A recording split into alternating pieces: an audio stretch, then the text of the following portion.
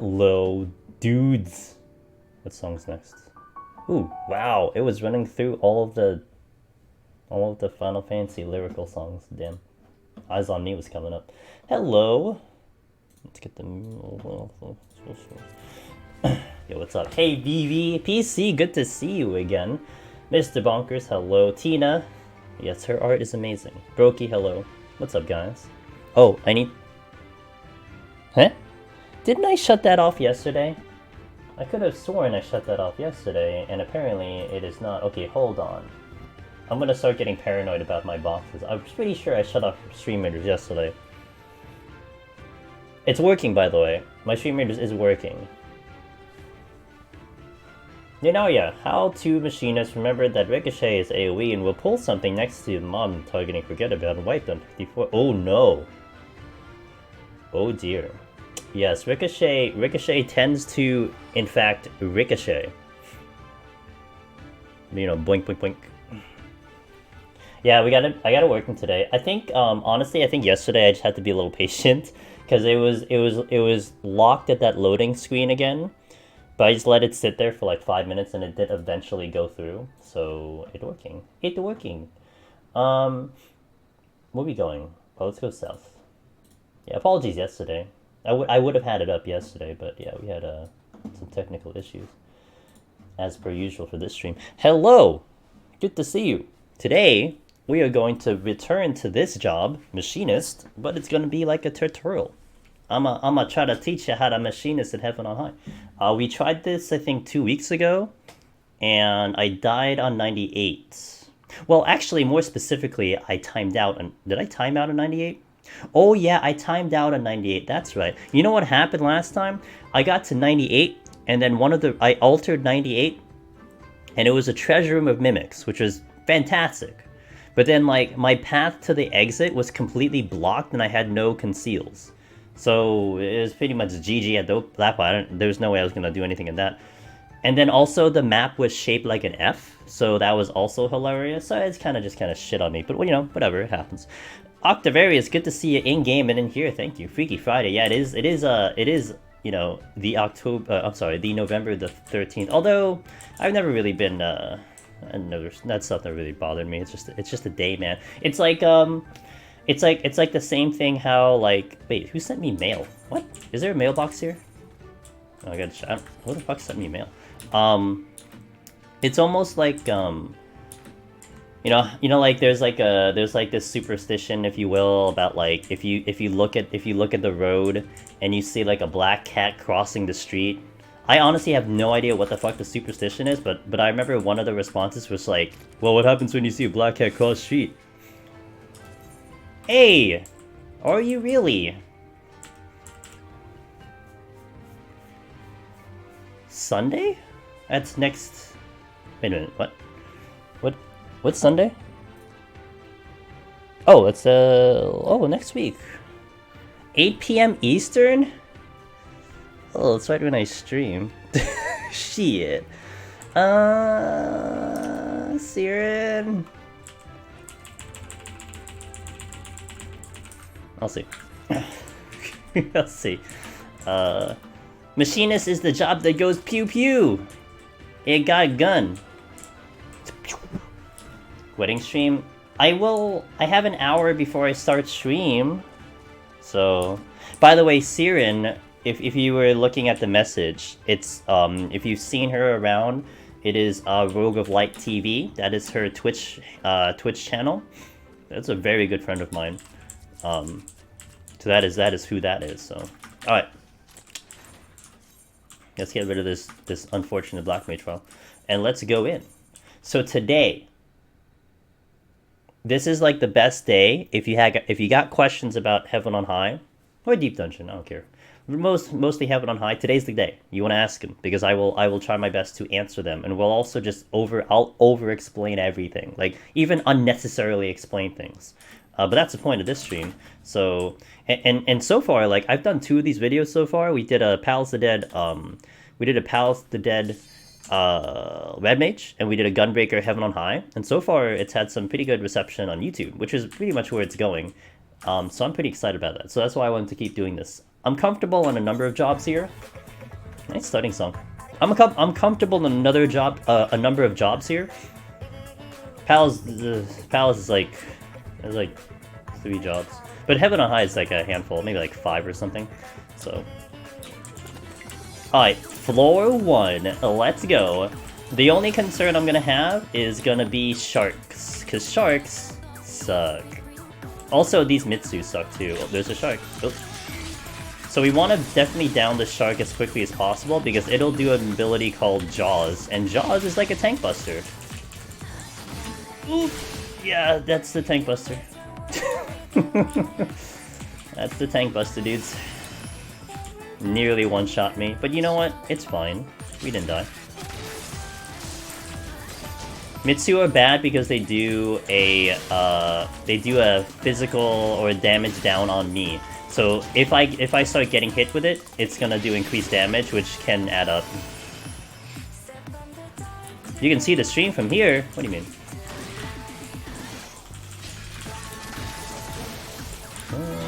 Oh, whoops. This slug is not that bad. It just gives me a weight.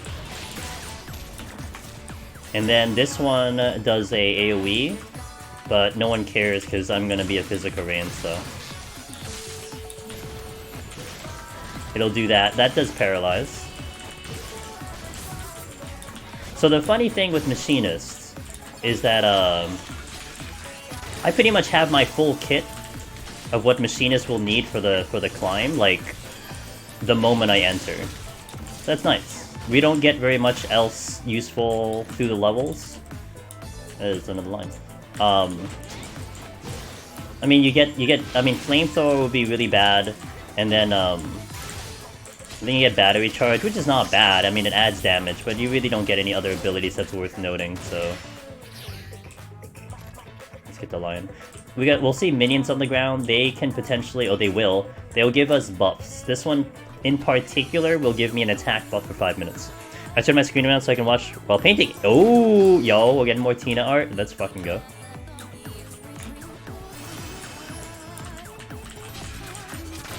And blow up this fish. So I would recommend, if you're starting off trying to do this, I probably would recommend that you try to kill everything. The reason is, it might seem like it's gonna be a slower method of doing things, but it will increase your levels. So therefore, the higher level you are, the easier it is to kind of get through at least the first 10. The first 10 is a little bit rough sometimes. But it would be a nice way to start off. Get used to it a little bit, you know? And then when you're a little bit more comfortable, you can definitely go a little bit quicker. But I would recommend killing everything. You only get those minion pets in Heaven on High. Yes, they do not show up in Palace. And they are also very rare, although, funny enough, like, I think on my Black Mage one last week, we saw, like, 4, which is not common. I can go through, like, 300 floors and never see one. So, for us to see quite a bit is pretty rare. Is it a blowfish? It is a blowfish. Have you ever eaten a blowfish? Did you live to tell the tale? I think, you know, I'm very open to food. But I think a blowfish would be crossing a line for me. Not gonna lie. And that's a little bit too risky for me. I kind of don't want to, you know, die while eating something, just saying. Not the greatest way to go. I have like kind of, you know, I guess specific ways where I would like to go if I had to choose, and that is not one of them. Also, the big thing there's 2 big things that Machinist has over maybe some other jobs. One, I have Peloton. Peloton is a pretty good exercise service, but also it gives you increased movement speed, and you basically could keep it up full time if you're not engaged in battle. And then I have Head Graze. Head Graze is an interrupt, so we can basically handle mimics no problem. So we will almost never get pox, and if we get pox, it's not a big deal, because we'll just deal with it. Oh, I missed. Oh, right, I'm blinded. Okay, chill, dude. Now, this will be really tragic if I miss this reassemble blind. Oh, okay, I thought I missed. That would have been so bad. That's cool. Yeah, I think there's things that have built-in spikes should be considered inedible. Well, it's not the spikes that'll kill you. It's their poison. So like if you're a chef, you have to know how to remove like the poisonous glands and stuff. Therefore, it becomes edible. I mean, you're putting your trust in the hands of the chef. Like, what if the chef doesn't kind of know what he's doing, you know? This seems good. Here, have it. Try it. Give it a shot.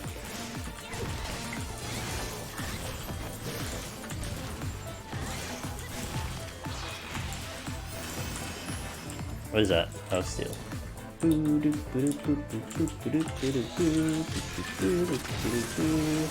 We're just gonna blow up everything, guys. That's what a machinist does. Oh, I've sprint. All right, okay. Oh, by the way, so we have sprints a buff. So if you're familiar with Palace of the Dead, Palace of the Dead has no sprints, and then in Heaven on High they kind of like flipped it, and now you have permanent sprint. Permanent sprint is the greatest thing you'll ever have on a physical range, because if you maintain a certain distance from an enemy, they will never touch you. Never touch you, because you're going at the same speed as they are. Look at this. We're going at the same pace, so they would never touch me unless I make kind of an error in my movement where they catch up to me. But sprint is like a free floor, if you will. So take that into consideration. Also very good for petrify, which we'll have later. And drop the chest.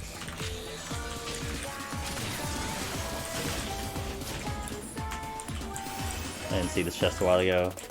Another affluence.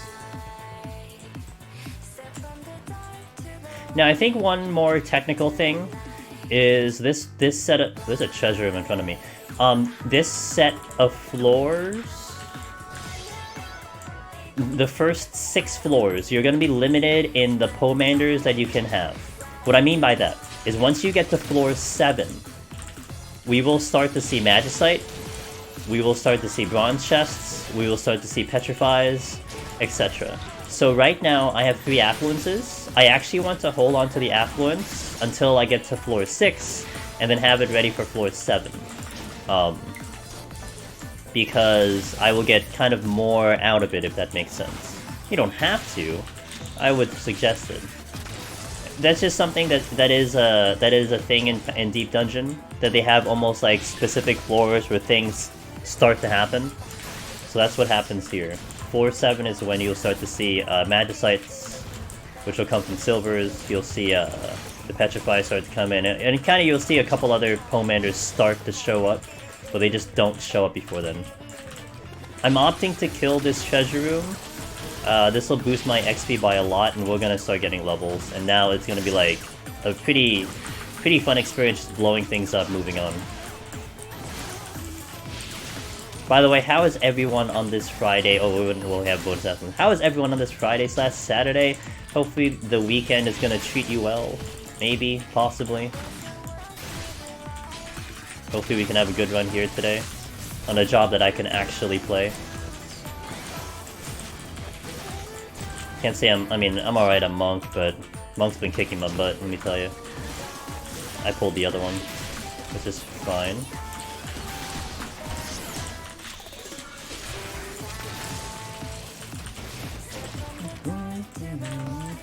Alright, so this room is tricky.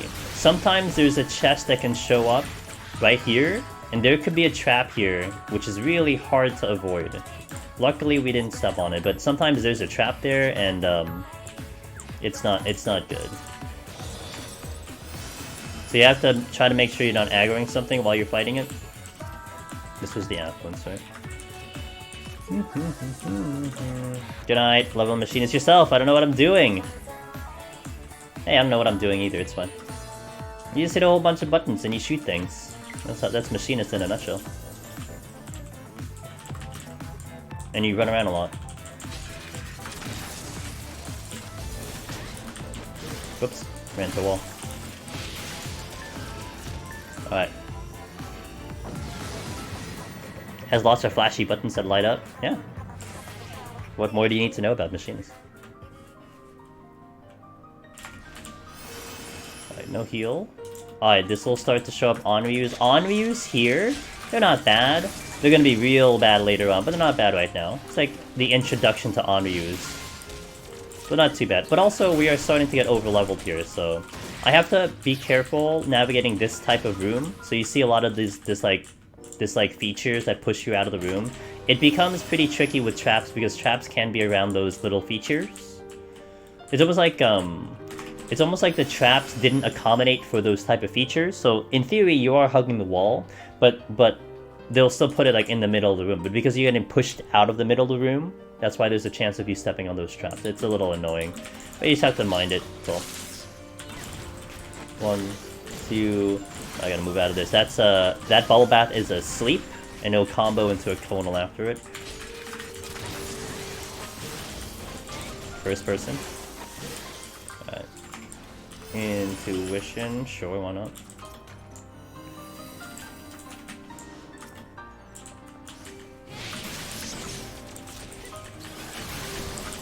Take this. Nice steal.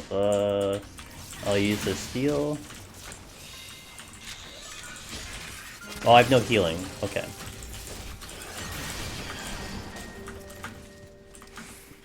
Buttons are hard. Oh, I'm gonna level, so I don't need to use anything here.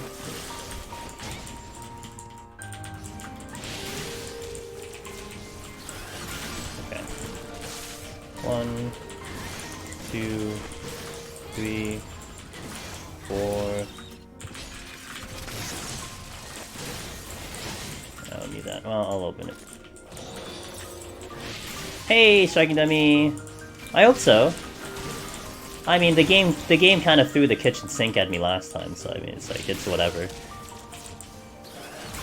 can't be that bad this time.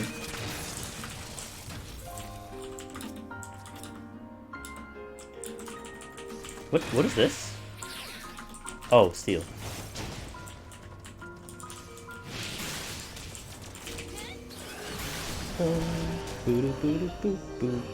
How are you, striking dummy? How was your end of the week, if you will?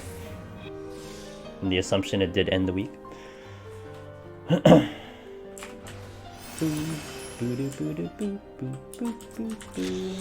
Blow up and honor you always feels good.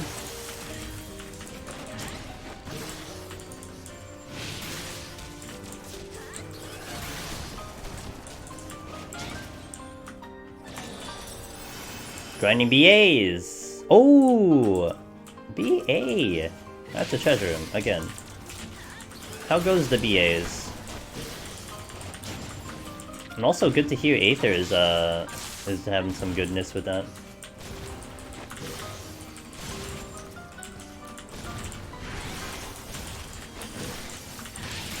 What the hell did I pull?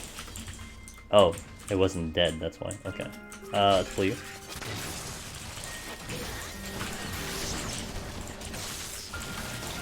One, 2, 3, 4. Oh, I didn't get that fifth one. There's heat stabilizer. Oh, whoops, you're dead. Here. Right, heat stabilizer gives me heat blast.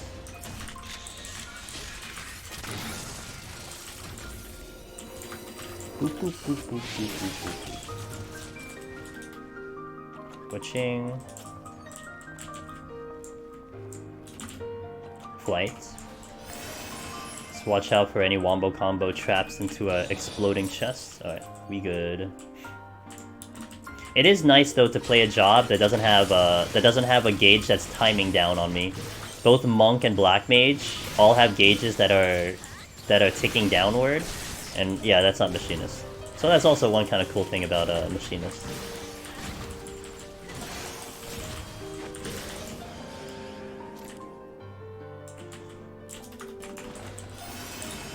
So we're gonna enter floor 6. So floor 6, I'm gonna use an affluence on floor 6, so we get more chests into floor 7.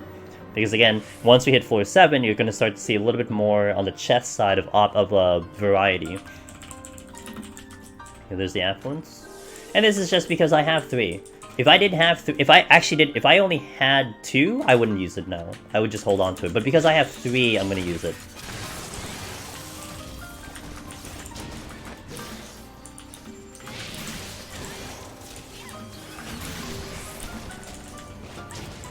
We are staying hugging the walls. We want to avoid the traps as much as possible. These type of floors are tricky because the traps can be on the walls, so you do want to be a little bit careful. Lord! Crit drill? Well, specifically it's crit direct hit drill. Oh, it feels real good, dude. It is satisfying every time I hit the button, let me tell you.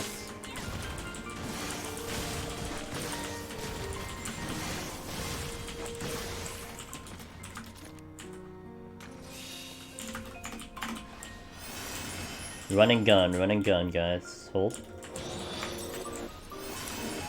Oh, you're alive.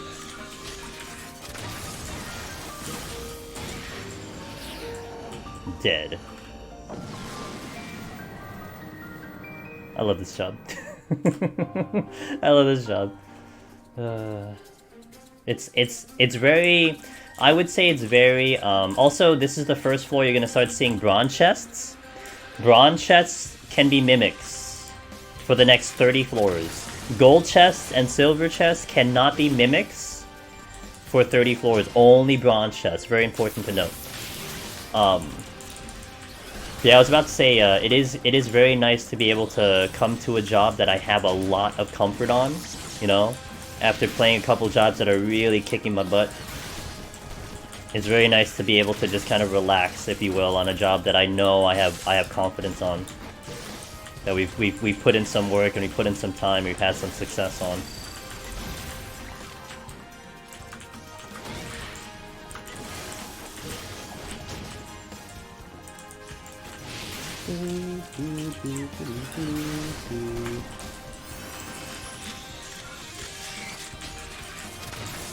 Steal again.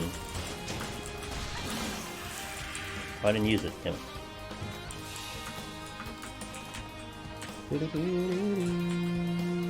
That's the exit. We'll go this way. Or IR window. Feeling good in here. Yes! Yes, it does. You know, I might return to Warrior just for kind of shits and giggles. Because I mentioned before, I actually one-shot Warrior. So I really don't even have that much experience on Warrior, because I just came in here, did it once, and we're done. I'd like to kind of do it again. But I don't know if I can... I don't know if we would fall under the category of tutorial, because I don't feel that comfortable. Like, Gunbreaker and Dark Knight, I'm comfortable with those jobs. Paladin is questionable, because I don't really like Paladin in here, specifically. So I'm not sure about that.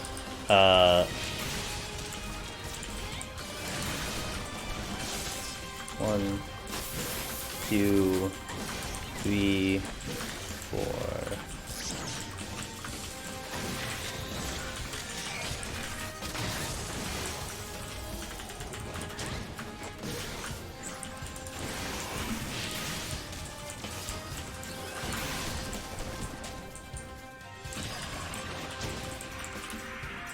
Respect all gazes. Respect all gazes, guys. Nothing, by the way, nothing too worth noting right now. The serpents, they do a 360 stone gaze. It's like your basic gaze, just don't look at it and you're good to go. But it is a 360, so, you know, it isn't like run behind them or something. It's also very far, like kind of abnormally far, so just don't look at it, that's all. Keep it simple and don't look at it.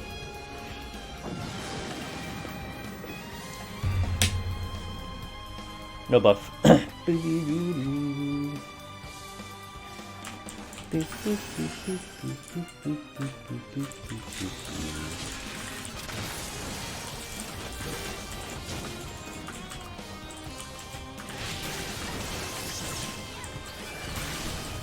whoops. I thought that was his butt. It ain't his butt. His face.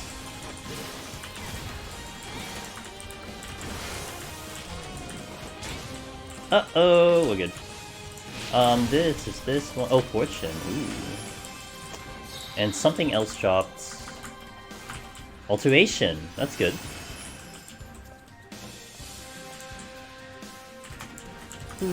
So again, bronze chests can be mimics.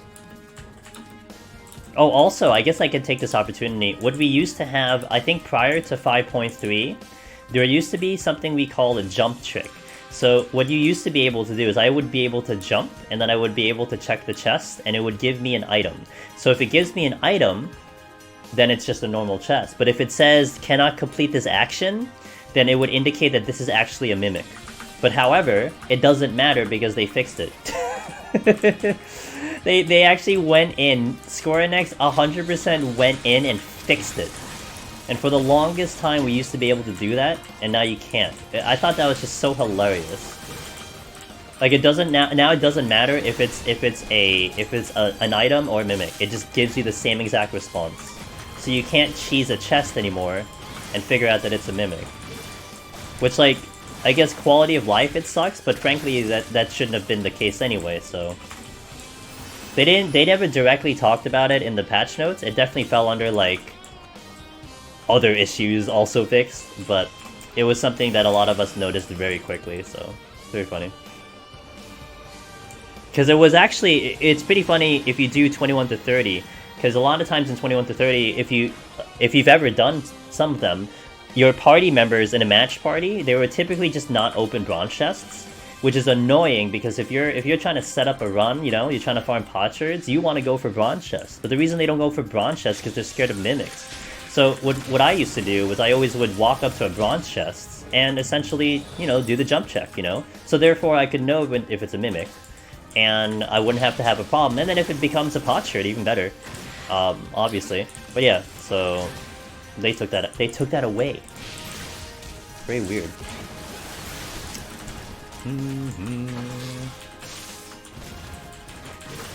2, 3. How do AoEs work in this game?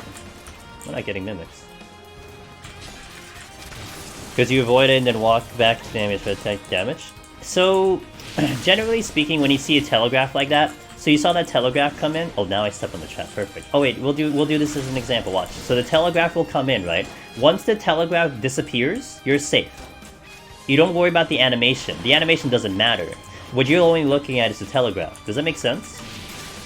So like you can see this extraordinary, epic animation of this thing doing some weird thing, but it doesn't matter what it is because all that you care about is the fact that you're out of this thing. See, it looks like animation-wise I'm getting hit with it, but it doesn't matter because all that matters is that telegraph. If you're out of the telegraph and your character is not registered to be in that telegraph when that telegraph goes away, then you're not taking damage. Does that make sense? Yeah, a lot of times I'm kind of blind to animation because all I care about is the telegraph.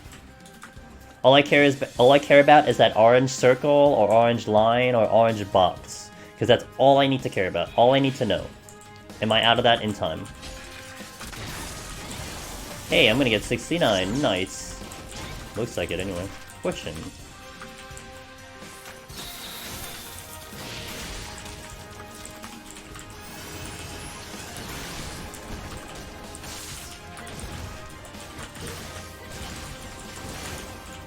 Alright, let's go. Boss time. Nice, easy 1 to 9, no problems here. I'm gonna do the boss without any buffs here, we'll just do it straight up. I'll do a little bit of a safer strat on machinists. It's unnecessary, but does mitigate damage. Open reassemble. So this thing is very simple. It'll just do a circle AoE, and then it's gonna run to the middle, and then it's gonna do you can't stop the knockback. It'll do a middle thing and knockback. We just have to eat the knockback. I'll show you. I'm gonna use arm's length here, which would typically block the knockback, but this one is just special and it doesn't give a crap. So it doesn't matter, we just get knocked back. But you know, we're physical range, we don't need to care about any knockbacks or any distances from the enemy. All we care about is just pew-pewing, that's all. So we just do this, that's it, that's all it does. It just does a circle AoE, it smacks you a couple times, and it just kind of floats to the middle and does a knockback. Very easy enemy, nothing too special. You just do damage and, you know, that's it. Eventually it'll die.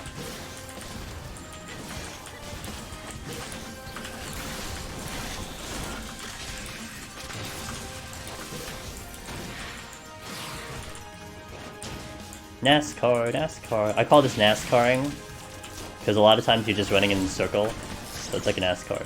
You go around in a circle.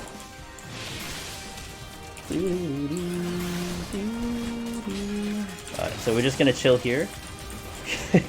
Are you still getting lag from what? Yesterday we were getting a little lag, I'm still getting a little lag from here, a couple hiccups. What's going on like this hour of the night? Although I haven't heard of anything, so it's not me. My bitrate's fine. Serathi! What up? How are you, my friend? How's your Friday going? Y'all ready for the weekend?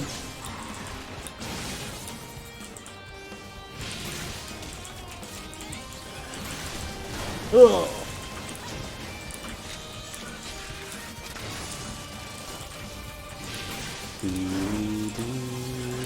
Good. Glad the week's over! Grind Ascension. Oh, I'm working on Beidou. Beidou? I want her up first, because I think she's gonna give me the most use first. And then I'm gonna do Child next. Child will be next, and I'm gonna have those two, but I'm doing Beidou first. Oh, I just need to do this. So. There we go. Gotta keep it authentic. Alright, that's 1 to 10. 1 to 10. Nice and easy, but I will say, to kind of wrap up 1 to 10, 1 to 10, there's Rerum. Look at him.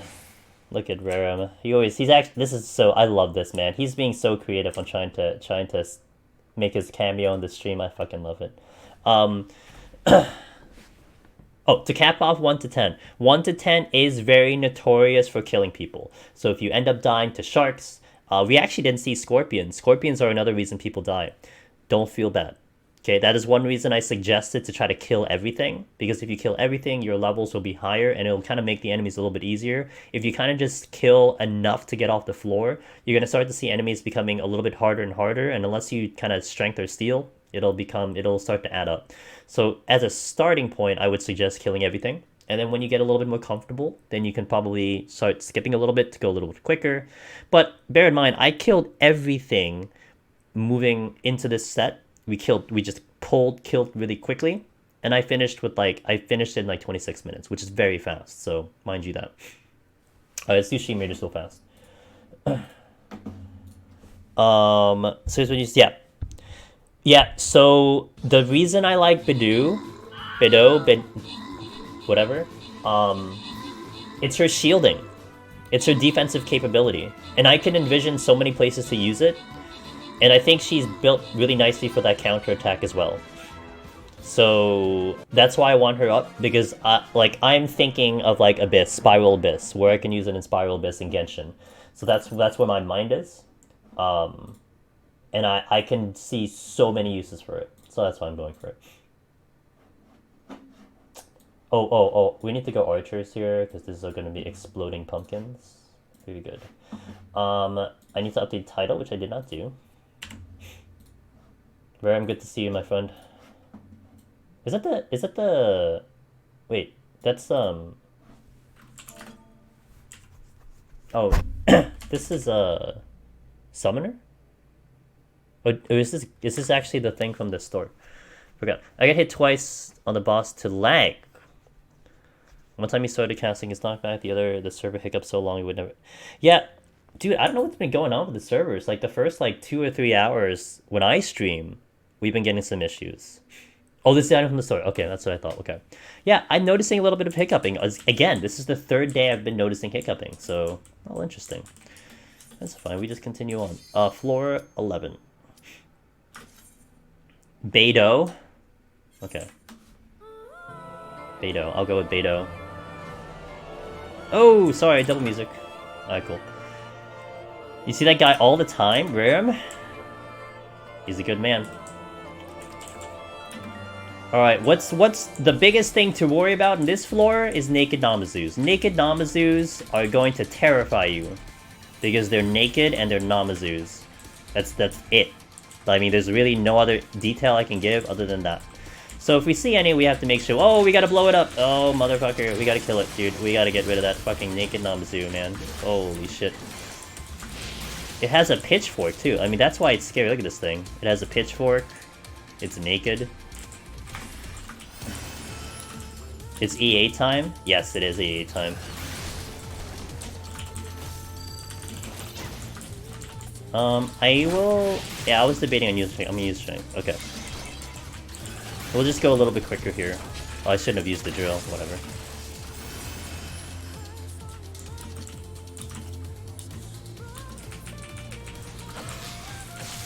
One, two, three. Alright, Frailty. We've added 2 days to our raid schedule. Until next patch, so it's 4 days of Shiva now. Yo, you gotta go hardcore, man.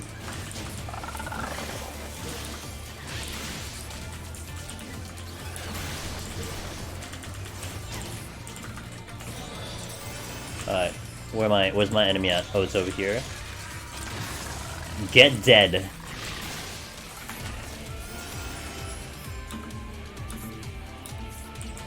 Alright, so nothing else worth noting. You have water sprites. Water sprites! Oh, if we see another, I'll show you guys something. If we see another water sprite, I'll show you guys something. This is definitely something that, if we get that far, will be very useful to you. And I'm talking about 91, I'm talking about white mages and LOSing. The water sprites are just like casters, meaning that they will do what a white mage will do later on. So, like, you're looking for something to practice LOSing, this might be a decent floor to do one on, because at least, you know, I mean, it's not too far in. Maybe you've spent about 30-40 minutes, but you can give it a little bit of practice to get a little warm-up on the LOSing. If we run into another one, I'll show you guys. I bet we don't see one. Oh, Naked Namazu! Gotta kill it, gotta kill it. It's gotta die, dude. It's gonna die, it's gonna die. Whoa. Okay, we're good. It doesn't... Okay, okay, I'm memeing. It doesn't really do anything bad. It'll just do a triple attack, which really doesn't do that much. And then it doesn't AoE paralyze, which is easily avoidable. There's nothing too notable about it. But again, it isn't naked, so that's the problem. It's a very big problem. I'll get this.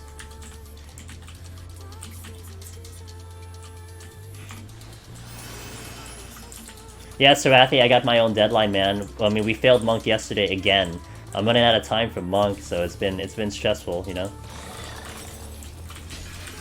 I might do Monk twice next week. I'm really thinking about doing Monk twice next week. My potsherds though are trash. I don't have potsherds. I only have 18, and I think I refreshed it though. I think I refreshed... Did I refresh my sustainings? Yeah, I did refresh my sustainings, so... But I only have 18 left. I probably only have enough for 2 more runs, unless I have to go back in and actually farm. It's not good. It is not good. I'm running out of time on Monk. Sites.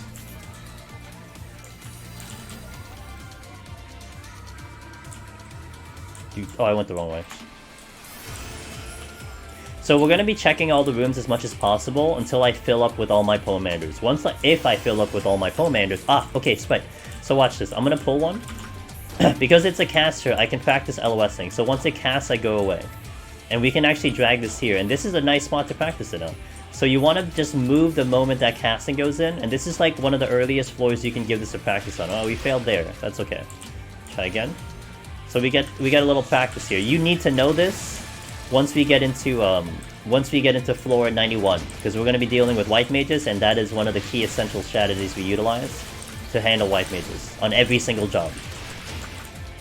And also, you know, a little bit might depend on your ping, a little bit, but I've definitely not heard of it being impossible for a singular person. Maybe if you had like a 1000 ping or something, maybe, but you can make adjustments if needed. To accommodate. So I've done it on JP.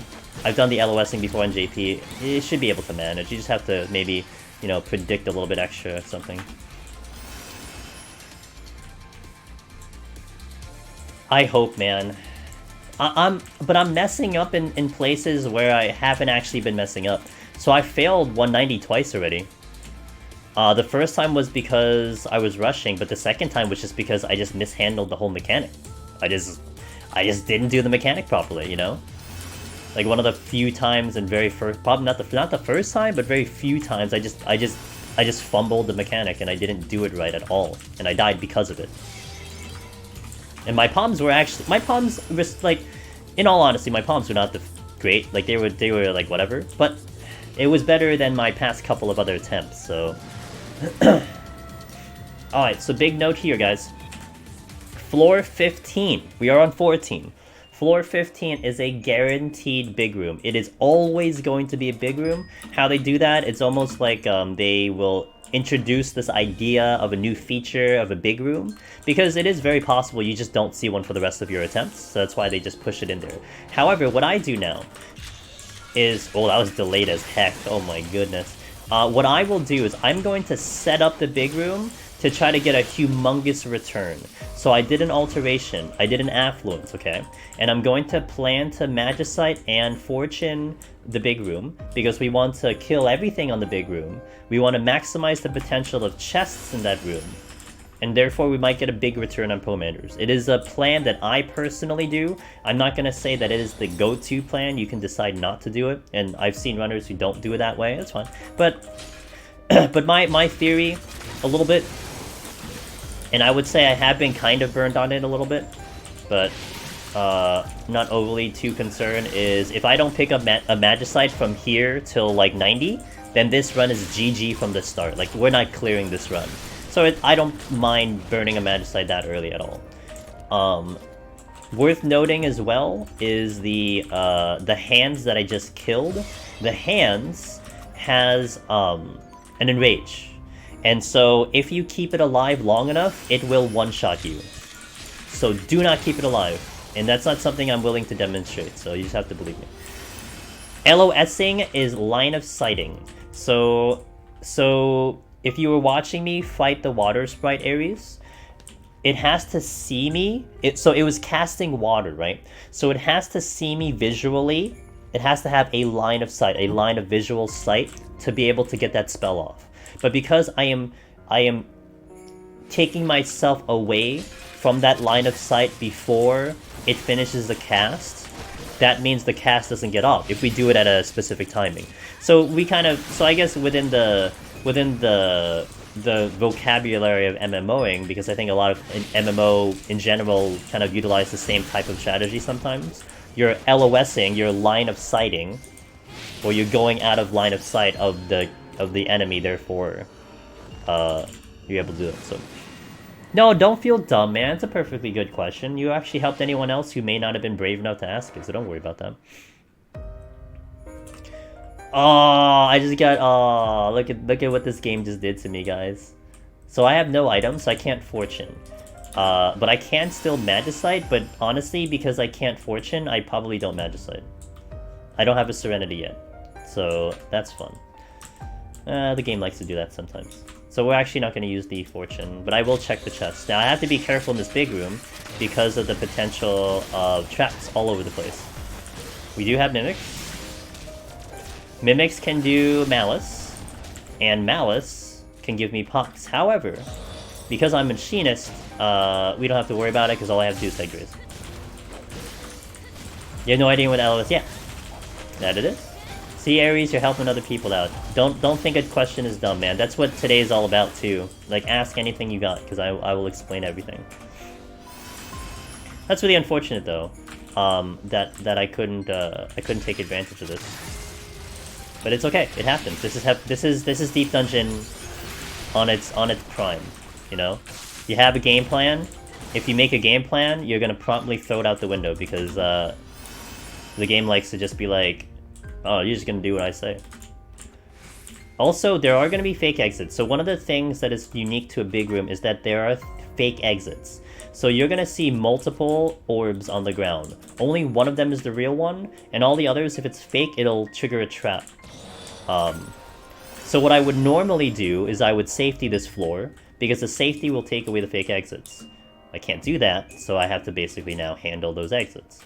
We're in a low-risk floor, though. This is really not going to be a floor that I'm going to be too concerned about dying on. So as long as we don't kind of pull multiple here, we'll be fine. A lot of these enemies do have some funky mechanics and stuff. I mean, really, you're probably going to kill them before it becomes a problem. The only time it becomes a problem is if, like, you're pulling, like, multiple, you did a lure trap or something. It's really the only time you're gonna run into that issue. But outside of that, it's not gonna be too much of a concern. Now, I don't want to move around while fighting this because I don't know where traps are.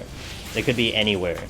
That's why I get very paranoid about big rooms. That's why I safety immediately on a big room. Like, I don't even question it. If I see big room, I safety. Because it just eliminates the traps, it takes away the fake exits, we're clean. So you're gonna see 2 on the map, okay? So there's 2 exits. You're gonna see it on the map, 2 keys. Only one of them is real. If it's a trap, it'll just trigger a trap. If it's real, it'll pulse. That's how I know it's real. So we're gonna check the first one. Fake. So on the lower floors, there's a chance that the fake exit will just say fake. It's a fake exit. We stepped on an otter trap. Enjoy some otter butt and tail. That's not going to happen in the higher floors. In the higher floors, you're going to more than likely step on a luring trap. But in this case, because we're in the lower floors, there's a potential it just tells you, oh, it's fake, you know. But it can be any trap that you're typically used to. So it can be a luring, it can be a landmine, it can be pacification, it can be otter trap. So just make sure that if you're going to step over a fake exit, let's make sure you're not aggroing something at the same time. So this is now the real exit because it's the only one available. Ta-da!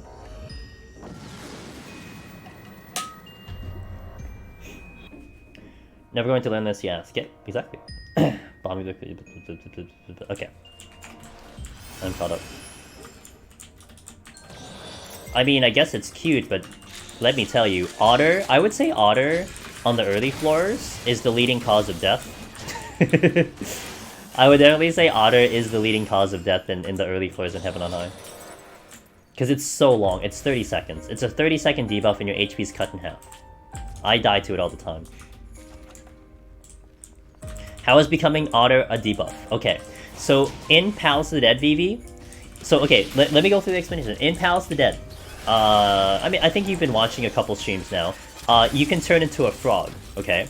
When you turn into a frog, your HP drops to 75% versus 100%, but you don't have any actions. So you're essentially, like, useless for like 20 seconds. You don't have any attacks, your HP's lower, so on and so forth. Now, Otter Trap is pretty much the same thing, except your HP's dropped by 50%, and you can't do anything for 30 seconds. So as a DPS, you're extremely vulnerable to just dying because you can't do anything. You can't cure yourself, you can't defense, you can't do damage, you can't CC, nothing.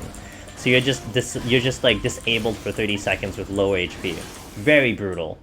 For a tank can potentially survive because you have defenses and you have more HP, so you might survive an otter.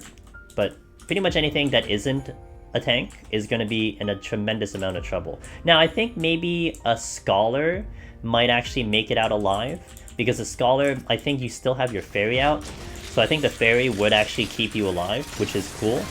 Actually, I want to say that's for sure, because I know that does it in Palace when you transform into any of the other ones. So, but outside of that, everything else is definitely GG. So if you're fighting something and you otter as a DPS, you might be dead. Even if you just run around for your life, you're probably dead. We're gonna use a Magicite here. We got an extra one. You'll see that Magicite come out. That's the Garuda, and they will kill everything on the floor. No matter where they're positioned, everything on the floor dies. It is one of the features of Heaven on High, an extra feature of Magicite. It's very powerful, very good. They look cute. I mean, yeah. Not Palace though. Frogs in Palace, when you transform, they don't have attacks. So you're just useless. You can't do anything in frog form. Okay. Sorry, I was late on the music. Witching.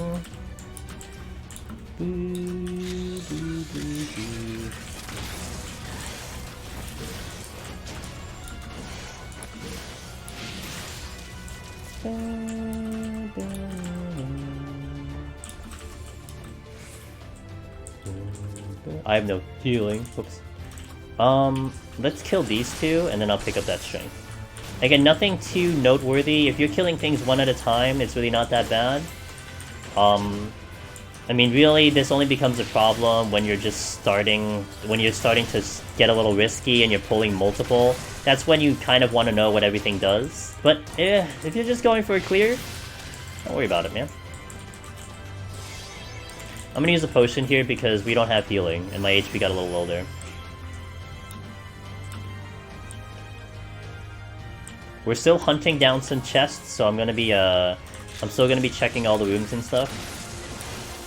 Oh, I don't have raising again. Oh. And that's a mimic from a bronze chest. As I said, only bronze chests can be mimics. So as you saw, that is a mimic. Now, it might get Malice off, and Malice I'm just gonna stop with, it's gonna die. Okay, it was about to, but it died, so... But I could have used Head Graze to stop it, because that is my interrupt. I think I'm not gonna aggro this. But...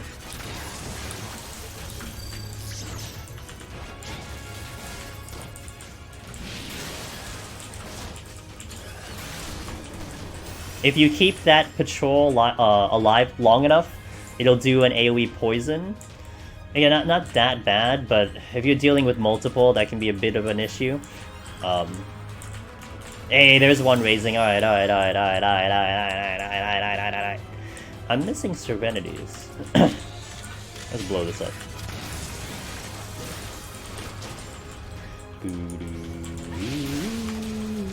I want to check this one.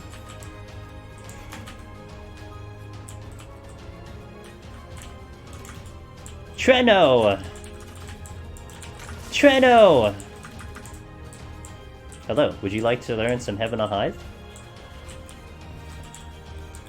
Turtle!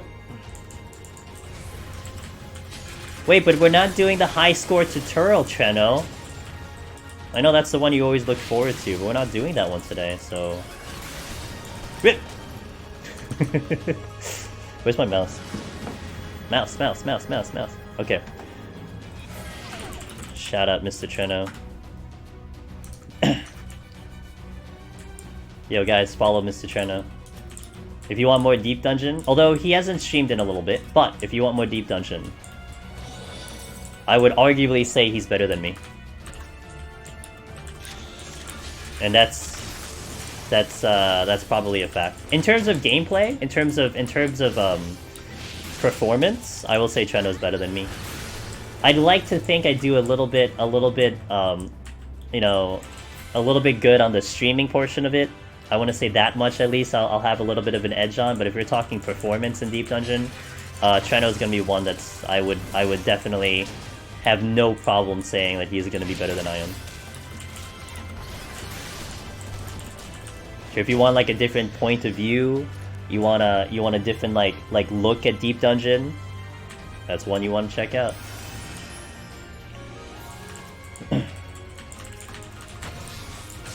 Oh, okay, we're good. I'm still hunting down some raising, so I do want to check all the chests. Also, big note, guys. Be very careful with silver chests. In Palace, you can pretty much ignore silver chests forever, because they're really not going to do you good. But in Heaven on High, you don't want to be passing silver chests because you're passing on Magicites. So you really need to build a habit where you do not open a silver chest unless you are capped HP. Now, you need to really be, in reality, be like above, I think, 70% or 80% HP. But in my opinion, just cap yourself out or be very close to cap so you don't have any, you know, any issues. You know, no need to get so tight on that HP. Just wait one more tick and then you're good to go.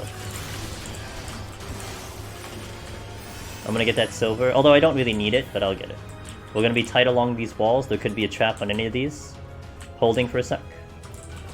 Alright. Because of you, I've already gotten 2 pens to start doing Deep Dungeon. One of us, man. One of us. Let's go, let's go. I remember there was some... I forgot who it was. They might be in chat, but I remember them saying how they were, like, essentially convincing, like... Oh, I think it was Almish. Where someone was, like, convincing their LS... Oh, their FC. It was one of the EU guys as well. And they were getting, like, their whole FC into doing it solo and stuff. It's great. People just gotta know this is fun, man. They just don't know. I think more times than not, people just don't know you can do it solo, and that it's actually fun. And Magicite. Come on over, Titan. Look at him. In all his glory. Boom. Everything's dead.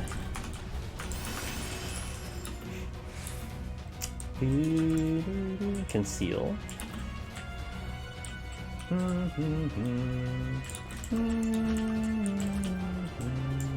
we raising? That's not a raising.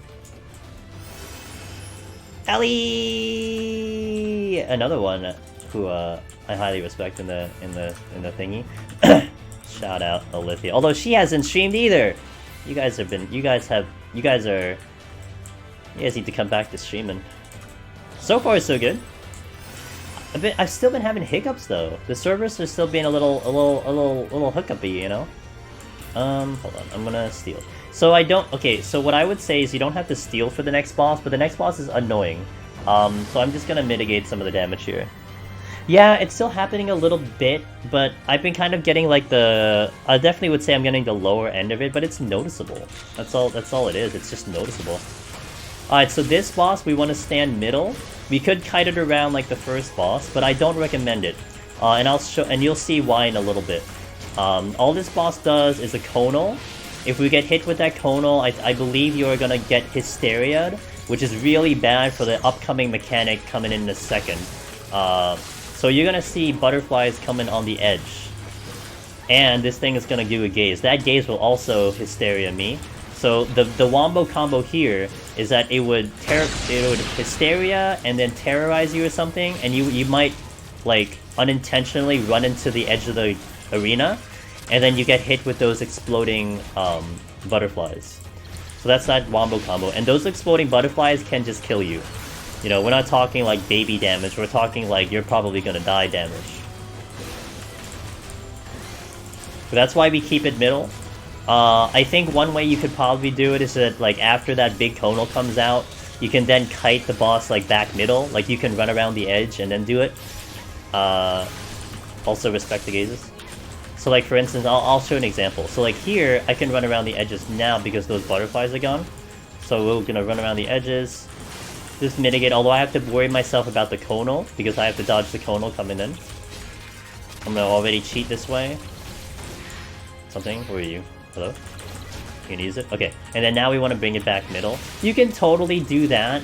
But I'll be fair, a lot of times I'm just lazy, and I just want to fight it middle. And that is also another reason why I decided to use the steel.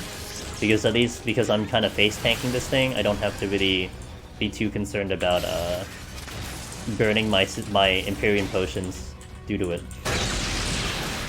No, sorry about the sound glitch, guys. Maybe one of those days. I've been successful in getting that sound glitch happening multiple times. 1, 2, 3, 4, 5. So again, nothing outside of whatever I just said. That's this boss. You know, nothing too spectacular. Just straight up. But this is definitely one boss that people have died to. I've seen it before. You know, some people don't respect the gaze. It's really the gaze. I think it's really the gaze that gets a lot of people. I think a lot of people try to fight this running around also, which, again, I don't really recommend. Because if you're running around and you don't see that conal coming, you might position yourself in a really bad spot. So keeping it middle might be super ideal in my opinion. They do. Because if you're raiding, you're kind of used to greeting gazes. You know, you get that timing down, you squeeze in that extra GCD. You just don't want to do it in a solo attempt. Now, in my opinion, just take the extra GCD loss, man. You don't want to burn like 2 hours or 3 or 4 or 5 hours out of your run just because you greeted a single gaze, you know? There are many other ways to die in here. That's not one way you want to go. Feels bad, too. And that is floor 20. That is 11 to 20, guys. Nice and clean. No problems. Now, pomander-wise, I have not seen a Serenity yet at all. I am only picked up one raising, but hopefully that'll come back soon. So that's 1 to 10. I'm sorry, that's 11 to 20. That is 1 to 20. I will take a small break. I'm going to hit the restroom real fast. And then I think by the time I get back, stream raiders would be ready. Oh, oh, come on! There's another update to stream raiders. Are you kidding me?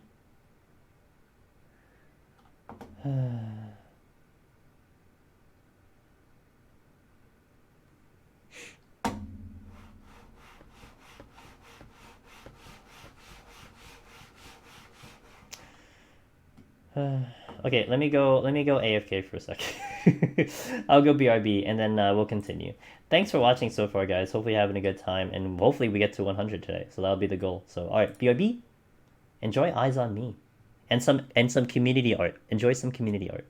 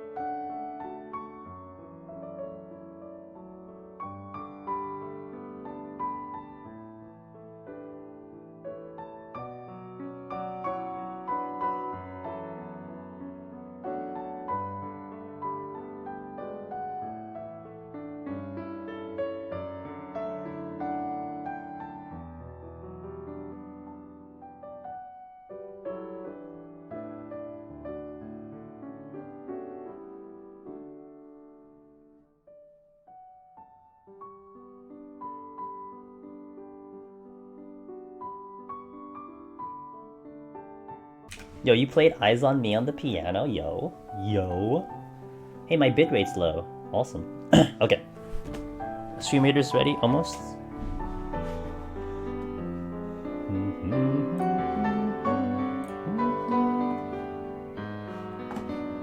Okay. I'll keep it going until we get into the stream ratters. Let me pop it into there though. Oh, my bitrate went... Oh, we went 8-bit, guys. Oh boy. We are 8-bit. We are officially 8-bit. Nice. Times it? Nice. We are officially 8-bit. Where's my emote? This is the second time this week. I'm sorry, this is not the second time this week. This is what'd you call it? Yeah, actually this is the second time this week. I think I listened to the song for weeks straight on repeat to get it down. Couldn't afford the sheet music then. Fair. Hey, I mean that's a good way of doing it, right? Okay, let's pause the music. Let's do the stream raiders. Let's hope my connection gets back in order. Why is it so loud? What the fuck?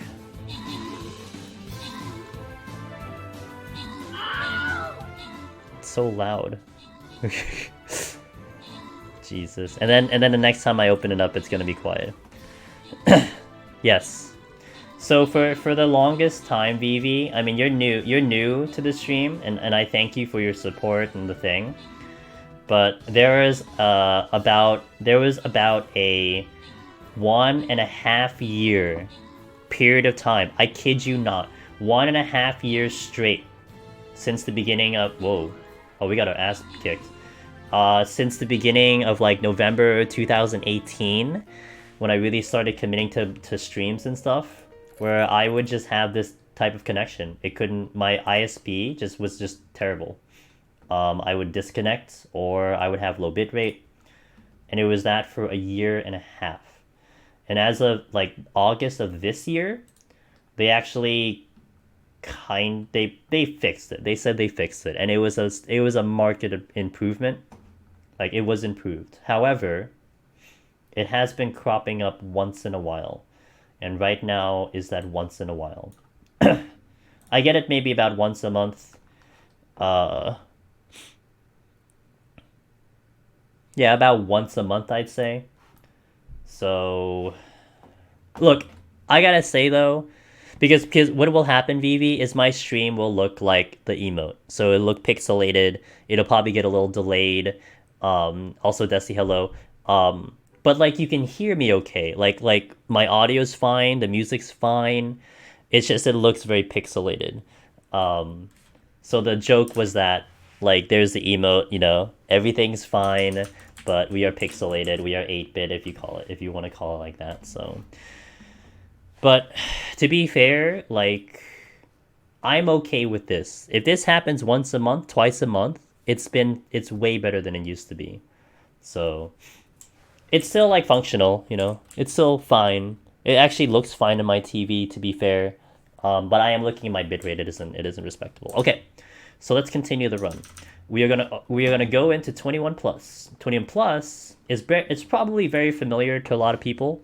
You're probably doing this for match party. If you're thinking about solo, you're probably spamming this for potsherds. All that jazz.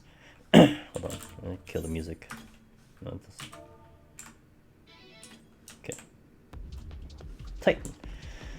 But here we are solo. And also because we spent the past 24 hours building our pomanders, we're good in pomanders. So I'll make some notes of certain things you want to watch out for, but generally speaking, again, if you're going through like, oh, I'm killing one at a time, not too bad.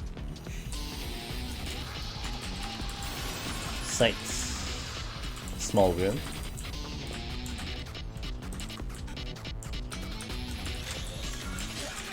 The little balls are not bad. They will eventually do an ability that gives blind, but if they're dead before that, it doesn't matter.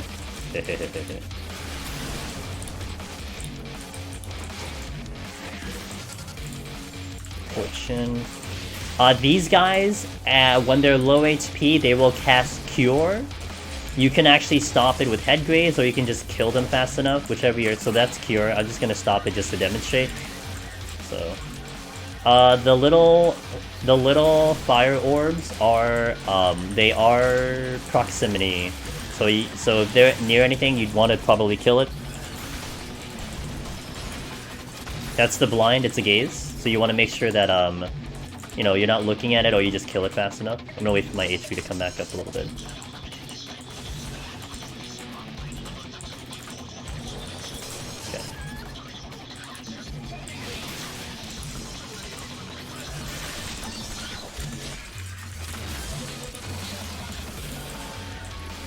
Alright, next floor. Nice and easy first floor.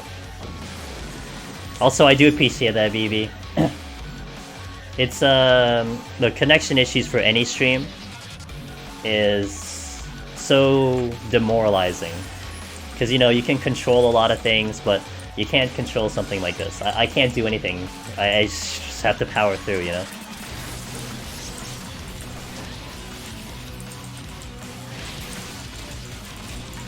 That does that kind of 4-way AoE. You just want to make sure that you are not standing near it when it does it. This thing will shoot at you from afar. So if you see circle AoEs around you from weird positions, that is what it is doing. If you pull it, it won't do it anymore. So why do so many people? I would say that's my fault. That's because of me. It's a strategy that I utilize nowadays, Sky. Also, what's up? So my thought process as to why I open a Frailty at 71, 81, 91. Frailty is a 3-minute debuff. I'm sorry, you can call it a buff, right? It makes the enemies weaker for 3 minutes. Now, the concept there is you want to use it at the start of the floor because you want to get the most use out of it. So let's say, for instance, you fight like a couple things, and you see one like midway through the floor. Like, that's great, okay, cool, I can kill the rest of the floor with this Frailty, but more than likely, like, it might come late. You only need 1 kill, 2 kills. So you wanna, so it's nice to use it at the beginning of a floor, because more than likely you're gonna spend more than 3 minutes on the floor.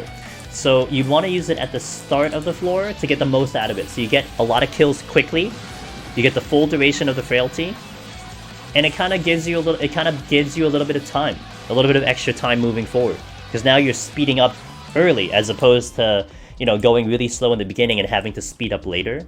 So that's mostly why. And really, like, frailty is kind of one of those pomanders where it's a little.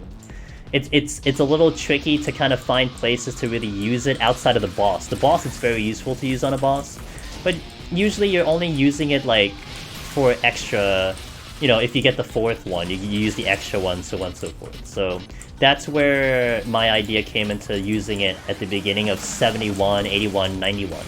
You know, well, actually, I don't use it in 91. 91, I don't use it on. 81 and 71, I do use it on those floors. That makes sense? Hopefully it makes sense. Because it's like in my brain, it's like, well, if I'm gonna spend 5 to 10 minutes on 71 or 81, you know, at least I know the frailty will be under my control. I know that I'm gonna get the use out of the frailty because I'm using it at the very beginning. We haven't killed anything yet, and it is very rare that you will actually kill enough enemies to open the exit before the frailty goes out. It's very rare. It happens, but it's very rare. But also to follow up on that strategy, and we will be doing that later. I will do the same exact strategy later. You want to be careful not to open gold chests, because if you have a frailty up, and then you open a gold chest, and it's a mimic, the frailty doesn't carry over into that newly spawned enemy. So essentially, you're wasting the frailty because, you know, whatever had applied frailty, that's not what you're fighting. So that's something worth noting as well. I'll use it.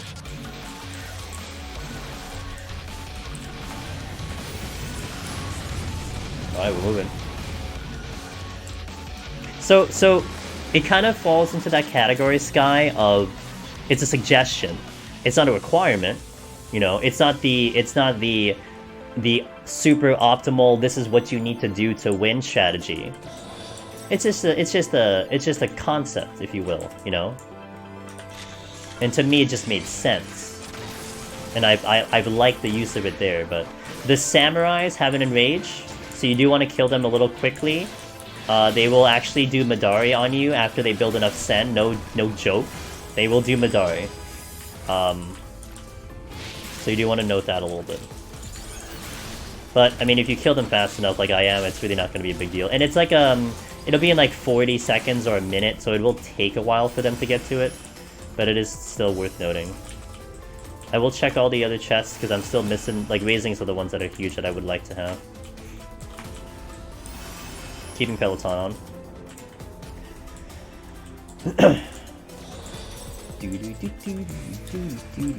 Samurai. That's very rude of him just to spawn right in front of me. Goodness. What about that social distancing? Hello.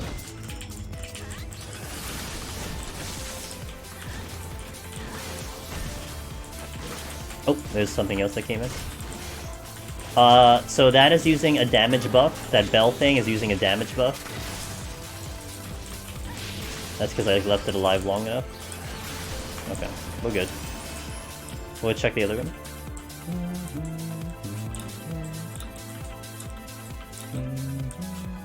So even though we're on the lower floors, I don't have steel on, so you can see a little bit of the amount of damage we are intaking once we are dealing with like multiple enemies. So Heaven on High definitely has a very high increased output of damage versus Palace of the Dead.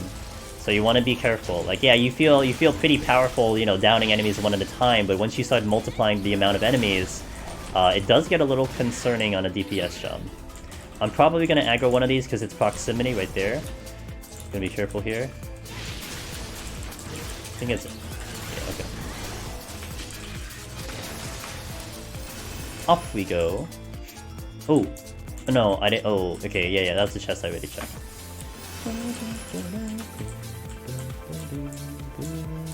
A Deep Dungeon song classic. I love this song.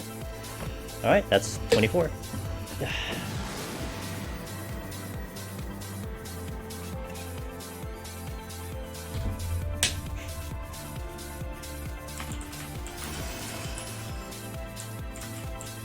Ah, I didn't get it.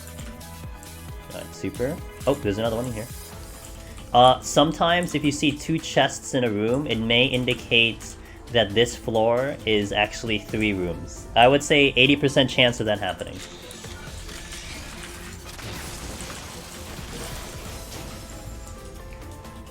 Conceal.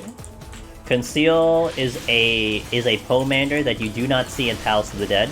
It will make me invisible, and it would make me invisible to enemies. It will also make me invisible to traps. So I can step right over a trap, and it will not trigger the trap. It's a very, very useful pomander. It is great if, say, there's a treasure room on top of an exit. That is a common feature of Palace of the Dead. But in here, if you see it here, it's just like, well, I'll just conceal, no problem. So... now, it isn't as simple as that. Enemies who have the ability to do AoEs whenever they want to can actually kick you out of conceal. We're not going to encounter that till later, but that is something that you do want to kind of note later on. I'm going to stop this. Taking quite a bit of damage here. I'm going to kill the samurai because I think either direction I go will probably aggro the samurai. His first ability is a knockback, so I don't want to get hit with a Goken. That's all. Is it better to have small rooms or larger in Heaven on High? I mean, having less rooms to have to navigate is decent because it's just less that you have to walk around, check chests and all that. But it doesn't really indicate like kills. So if you see a massive amount of rooms, like 8-9 rooms, it doesn't mean that you have to kill so much more enemies. The enemies are not, they do not correlate to the size of the room. You could have a 5-room floor in the higher floors, and you literally have to kill everything alive just to get off the floor. It's possible. Whereas you can have a very big room, like with 9 rooms, and you only have to kill the bare minimum. So... having trouble effectively using conceal other than just scouting the floor layout because I don't dare to open red covers and conceal. Yeah, I mean, that's fair. Yeah, like, I would use conceal. A lot of times I use conceal for situations where either I don't have the patience to wait for the enemies to move, or it's like a treasure room and it's going to be way more problematic for me to try to get around it or something like that. But that's usually where I mostly do it. Oh, this thing does a pull-in. It's going to be ideal for you to fight it not in the middle of a room, because if it pulls you in through the middle, you might step on a trap. So yeah, that's mostly where I use conceal. I use it very sparingly. A lot of times I just kind of trust my ability to navigate the floor naturally without taking aggro. Because that's essentially what conceal would save you from aggro. But I'm pretty comfortable trying to navigate through enemies. Or, like, I would look at a floor, I would look at a room and be like, okay, I'm okay with this aggroing me right now. Like, okay, if this aggroes me, I'll handle it. That kind of thing. You just don't want to have to deal with 2 things at once. That's where it becomes a massive problem. But if it's just kind of a one-on-one, a lot of times it's manageable. Depending on what it is. Okay, samurais, blue things. Nothing really worth noting in these guys. Just kill them. Alright, and what is this chest? I don't remember. Did I even check it? No, I don't think I checked it. I gotta be careful here because there could be a trap on the wall. Now I can use arm's length to prevent this pull-in if I wanted to. Just as a note. Drop the chest. Steal, I'll take it.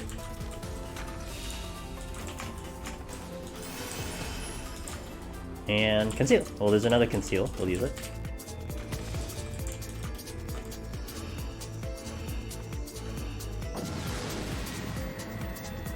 We're going at a nice pace. A nice pace. Big room! Now, under different circumstances, I would decide to nuke this out, but we are just going to look for the exit. So I am in conceal, so I am not going to be concerned about traps right now. I'm going to navigate with the conceal on. We'll just check things as we go along.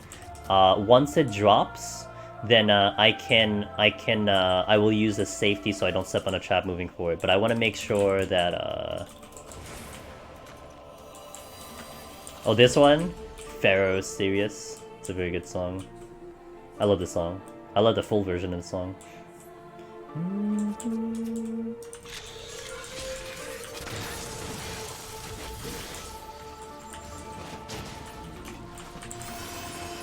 This will probably aggro.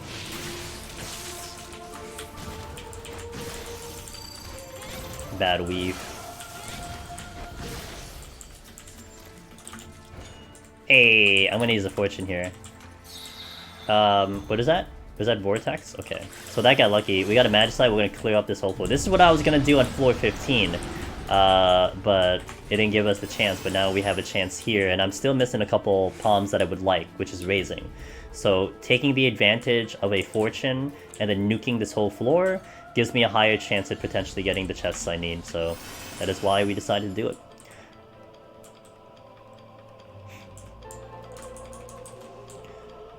Hey, let's go, Tina. Let's do it. I can't wait to see the next Tina piece. And hopefully it'll be okay for you to add it into the art gallery.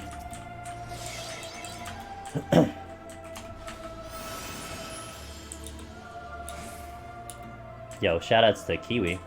Okay. This is a landmine. That's a landmine trap, so if I step on it, I go boom. But the landmine would never kill me. So one thing to note, no matter what HP I'm at, that will never kill me. The silver chests exploding, that can kill me.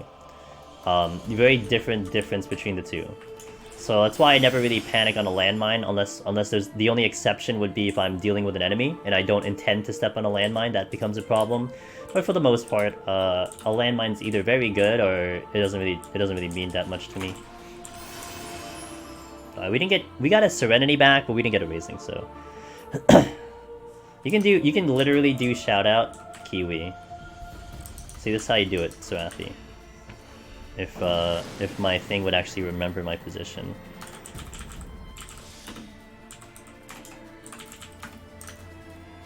There you go. Alteration.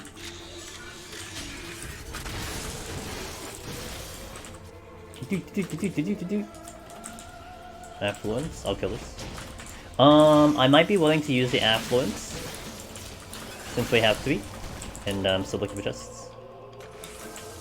Yeah, it's .tv, man. It's not... Wait, don't you know Twitch by now? Hello?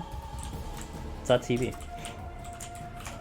How many mobs can you pull in a landmine on the higher floors while still being safe? Try pulling Monster Room. Oh no!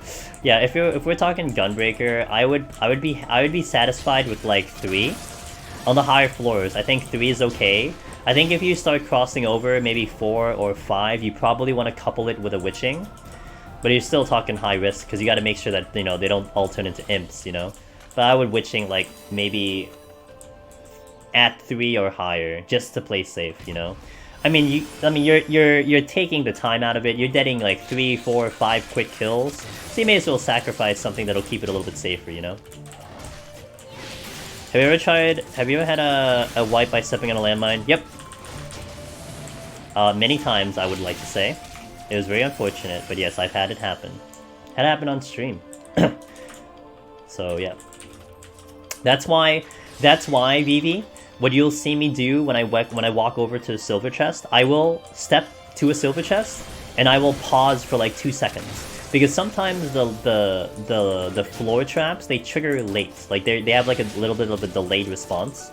So I encounter it by just mitigating that by just waiting 3 seconds. I'll just stand by a silver chest. I'm like, okay, 1, 2, 3, and then we open the silver chest just to make sure that we don't run into that issue, because I've had it happen. Yeah, and I've also had that happen with what Serathi said. Okay, so look at this. So you see that there are 2 exits here, at least. If I use the safety, I am eliminating the traps, but I am also eliminating one of them. So you see the one in the middle over there that got eliminated, so all the fake exits are gone, all the traps are gone. Which is why I like to utilize a safety here. I really only use safety on big floors, to be fair. I barely use safeties anywhere else except for big rooms, or if we get an extra. Toad mine, yeah, that is the way we call it. So there is this one incident, BV, and this is why I wait a couple seconds to open a silver. Because there was one scenario where I stepped on a toad trap, and then I touched a silver chest at the same time. But it registered me at some weird HP that it just one-shot me. So weird. I can't even understand why that happened, but that's what happened. I got deleted by a silver chest because I toad trapped at the same time.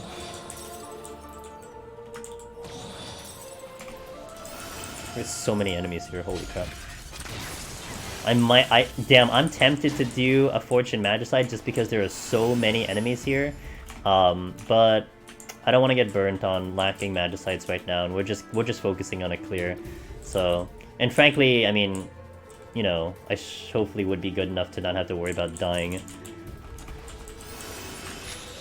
Yeah, that's one of the, I think that's one of the top clips on the channel, so if you wanna, if you ever wanted to take a look at what happened, it's on the clip.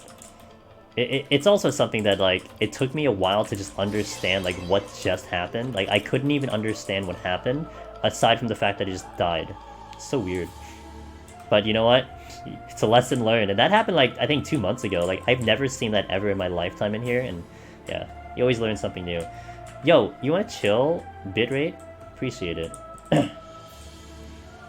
What happened to the monk run yesterday? 190, I died on the boss because I effed up. I straight up effed up on the boss, so I messed up, dude. I literally just failed the mechanic. And I had it under control, but I just mispositioned the boss where I was planning to, and then I mispositioned having to deal with, you're supposed to park a bomb underneath the boss, so the boss can not do one of his, like, kind of one-shot moves, and I just didn't do it properly, so. Alright, to the boss. Nice and fast. And my connection's not happy today. Hope you enjoyed the pixels, guys. Alright, let's deal with the boss. Alright, this boss. Nothing too special about this boss. I mean, again, you probably have encountered him a lot of times before, so nothing too spectacular. He'll do a line AoE. After this, he's gonna do Cloud Call. Cloud Call will produce a bunch of clouds into the sky. All you gotta do is you gotta do two things. You gotta make sure that you're nowhere near this boss because he's gonna do a proximity, and then you gotta make sure that you are under a cloud so you don't take a vuln. Okay, so we're gonna find a cloud to go under. This looks good. Excuse me. Oh, I always do that. I'm sorry, guys. We get the sound glitch. Nice, nice, nice. Alright, so we just bring him back to the middle. I've been, like, successful in getting that sound glitch, like, all the time now. Sorry about that.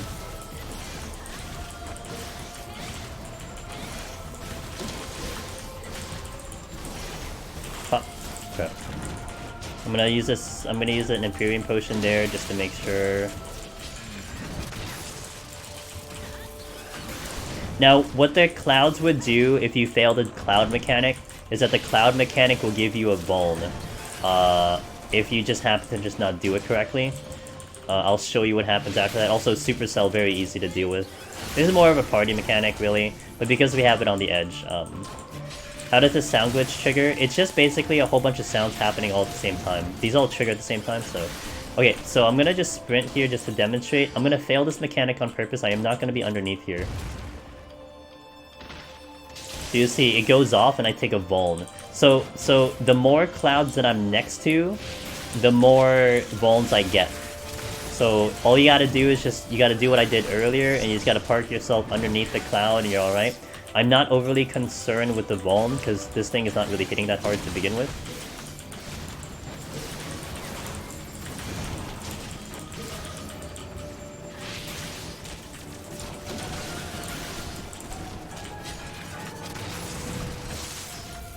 And then we just do damage here. I like kind of just keeping him in one spot, especially because you have like that AoE coming in and stuff. Don't need to make this any more complicated than necessary. Hey, Faceka. At least my connection is coming back and stuff. Yeah, the inner ring. So if you guys see that inner ring, if you see the inner, look, there's a lot of clouds down there, so you don't want to go down to that inner, because you're gonna get caught. Even if you do this mechanic correctly, you're gonna get caught by a lot of them. So what Sarathi said in chat is very true.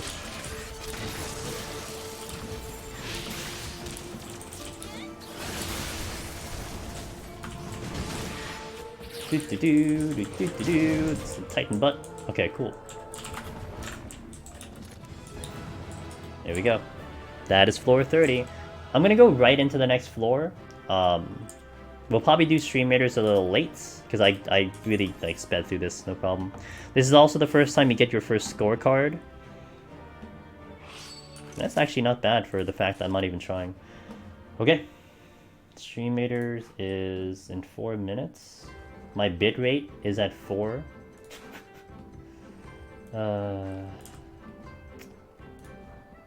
Update title. Damn, what's going on today? You know, today though, I will say, okay, here's something I will say about today though. I had to do some work earlier, and it was on a Zoom call, and I was not the only one with internet issues. Like, other people on the call were all having internet issues, so I think this might be like a, this kind of might be like a area wide kind of thing. So I would say this isn't just me. This is potentially like, you know, like the whole area. So I mean, hopefully it doesn't disconnect me. That would just be epically tragic. But alright, we're gonna go in. Oops, can't do that one. We're gonna do stream raiders after this set. So did I stop the music? I did. Nope, that's the wrong button. Okay. Alright, 31 to 40. So something to note is that you cannot do 31, you cannot do above 31 if you had died anywhere in the previous set of floors. You have to have 0 KO, and then you can get up here. So this is where kind of the hardcore mode kicks in, that you have to keep continuing to do this file without actually dying. Once you die, or you take a KO, then the file is dead. That's it. You have to start back over. You can't die. I know that's a common question, actually. People tend to ask, hey, do I need to start from floor 1? Yes. If you want the title, you have to start from floor 1. Yes, you have to. It is a requirement of the achievement that you need to start from floor 1. Also worth noting, 31 is the start in which we could pick up an Odin. You can't see an Odin before 30, but you can start seeing Odin starting at 31. Odin is a special Magicite that can one-shot a boss, where these regular Magicites I have do not actually one-shot a boss. It'll do a lot of damage, but it doesn't one-shot a boss. So in a solo run, it is very good, because it will be, you basically use it for floor 90. That's really its biggest use, is floor 90, because floor 90 can take a lot of time, and it will save you that time.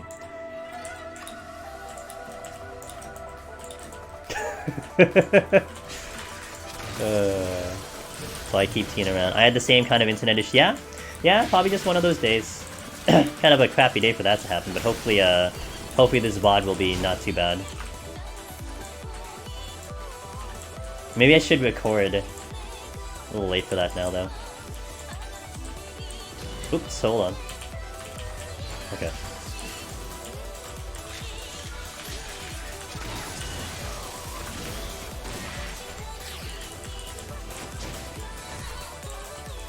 I want full HP for this, so I'm gonna wait for my HP to tick up. Again, do not open the silver without full HP. If I hit a chest right now, explodes, I'm dead. The run is over. So I need to make sure my HP is capped. I could use a potion for this, but so 14 was an issue for people. Yeah, 14, and actually I was getting it too, but this is my ISP. This is completely different. And we don't have the greatest weather where I live right now. It's kind of been rainy and stuff. Okay, before I forget, I was talking earlier about where mimics show up. So 1 to 30, mimics show up from bronze chests. But now that we are on 31, you will see mimics from silver chests. From 31 to 60, you will only see mimics from silver chests. You will no longer see them from bronze chests, and you will not see them from gold chests. So what I just opened was a silver chest, and we had a chance for a mimic, and it gave me mimic.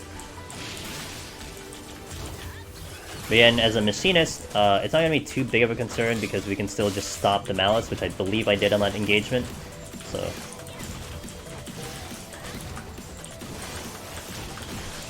so it's more their infrastructure. Okay, but I am legitimately having a little bit of issues because of the weather. So if anyone watching, there's a little bit of a delay that starts to kick in longer and longer, you can potentially just do a quick refresh of the tab. It might kind of get you back in order. So, but yeah, because the bitrate is not ideal, it's gonna kind of just like get a little bit more desynced. I will use the Serenity.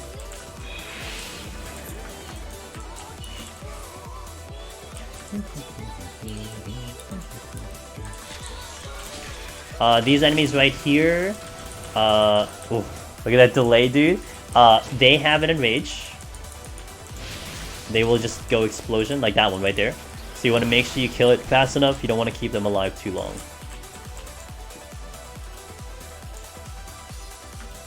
Yeah, usually Sarathi, but for some people that's not the case. Also, once again, it's dead.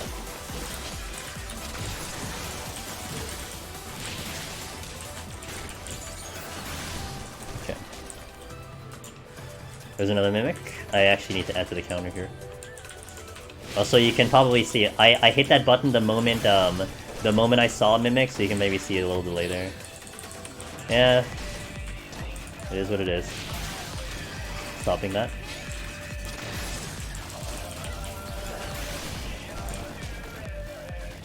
I have to see what that chest is first before I do anything. Okay.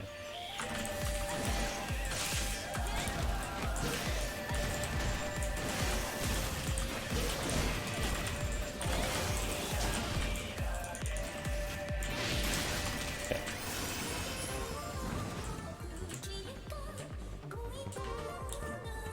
It's in and out. It's in and out. You know, it's in and out. So I can't complain too much.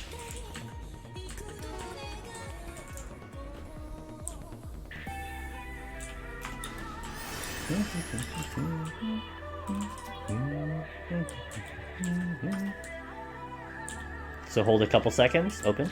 Okay.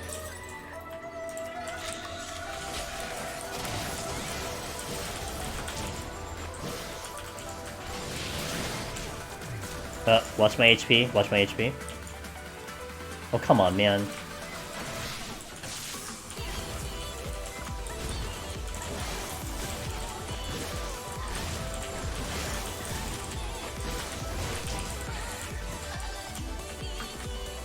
Okay, let's go. Ah, you ninja.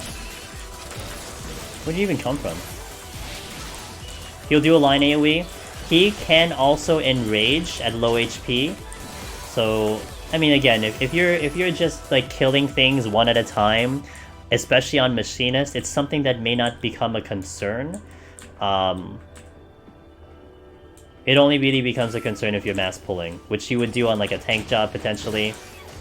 Not really a great idea on a DPS job like Machinist. It's almost unnecessary. Or if you hit a luring trap. But I probably would just recommend doing a witching. So, and my bitrate's back. Back to 6K, so it's on and off. I apologize. I hate when the quality of the stream kind of dips. I hate it. But at least this is just temporary, hopefully.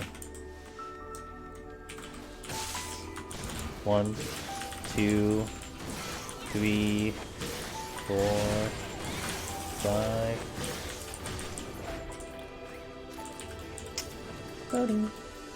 Frailty. Frailty. That's it. I'll check the chest first. Potential trap here.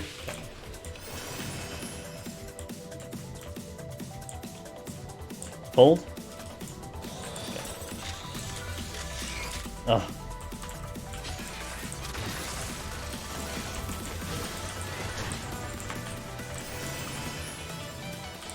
Oh, the frailty was here, right? Yes. Let me check the other rooms. I'm still looking for my other raising, so I gotta check all the rooms.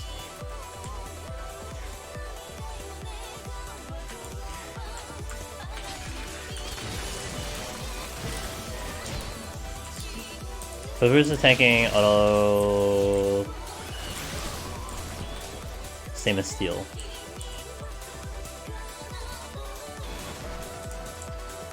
Are you telling me or are you asking me?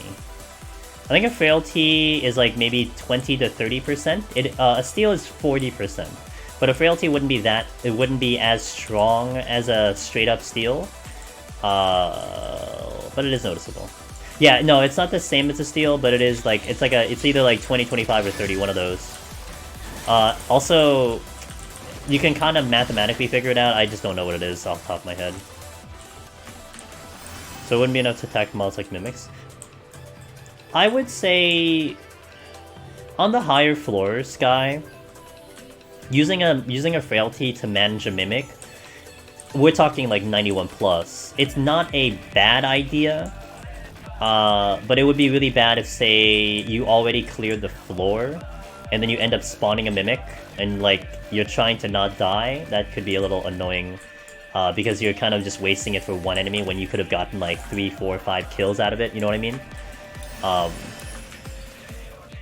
So it's not a bad idea. It's just the whole thing with pomanders in general. How I kind of view pomanders, guy, it's getting the most out of it. So in that scenario, you're not getting the most out of it. So it would be better placed somewhere else. But there are situations where, like, okay, well, we really have to do this, otherwise we might wipe, we might die. You know, there's a couple areas where, like, it makes sense. It's not ideal. It's not something you would have drew up on a game plan, but it happens.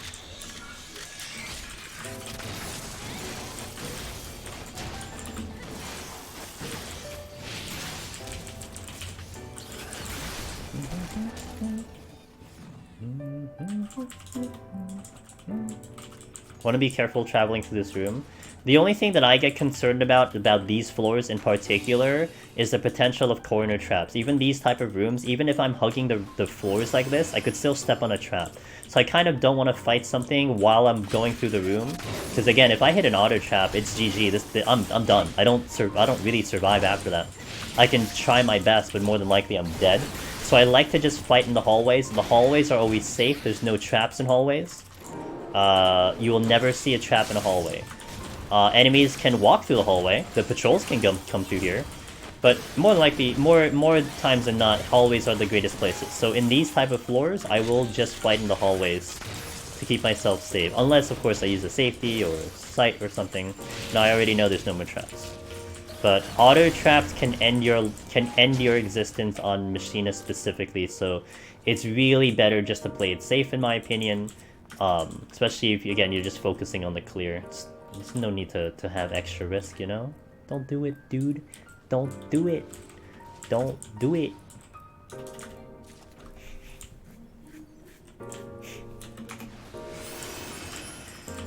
Boo, boo, boo, boo, boo. Teammates!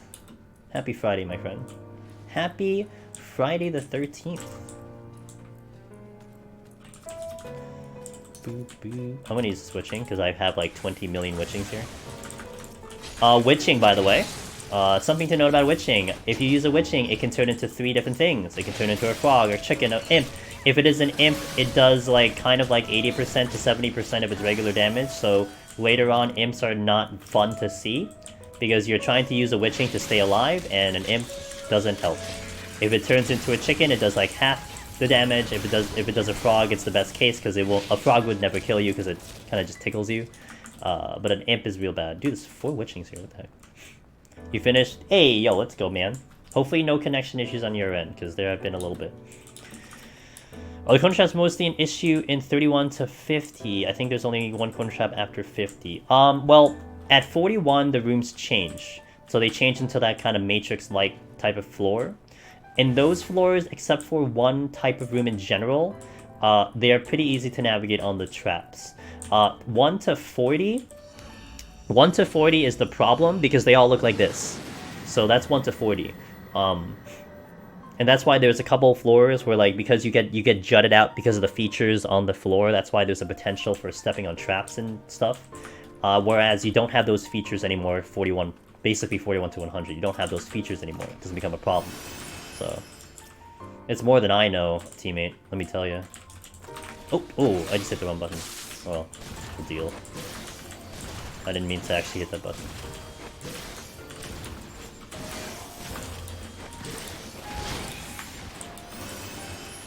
Still hunting chests down because I really would like my raisings by now. I have everything except raisings. I have 1 raising and everything else is at 3. Even the match sites are at 3, so...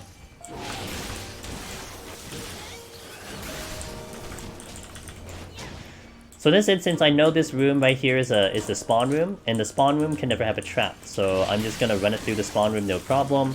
But like the upcoming room, I would like to either pull something in this hallway, or I just don't pull anything and just get to the next room. In this case, I will just fight you. You had 6 raisin runs, but I died to the timer. No! Can I borrow some? Do you still have some left over on that dead file? I'll take it. I just need 2 and I'm good. Flight will use. Yeah, my bitrate's back to normal. Hopefully it'll stay like that for the rest of the night. I'd love that. So I don't have to think about it anymore. We'll check this chest. Hold a second. Again, we have to make sure that we don't do any shenanigans with any landmine wombo combos. Dead.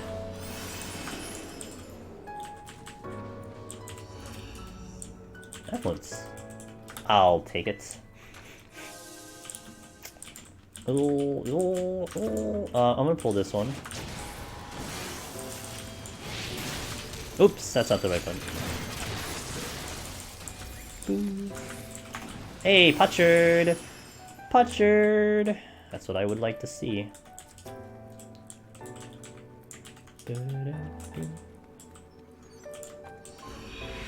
So far, so good.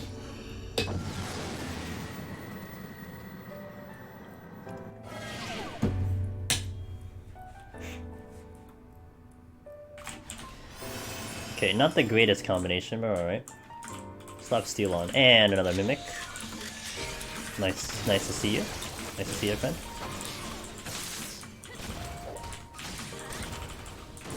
Malice will come up here. Oh, okay, and I'll do head graze, but it doesn't matter mana because it's already dead. This enemy does a stack. It'll do a stack marker, but it's okay. It's not gonna do that much. Even with, I mean, Steel's not gonna do that much. Even without Steel's not that much. I remember the first time I saw that marker, I panicked a little bit. But it's not that bad. You could also LOS it. If you really were like, okay, we're gonna play like super safe, you could LOS it if you wanted to, but you don't have to. It's unnecessary. Yeah, okay, I'll use Alteration.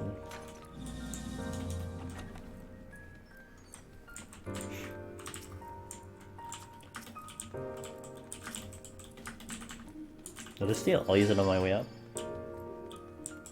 This floor was flighted, so there are going to be less enemies in here.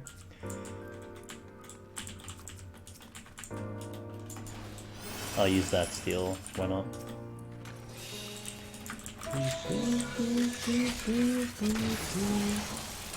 The reason not to use Alteration higher floors, you don't have to deal with potential mimics.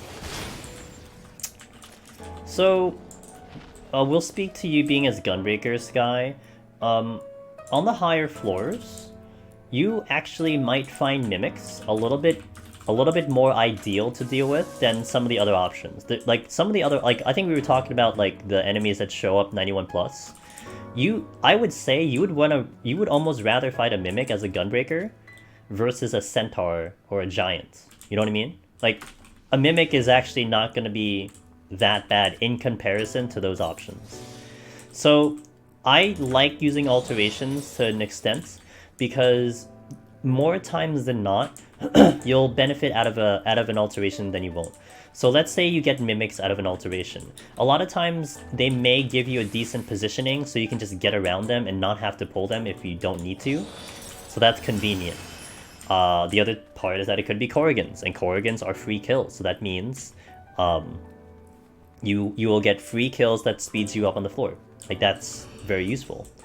And then not to mention, you do have conceals. So let's say a mimic is just blocking your way and the only way around it is actually killing one. Well, you can just conceal past one. So there's like a little bit, there's a couple benefits to, there's a couple ways around the fact that you will get mimics or the benefit of having a mimic. In my opinion. My opinion.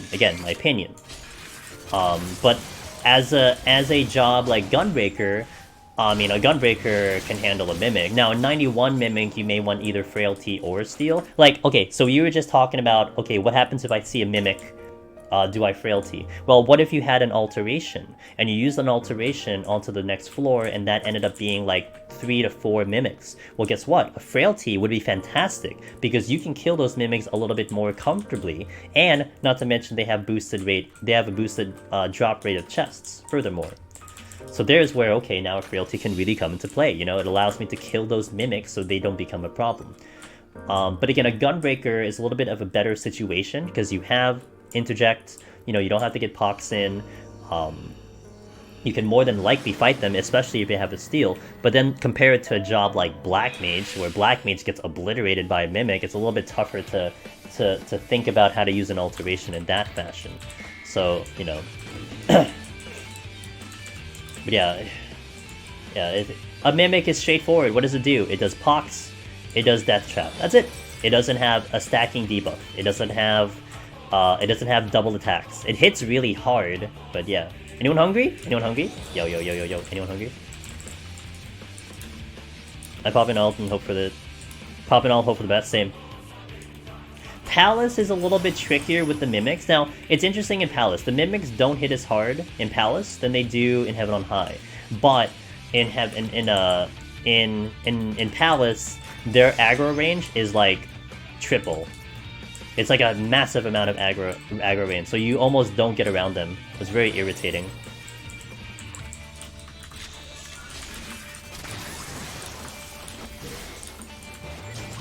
Excuse me, Giant. Did I just aggro too? Yeah, I did.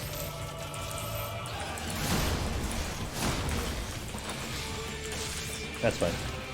Not concerning. These guys are not bad.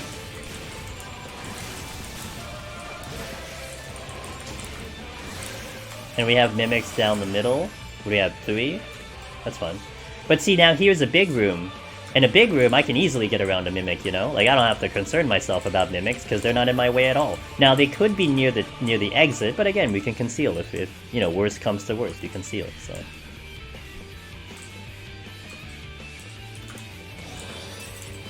I do want to kill those Mimics, though. Again, I'm still hunting down specific chests. Specific pomanders, so I would like to get rid of those Mimics. I used the frailty and there's like another chest here.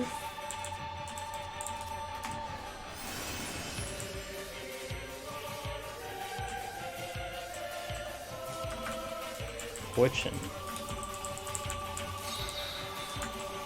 Oh, purity. 1, 2.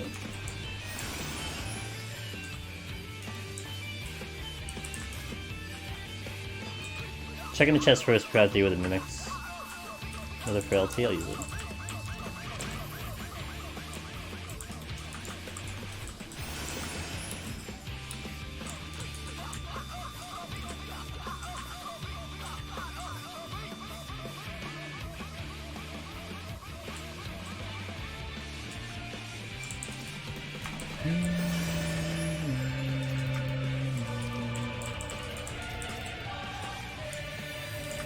Okay, let's deal with the Mimics.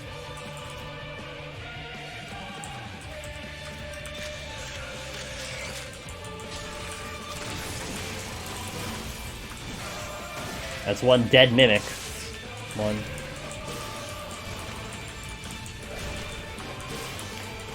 Yes. Yes. Okay, the former, yes. The latter, it may have a little bit of a dependency. So one thing I wouldn't want to do is I wouldn't want to completely open the exit.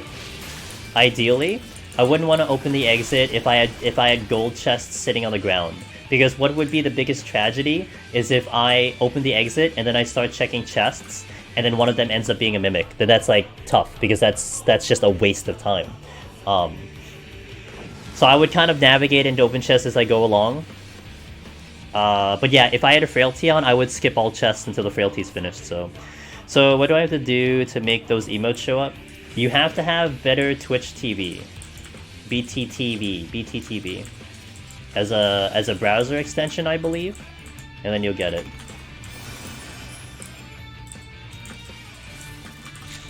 I have a lot of Mimics today.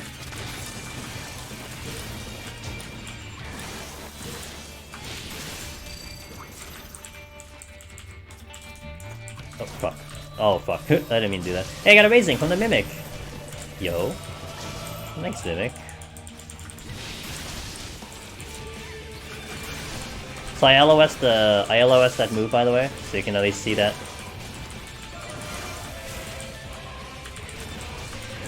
I see them on Streamlabs, I don't see them on my Twitch, but I don't have that extension on me. Yeah, yeah, mimics can spawn forever if they really wanted to. Yeah, you need to be careful. You have to make sure. But the thing that's nice, guy, about a Gunbreaker is like, okay, fine, we take the pox. I mean, what's the likelihood that you're gonna run out of purity, right? Like that's a low chance, I think, in my opinion. So it's like, alright, we use the purity, whatever, you know, just don't do it again. That's it.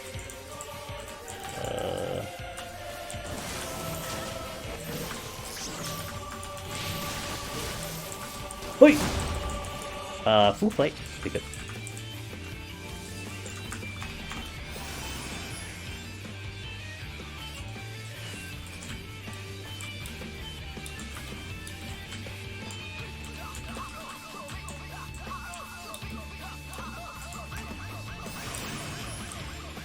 This way.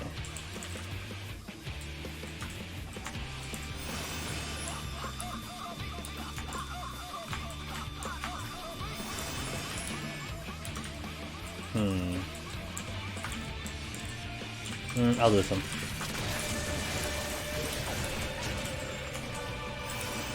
Once I get that third raising, we can just zoom for the rest of this. But I have to get one more.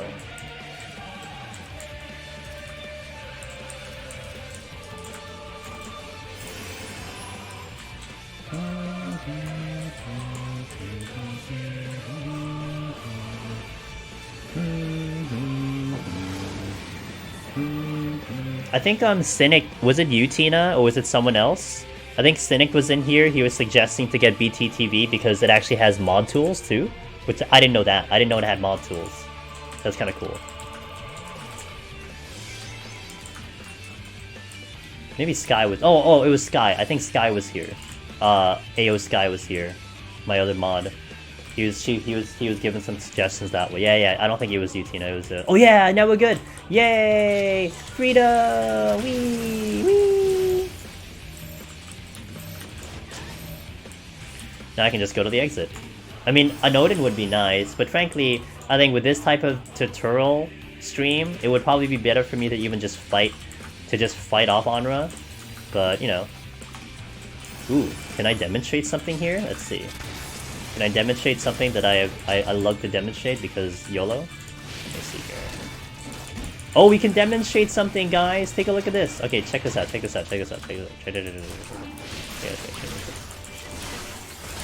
It's a little gimmick that you can do in Deep Dungeon. You can also do it in Palace for the same thing. So, this trap right here is an otter trap. I'm gonna pop potion in this case. That is an otter trap, it looks like an otter.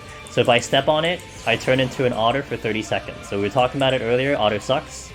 However, if for some odd reason there is another otter trap, I can step on that one and it dispels the otter trap. Hooray! Now, I don't know what use you're gonna have for that type of tactic and gimmick, but it's a thing, so have fun with it. Like, you know, if you sighted the floor, I mean, you're probably not gonna step on traps, but you know, it's a thing. Okay, ooh, you're facing this way. Oh, god damn it. Auto-ception, yep. It'll work exactly the same in Palace of the Dead. If you step on a frog trap and then step on another frog trap, it'll dispel it. So... okay, let's bring in the boss. This boss is easy. Nothing too crazy with this boss. He's actually the easiest boss of the 9. So I'll keep him middle. I'll also face either north or south.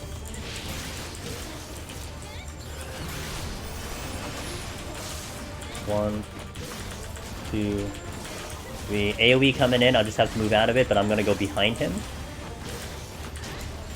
I'm gonna stay here. So what's gonna happen in a little bit is you're gonna see air circles show up on my left and right, and that's why I'm positioned specifically north or south. He's gonna do a knockback. I cannot mitigate this knockback, much like the first boss, so we just have to eat it, and then he'll do a line AoE, which we easily get out of. Now I'm gonna change my position from north and south to east and west, because those air balls on the side will now be on the north and south side. They're just gonna alternate positioning here, no problem. Now I'm gonna use arm's length here, just to demonstrate that you cannot actually prevent this knockback. Okay, I'm gonna use arm's length here. Arsenic is here that prevents knockback, but not this one. And again, it's okay. As a physical range, it doesn't matter. It's not a huge deal. Shields can, because the knockback is based on damage. If it deals damage to you, then it will knock back. But because the shielding would block damage, it doesn't trigger the knockback, so that is true. That's a gunbreaker thing, that's a healer thing, that's technically a well, it could also be a Dark Knight thing, it could also be a Black Mage thing, so.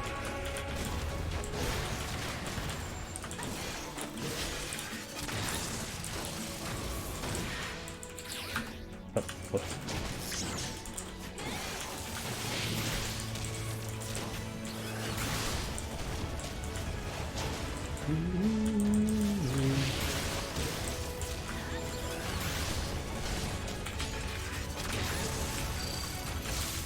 One, 2, 3, 4, 5.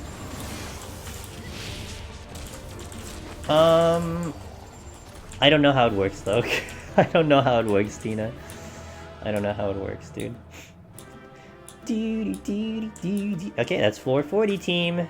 We are moving and going along. Let's do the stream ratters. Stream ratters. Boop. Sorry for the delay on stream matters. Oh, and a lot of people jumped in. I'm sorry. We're gonna get back into it. We're gonna get back into it.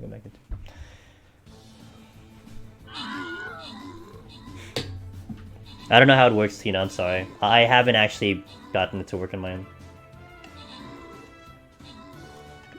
You do get a flat bonus, guy. So if you do a sub 30, as we call it, you'll get a 15,000 point bonus. 15,000 point bonus. It is just a single criteria. You either do it in under 30 minutes or you do it in over 30 minutes. You do it in under 30 minutes, you get a bonus points. So that's why it's a little bit of a big deal, especially if you're looking into maximizing points. That does come into play. It's not something I'm focusing on here, it's just simply because we're just focusing on the clear here. Yo, what's up, Juicy Gaming? Any tips on how to improve DPS? Looks like at 14k, I don't know how others get 17k. Is there a website that can help me optimize it? I mean, okay, so I'm assuming you're already using FF logs, right? Juicy Gaming? And I'll also make this note that, am I talking about machinists? What the hell did I talk about? No, yeah, oh, well, no, that can go for any job, Sky. Any job can try to speedrun. It's not a problem. It's just up to your preferences. I'm assuming you're using FF logs already, Juicy Gaming? Oh, okay, yeah. Yeah, like I'm gonna put the disclaimer down that I'm not gonna be the best person to ask because I don't deal with that stuff. I don't focus on DPS numbers. I don't raid, so it's never been my thing to concern myself with. However, I have learned quite a bit from watching other amazing raiders and how they handle that stuff. So my understanding is FF logs does have like an analysis tool about how your damage comes about, how essentially you can look at an entire fight and you can see your entire rotation. You can see all the buttons you've pressed from beginning to end. Oh, I'm sorry. Let me allow you that one. I see what that site is. 1 second. How do I do this again? There we go. You can drop that link again. Yeah,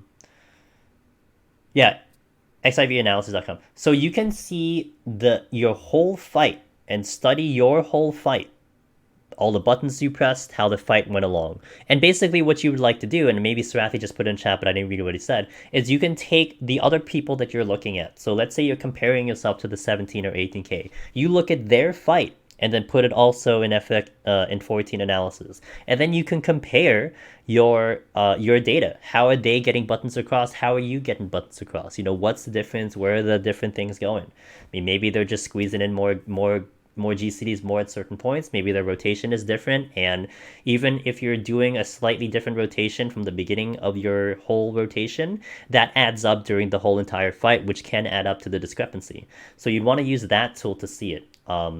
That would be the best thing I would suggest. Other than that, I mean, I can tell you, other than just hit buttons, you know, I'm really bad at that, so.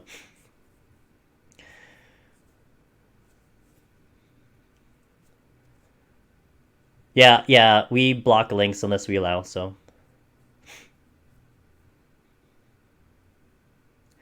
Yeah, yeah, it was because they posted a link, but I got them because I'm on a small break here.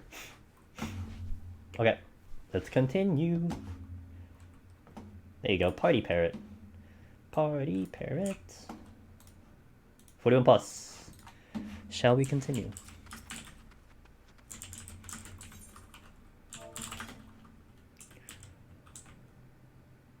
Okay, yeah, like I would say juicy gaming. I mean, if you're seeing your own logs, that means someone out there is putting your stuff up there, right? So at least you can use that data and do it that way. Um, if you're having a basis of comparison, that means you're able to see something. So that's how you would do it. You'd use that type of tool. So outside that's the best I can help you because yeah, you're not asking the right place. Yeah, it's just not the that's the best I can give you. So hopefully that works. Why am I getting stuffy? The fuck?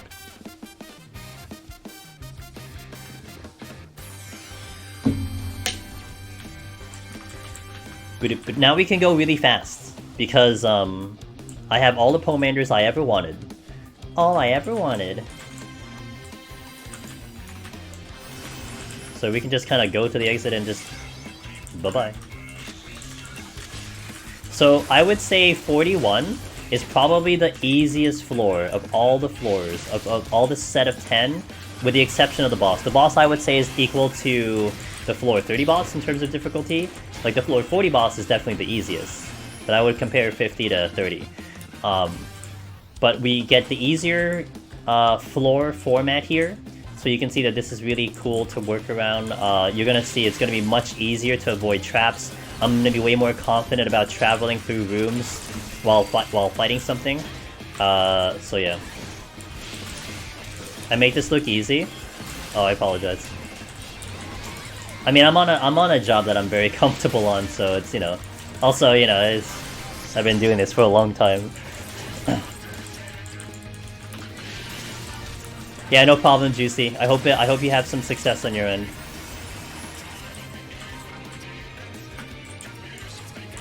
I'll just leave that alone. Not bad for someone that doesn't raid, right? The only good thing is that one person in raid needs to upload. Yeah, that's the thing. Yeah. But I mean, so I imagine Sarathi, if he knows his numbers, that means he's seeing something, right? So until you take a bat to the face, or you get a no healing gloom HP down floor. Good thing I have strength on.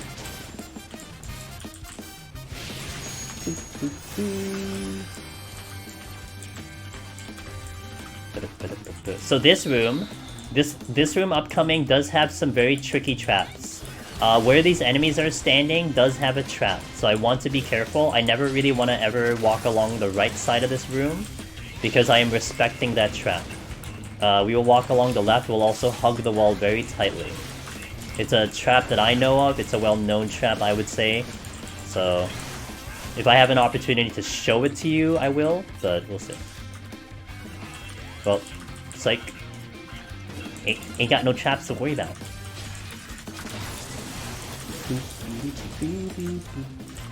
We're gonna steal. I'm gonna wait for the line AoE here. Steal.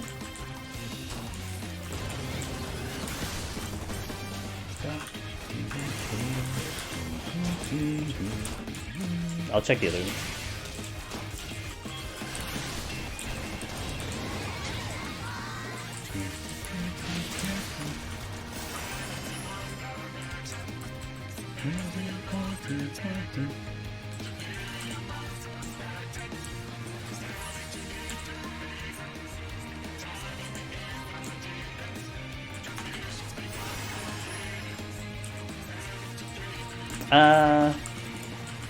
Ooh, strength. I'll kill this so I can get the intuition. Because I have a fresh strength anyway, so I may as well take advantage of it.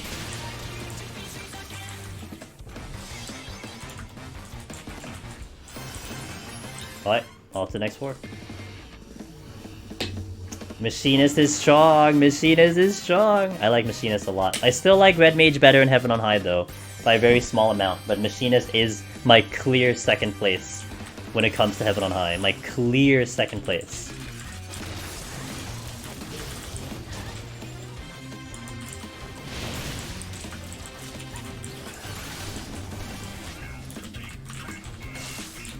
One, two, there's the exit. 3, 4, 5. 1, 2, 3, 4, 5. Steal it. I'm not off the floor yet though.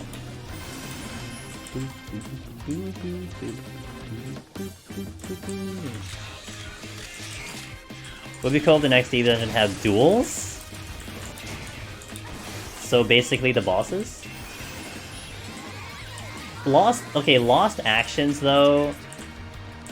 Lost actions are a little weird because they do, like, if you have access to all the lost actions, some of like Baja and some of those fights does become a little trivial.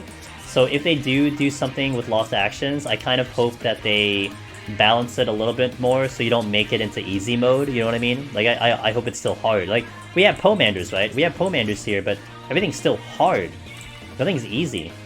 So I hope that's what that, you know, at least they achieve that much, the difficulty retains. Like, you don't want it to become, I feel like you don't want it to become like a roguelite, where like, well, if we just spend enough time in here, we get so strong that now we can just like one-shot everything, you know? I hope it doesn't come to that. Because I love the difficulty of this place, and it's equal for everyone. The difficulty is basically across the board the same for everyone, you know? So really, it would really suck if now you're trivializing it and where, you know, the guy that spends like, you know, 1,000 hours versus the guy that spends 2 hours is gonna have a massive advantage because, you know, they just farmed a whole bunch of shit.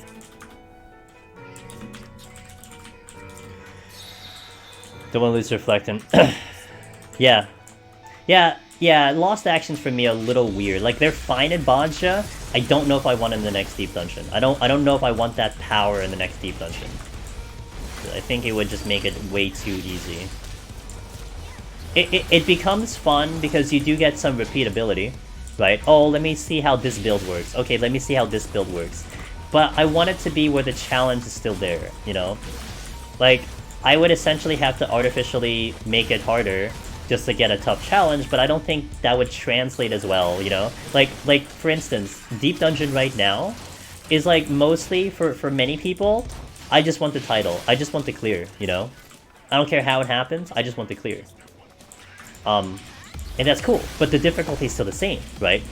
How I do this might look different, might look, as you said, it looks easy, but the difficulty is exactly the same when someone else goes in here. But it would be troubling, like, you know, okay, well, look at me, I'm gonna make this really hard for no apparent reason. And then some other guy's like, well, I'd rather do it the easy way. And they could very well do it the easy way, but it's like, you know... I can't convince that it's more fun doing it the other way, because you have the option to do it easier, you know? Get the title the easy way first, and then come back and do it harder. One way you can compare it is how, like, okay, do it on the jobs that have the most clears. Gunbreaker, Heaven on High. Machinist, Palace of Dead. Do it on those shops, because those have the most clears, you know? Objectively, those have the most clears, so objectively, they should be statistically the best shop to go into it. If you want to go hard mode, well, take Healer, take Black Mage, you know? You want to challenge, do those jobs, but that's based on the job, you know? It's not based on, oh, just go with a loadout of, like, you know, this, and that, you know? You know, you can still take Gunbreaker, but you can make it real easy. Like, that's, I don't know, that would be a little weird for me.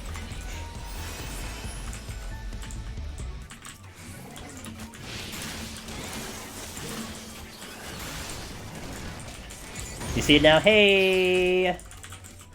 Enjoy your party, Parrot. I already used the steel. Yeah, especially if you can get like 1,000,000 of them, you know? Yeah, like imagine that, like you can go in here with like 10 like auto re-rays, like oh my god, like that really makes it easy. Yeah, absolutely, teammate. Like having the 80 cap alone, like forget about job adjustments. Having the 80 cap alone might actually open the door for a lot of jobs like easier. Like a black mage, I think, would be ridiculous in here versus what it is now. What it is now is so ridiculous how hard it is. But a black mage at 80 would be a tremendous adjustment. You know, might even make it way easier, so... Imagine raising but it didn't reset the boss fight. Yeah, exactly what Nora said, because that is what happens in the duels. In the duels, when you re-raise, the boss doesn't reset. That's a huge thing. Because in Deep Dungeon, if you die on the boss resets. Just straight up resets. Like, imagine that. Like, imagine Behemoth. Behemoth is the perfect example. Imagine that you're fighting Behemoth, and you die to Meteor, but your re-raise procs, and you have Transcendence, and he didn't reset. You just eat the next Meteor for free, and you probably eat the one after that for free, because your HP's back in order, and boom, you kind of just cheese Behemoth that way, you know? Who cares about the burst? You just gotta just make sure that you just die, like, once.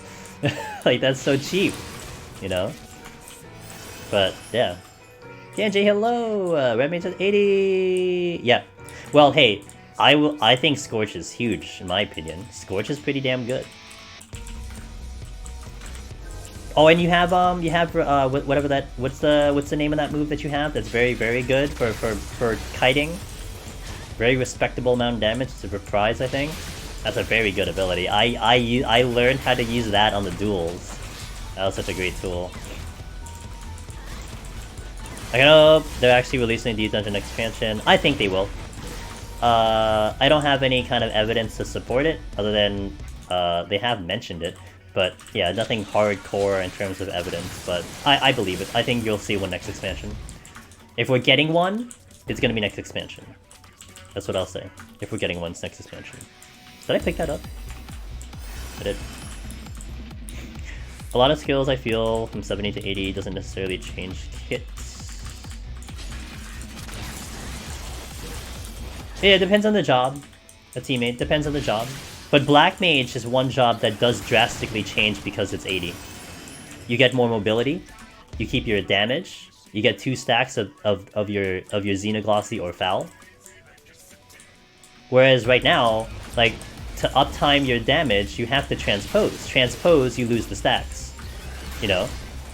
So like, imagine like, you're using whatever that thing is called, you go right into Fire 3 and you're able to bomb an enemy with all the Fire 4s without losing damage. And then also you can probably go full damage where you Xenoglossy Kite 2 times, maybe a third one. Like that's... yeah. Yeah, exactly. It's a massive change for Black Mage. Like, Red Mage, like it was joked on, you just get one ability. It's still very good. But yeah, it's...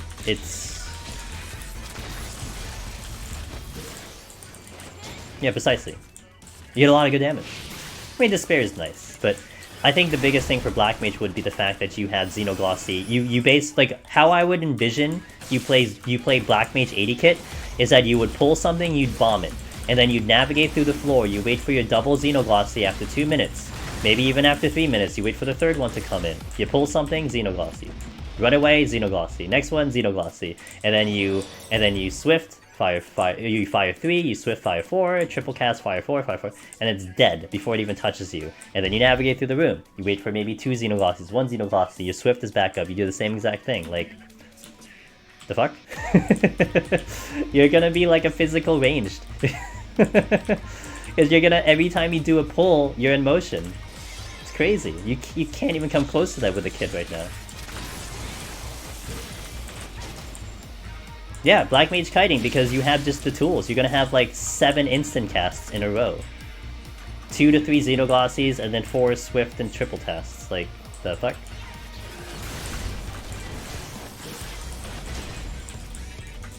Sights. I do want that bronze.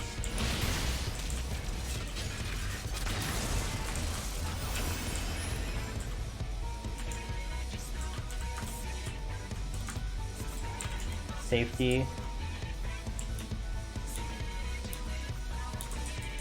That was from when I used it earlier for one of the big rooms. That was sarcasm! Who does sarcasm on the interwebs? Hey, Butchard. Ew.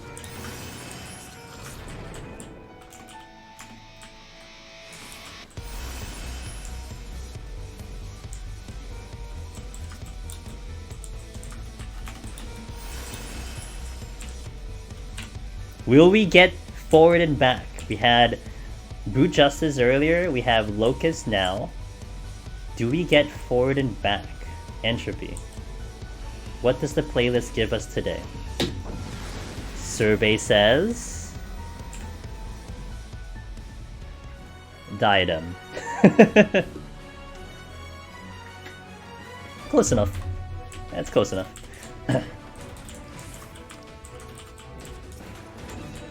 Yeah, I know, Tina, you're upset about that. You wanted the forward and back. I like Diadem 1.0. I cheesed Diadem 1.0 real hard, and then they effed it up. And then, I hated it. And then everyone hated it. And then it got deleted. Lol. But it had good music.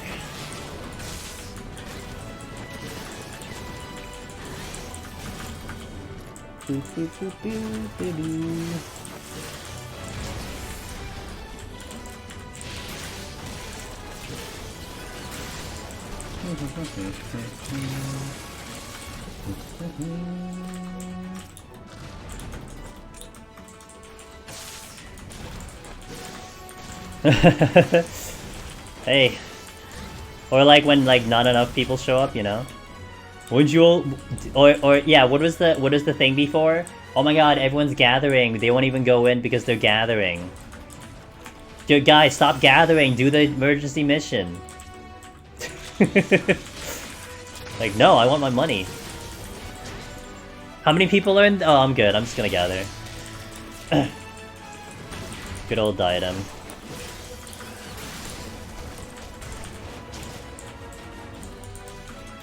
How to not do open world, pretty much. How to not do open world.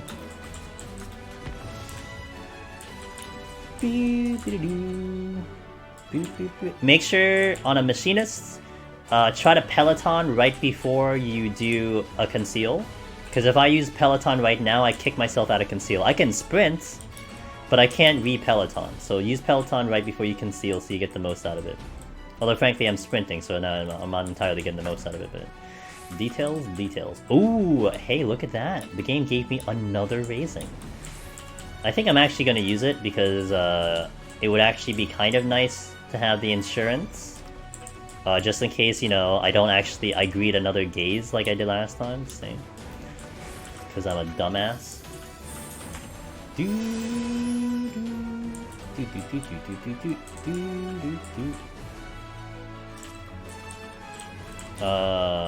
Something has to get pulled. Or does it?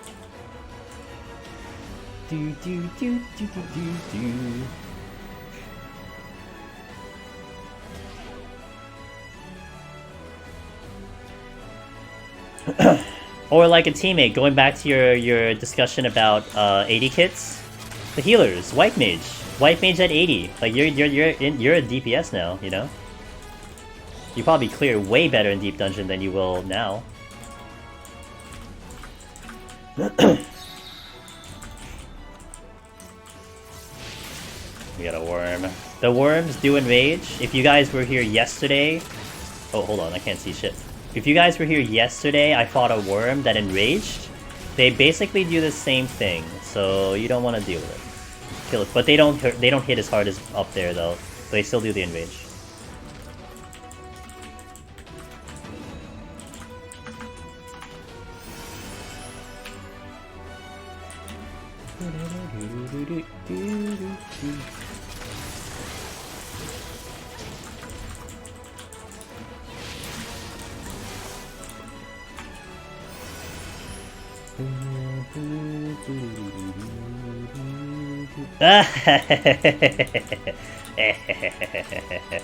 It's time for this run to get interesting, boys and girls. Time for this run to get interesting. Let's go. Let's go. We got an Elder Magicite. Oh boy. Which one we taking out? We're taking... I like... we'll take Rock Boy away. Here we go, boys and girls! We got the Elder. So I was talking about it earlier, the Elder Magicite will one-shot a boss. However, if you ask any other deep dungeon runner, like some of my guys in chat right now, usually we have an Odin curse. Because sometimes when you get Odin, your run goes bonkers. And now I'm gonna have to keep my eyes peeled, because things can go very wrong very quickly without me knowing. Let's go. Incoming disconnect, yo. Incoming disconnect, incoming disconnect. No abilities! Oh, it's starting already. No, just kidding.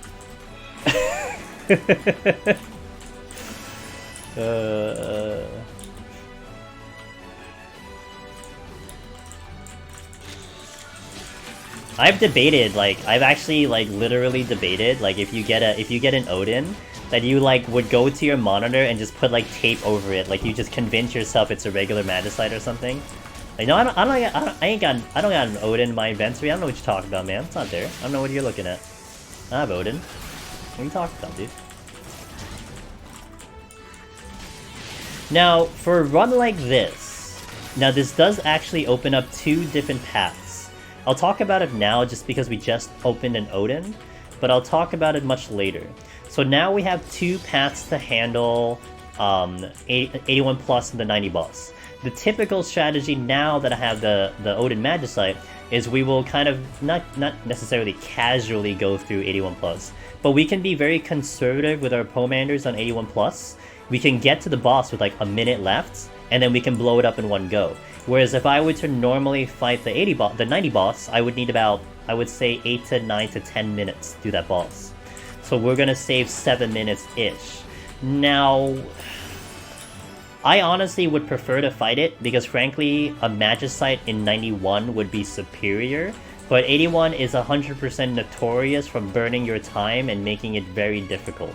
So, you know, we gotta see what the game gives us, that's all I can say. Because sometimes the game just gives us BS.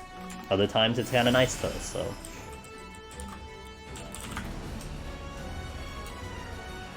You can't... If you can't see Elder Magicite, it can't hurt you. Precisely, precisely. I died to this one last time. Okay.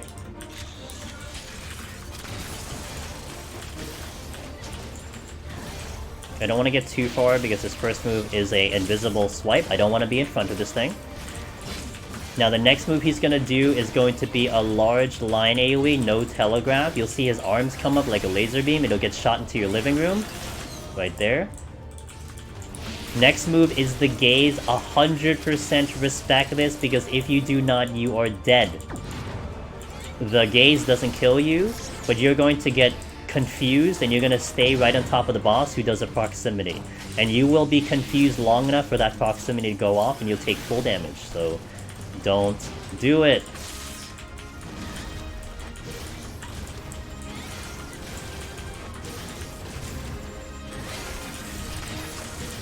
Oh shit, I'm in a bad spot. Well, that's two ways to dodge now. Okay, line AoE coming in. Yes, yes, yes. It will one-shot a boss, which basically is a huge time saver, VV. It's a huge time saver. It's just that a lot of people have gotten Odins, and a lot of times the runs get very weird. I'll just put it down that way. So this boss is not spectacular. We just don't want to be next to that spin. The exploding balls would not kill me, but it would give me a weight, so that means, you know, it's wombo combo. So that means dodging AoEs would be a little bit tougher. Dodging those attacks are a little bit tougher because I have a weighted, I have movement speed weighted. But outside of that, it's not too bad. Ooh, that wasn't ready. I'm gonna wait on my Heat Blasts. Wait for this mechanic.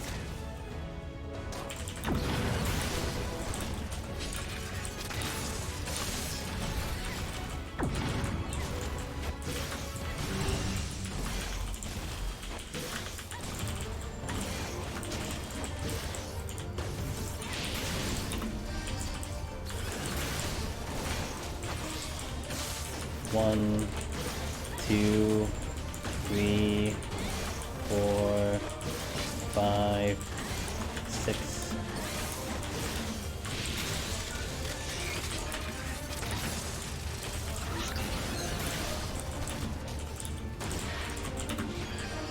Gaze.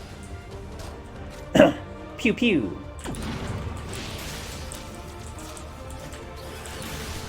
And that is floor 50. I think Gozu's harder than Fenrir. Gozu's harder than Fenrir or the 70 boss. Like it's just a regular Gozu. Yeah. I mean, a lot of things are harder than basically all the bosses, to be fair. The bosses are really easy. Like, relatively speaking, they're not hard. The enemies in Heaven on High, more than likely you will die in Heaven on High because of the floors, not the boss. You'll probably time out on a boss, but I would almost suggest that you don't like die to a boss unless you just completely fail the mechanic. But for the most part, you're dying on the floors. I will hit the restroom again. Let me see how we're looking on stream meters. Oh, okay, yeah, by the time I get back, we're going to be on stream meter. So hang tight, guys. We will continue into 51 plus. 51 will start to get a little bit harder, but we're still okay on Machinist specifically. So LBRB, enjoy some community art. You'll see art that is done by the community. This Deep Dungeon community has some amazing talent, and that's what you're going to see in this BRB screen. So BRB, thanks for watching, guys.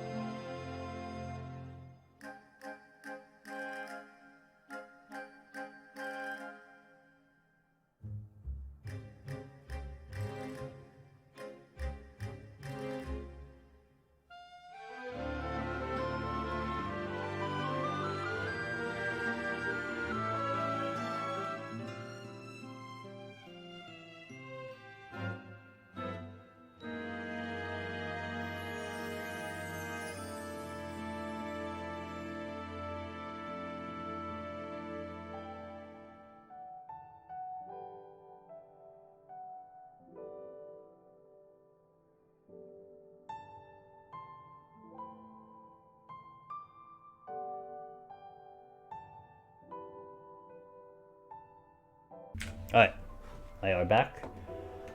Excuse me. Let's do the stream matters. Stream matters.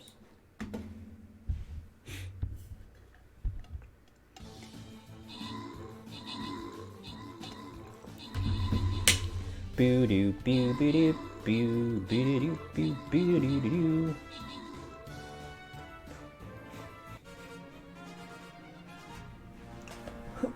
Okie dokie.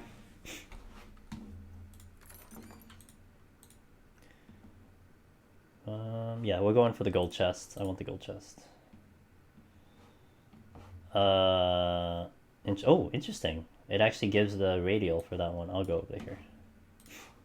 Okay, 51 plus. We're gonna start to see a couple things that are gonna be a little tricky. Also, a lot of the AoEs moving forward are probably gonna one-shot you. So you wanna make sure that you do not greet any AoEs, because I guarantee you, you're probably done. So we have to respect quite a bit here. Muted. Okay. Heck yeah, Vivi.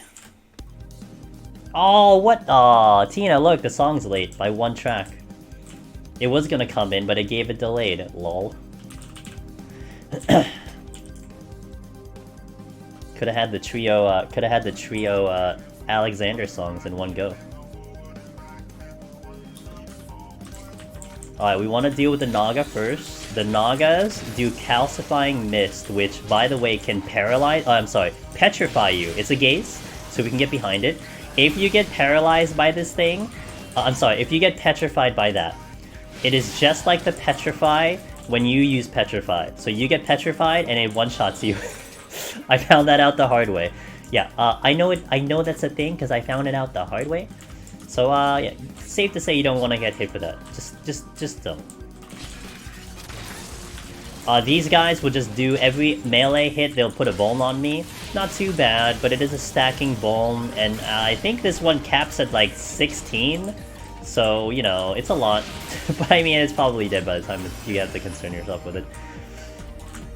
Serenity, I'll just keep it in there.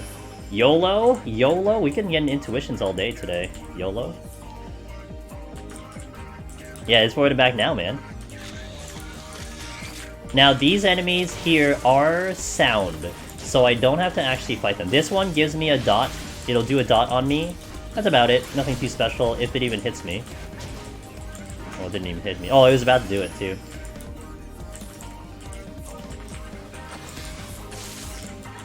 If you get hit by this, you will die.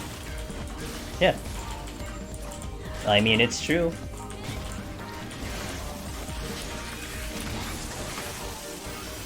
I will say though, Heaven on High and some of the Deep Dungeon in general, some of the things that you can get hit by are very mean.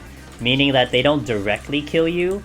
They kind of make it look like you can recover, but not really. So the Naga petrifies you, and you're like, oh, I'm petrified, you know, maybe I can get out of it in 30 seconds, and then you get one shot. Later on, we'll see a couple AoEs where they put, like, they don't kill you immediately. They'll do, like, 99% damage, but they give you a dot. So you have essentially no time to react, because you won't have enough time to get, like, a potion up or something, and you died the very next tick. A lot of AoEs do that. A lot of the stuff that you stand in will do that. It's like a combo. It terrorizes you, it deep freezes you, etc. And then you die to the next hit. And it's like, you just watch, it's like a slow death. So, getting hit by the frozen cleave, oh, yeah. Exactly. Exactly.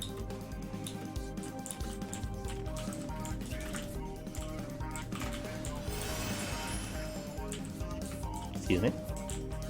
Naga.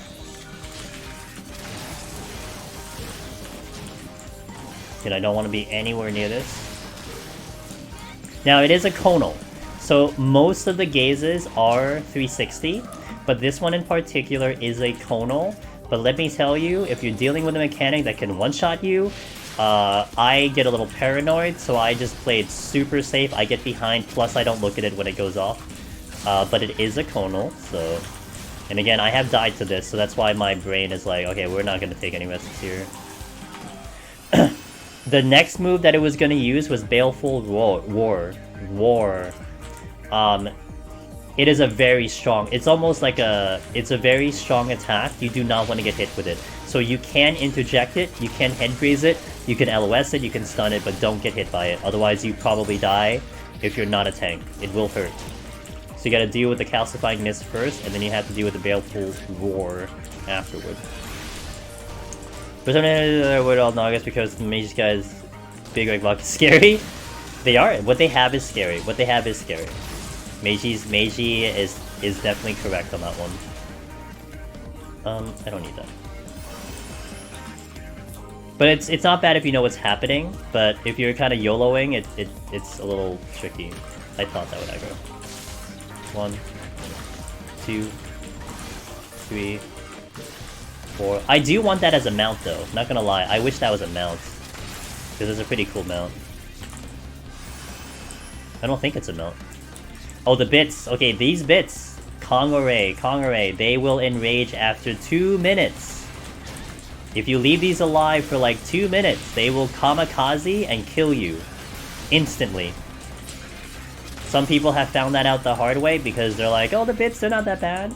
You know, you leave them alive for 30 seconds, you leave them alive for a minute. Like, oh, it's not bad, we'll just tank it. No. You did.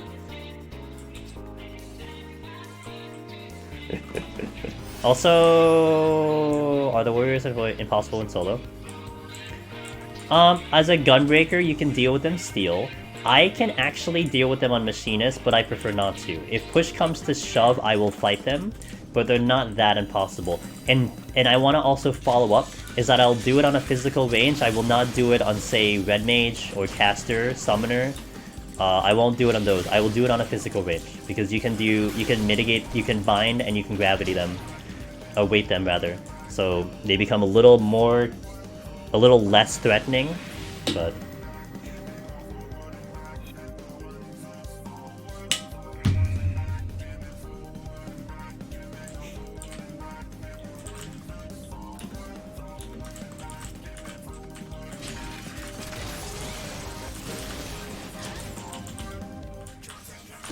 Huh? I'm thinking about cooldown. I have permanent sprint, which is fantastic, although we're fighting an enemy that is a ranged attacker, so that means I don't get to mitigate damage, but again, we had sprint earlier. Sprint is a physical range's best friend, because more times than not, if you're fighting something, it doesn't hit you. So watch this, I'm gonna pull this praying mantis, I'm gonna stay at a far away distance, and it'll just never get to me if I keep running. Look at this. We're moving at the same speed as it is, so it's a joke. Very nice for a machinist. Very nice for a machinist.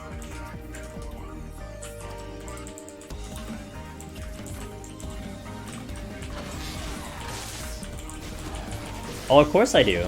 I remember those days. Sprint was difficult to use in PvP.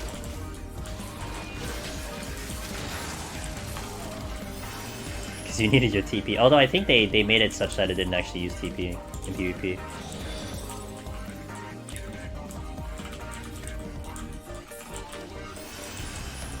What's my goal in machinist? 100, man. The clear. We're going all the way. So if you got a couple hours in your system, you want to hang on this stream, hopefully we will see all the way to the end, 1 to 100 in one run, in one stream, 1 to 100. That's the goal. So sit back and relax, man. That's what Sharp says. Sharp says that, man. Sit back and relax. We're taking Sharp's code on that one. Sit back and relax.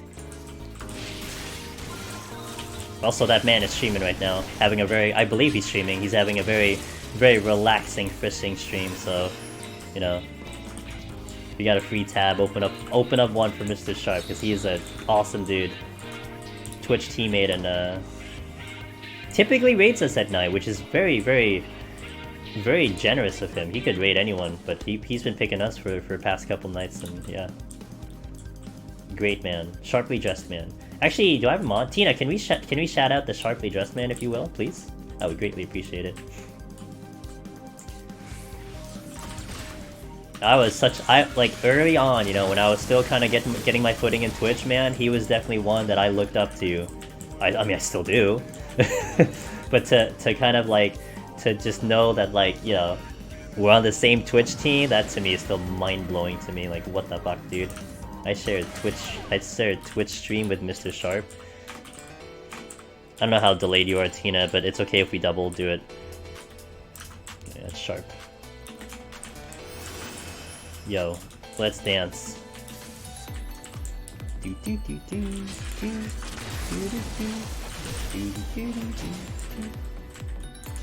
Giants.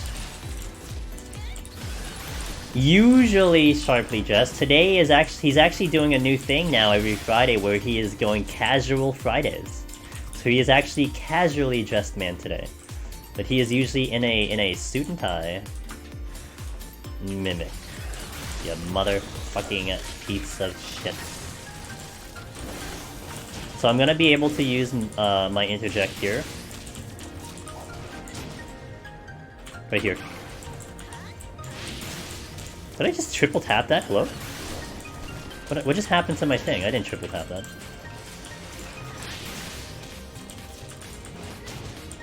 Oh, no problem, no problem, no problem.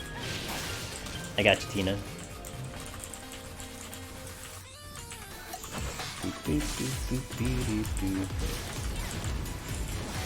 This one does AoEs back to back. This actually does kill a lot of people because they don't expect Magitech Ray right after. You want to basically be in motion after the line AoE, and then just keep moving after that one. Again, this is more a little bit machinist specific, because I don't have to stop damage when I'm moving. So line AoE comes out, just be ready for the circle AoE immediately after. Again, a lot of people actually die to that, so that's why I'm making a note of it. Because I think a lot of times your brain is kind of, well, I guess I knew that there was mimics coming in. A lot of times your brain is accustomed to just, you know, you see an AoE, alright, we got a little bit to the next one. That one is a little special. I've died to it, so.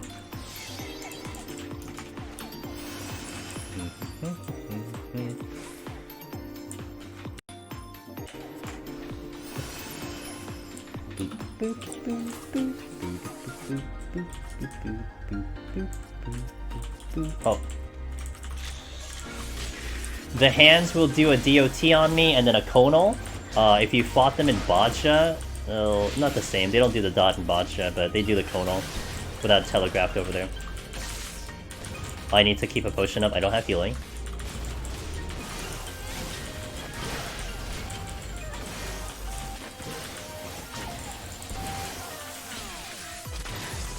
Ah!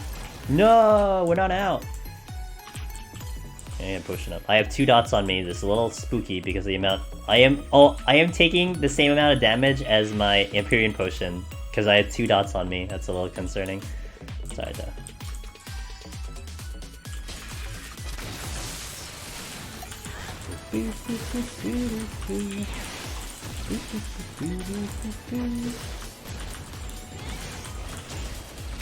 Okay, we're up. The only crappy part is I had to use quite a bit of potions just to keep my HP going, but it is what it is. Now, did I check this?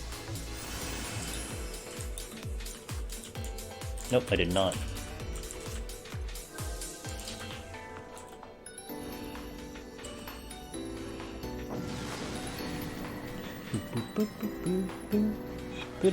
What is this?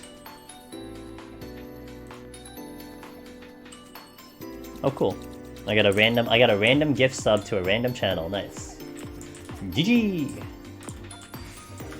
Another mimic. Oh, I have no healing again either, huh? We're gonna sprint. He's still getting hits on me. So I head graze the Malice so I don't take the pox. It wants to use Death Trap next, so I'm gonna let it do it. The turret right there, the turret right there as well. These are gonna be some of the easier ones to deal with on Machinists, because all they do, they don't auto attack, they just do line AoE. However, if you get hit with the line AoE, you are dead. Do you guys see a theme here? You know, oh, get hit with AoE, you're dead. Well, guess what? Doesn't change. So don't eat the AoE. I have to watch my ricochet here because it is right next to that bit, that robot bit. So I don't want to ricochet and get 2 at the same time.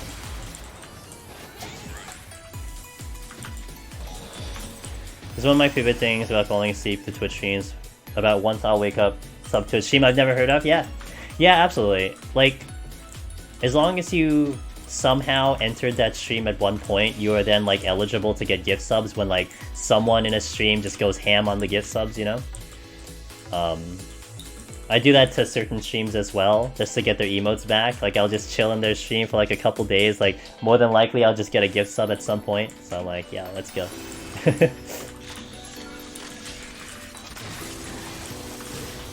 Because their community is so generous, you know? Sometimes though, like depending on the streamer though, sometimes I actually am a little peeved. I'm a little peeved they give me the gift sub. Because it's like, damn, I wanted to sub, now I gotta wait like 30 days. I mean, I could convert it immediately, but, you know, wanna like let it run out first and do it fresh. You don't get the notification if you convert too, so I want to get the notification out, you know? So.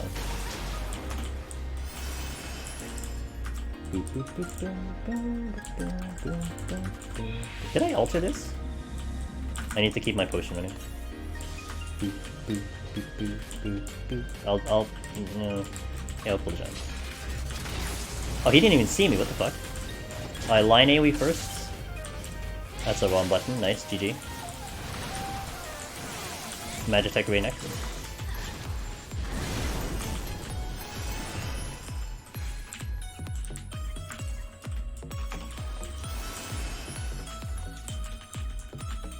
I'll just take the exit from here.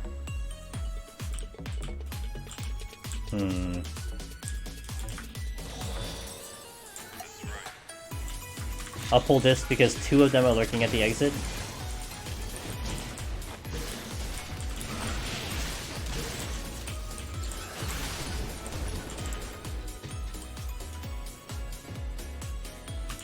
Okay. Off we go. Portfolio round 56.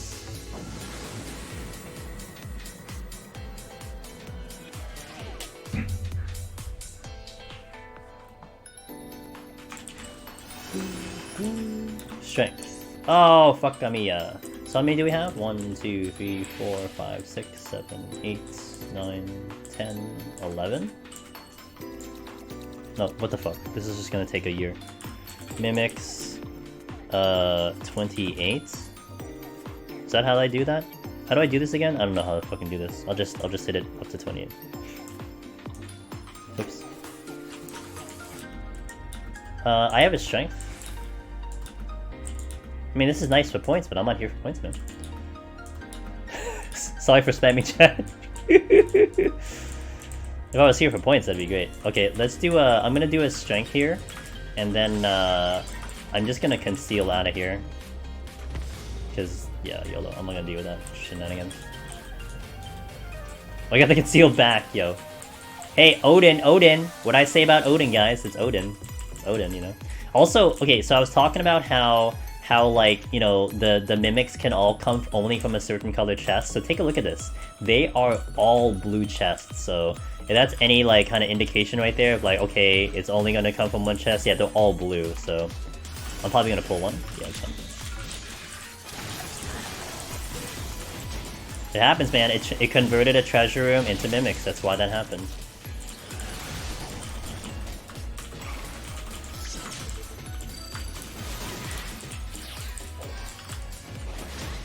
I really wanted that raising, by the way. Just having the insurance is really gonna be good, so I'm okay with dealing at least with one mimic. Ooh, whew! Okay, I'm gonna sight here. And we're gonna have some revenge. Petrify.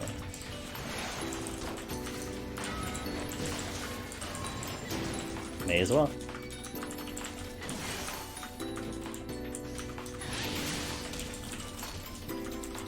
Oh. I'm targeting a blue chest.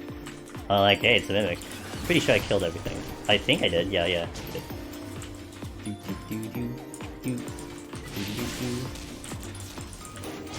Alright, cool. I don't even need anything from there, but I'm like, you know what? We're gonna kill them all. Let's kill them all. Let's get them. Let's get them. We'll probably get another one from the blue chest, though. I can do this affluence now.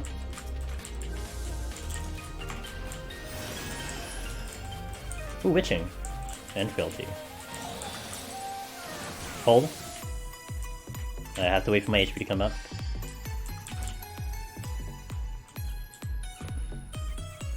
I don't want to open this chest with my HP compromised, otherwise I will just die. Okay, we don't need the other ones.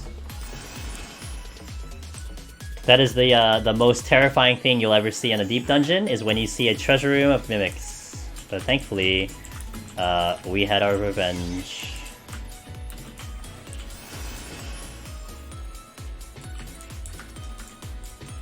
And another petrify. I'm just gonna go now.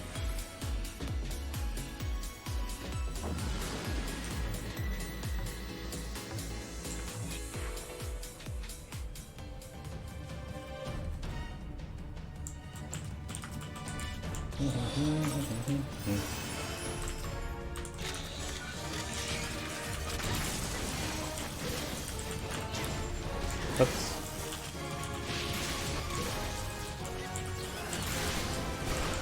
Switching. Boop, boop, boop, boop, boop, boop. This one does a pull in, so I don't want to fight him like in the middle of a room if I didn't get rid of a trap. So like here is good. He can pull me in now. He didn't do it though. I could also, I can also, what do you call it? Knockback resist that. We can use arm's length to prevent, knockback prevention, I'm sorry. That's the word I was looking for, prevention. We'll use that later.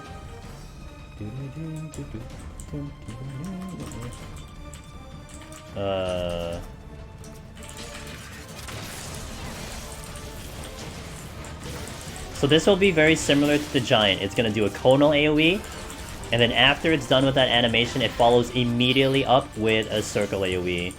So you want to make sure that you're ready for it, because if you're not, you're gonna get hit with it and you're gonna die. Or likely die. Also, okay, we don't have the robot bitches yet, but once we see the robot bitches, I'll be sure to point them out. This AoE will one-shot you as well. Like, I'm gonna tell you guys, a lot of the things I'm saying, oh, this is gonna one-shot you, oh, this is gonna, it's because I got one-shot. like, you know, I'm talking off of personal experience. So, yeah, don't do it.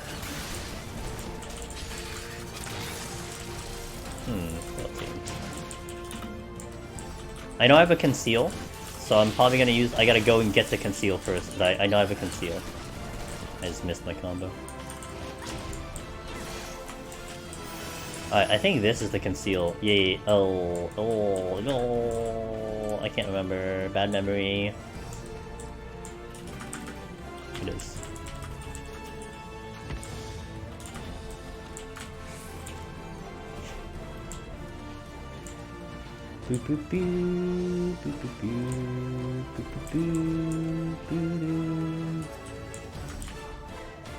I definitely wanted to conceal because I think there's like 3 turrets in here or something. There's the exit. We can still get intuitions even when we are concealed.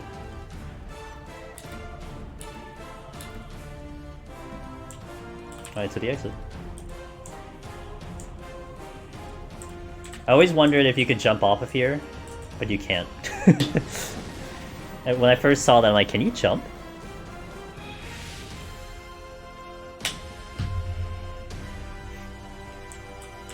Paste. Fortune. Okay, so we have robot bitches. I get to demonstrate robot bitch, number 1. It will shoot an AoE at me. However, it has to see me to shoot the AoE at me. So if I stay LOS like this, you'll see this thing is gonna walk towards me very slowly. Because it can't see me, and it needs to see me to shoot at me. So it'll do it soon. I'll wait here, it's not gonna take too long.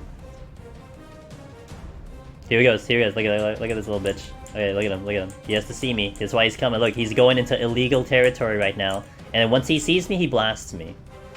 And then he aggroes because I'm an aggroing, so... That's why they do that.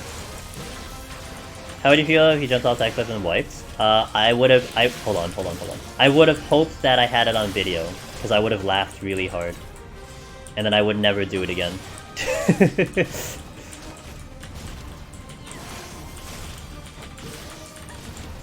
One of those like, oh dude, oh there's multiple. Okay, this is gonna be a little tough. So this is a little tough because that does do a lot of damage. So I have to roll my potions just to make sure we don't go kind of low HP here. But those are a little rough because of the amount of damage they do output. You saw my HP get a little spooky earlier. They do hit. They are the ones where like if you're talking about like a curve of like difficulty, this is where it spikes. These 1 enemies is where it spikes up because they just kind of bomb you, literally. So I'm using potions here. Wait, okay. Hey Akilon, how are you, friend? Welcome in. Go this way.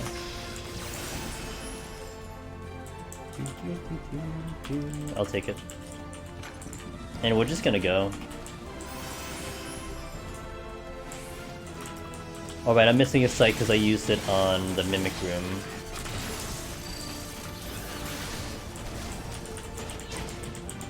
I'm doing pretty good. Oh, silver. I'll check it. It could be Mimic. But you know what? We've already had 29 Mimics. May as well get another one. Yeah. Can't complain. Had a little bit of connection woes earlier, but I think my connection woes earlier were because of my entire state or my entire town, because I was having connection issues. Like other people were having connection issues, so it wasn't just me. Alright. I don't need the alteration. I have yet to see Corrigans. I haven't seen Corrigans yet, guys. I gotta be careful with this one. This is gonna be a lot of damage. It was already a lot of damage without Gloom, but now this thing is gonna hurt quite a bit. So we're rolling a potion just to make sure we stay alive here. Oh, we got Corrigans! Look, we got the little mandies, guys. We got them. Boop, boop, boop. Why do they keep giving me alterations? Glad it evened out. I hope so. That's all I got. I hope so. I hope it stays that way, Killon. But this is almost like the third stream in a row where I've kind of had a little bit of a little problematic start. But I mean, it's been a lot worse. You know, I've had so much more incidences before. So if this is the worst I'm gonna get, then whatever. I'm okay with it. So you saw that pull in. It'll pull in and follow up with another AoE, but that's okay. It doesn't kill me. But having to deal with the robot at the same time is a bit of a problem. I gotta be ready. Ooh, okay, we're good. A little tight movement there, but we're good. I gotta roll a potion because I am getting my butt kicked by this Mimic in Gloom. It's hitting me for 10k and I have 40.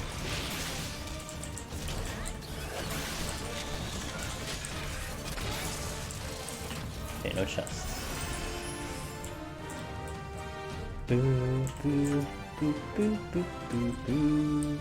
So we are almost hitting 60 and we've seen 30 mimics. Basically one every floor at this rate, so yeah, fuck mimics. I'm gonna pull the robot. He would be a little bit more difficult to have to manage.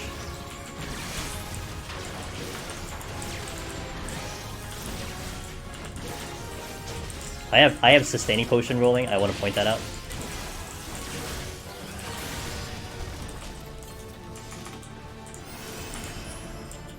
I don't need any of these. Little bullet shotty.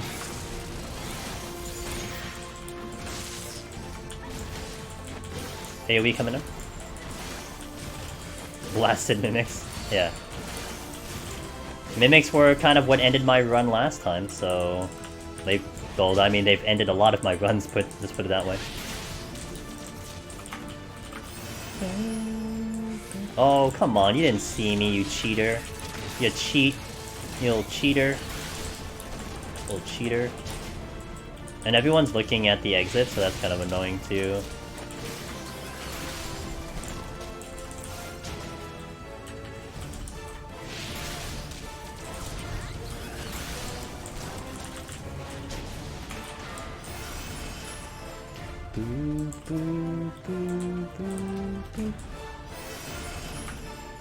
Oh, that's really good. Going into the boss, we get steel. I'll take it. We're gonna bring in the in-game music here. What's playing?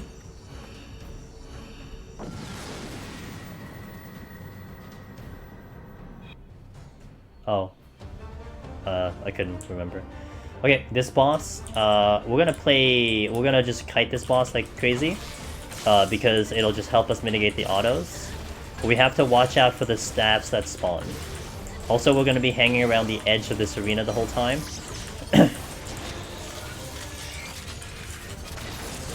So the stabs are there. The safe spot of the stabs are either don't be near them or go in the middle of them. They will also alternate.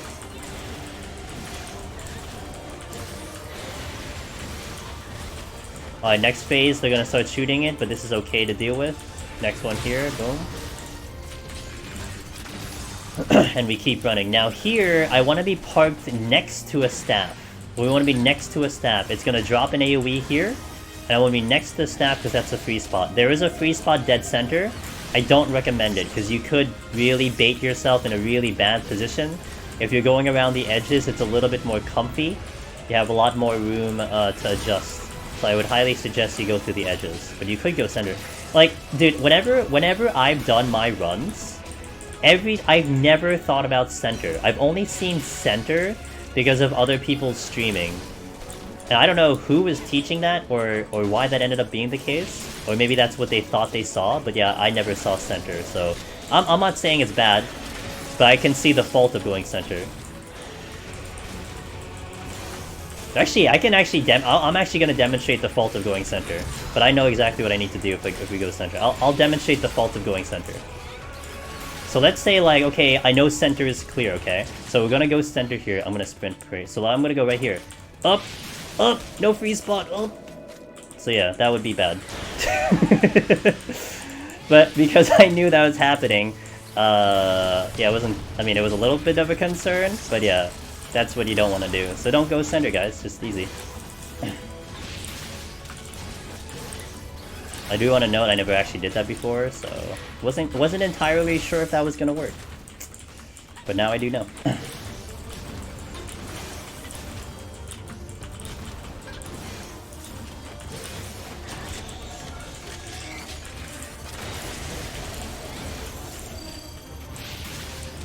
Alright, so we bait the fire here, we just go away. Am I far enough? Oh, close enough. Yeah, so we want to bait the circle AoE in between the stats. So this spot would be really good right here. Bait, and then we go to the free spot here. Easy peasy. And you have all those options. Look at all those options, you know? So many ways to go.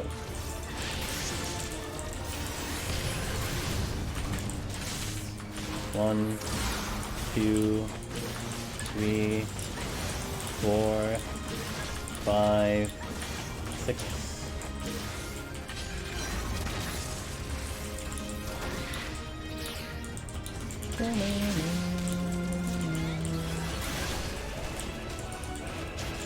Center safe.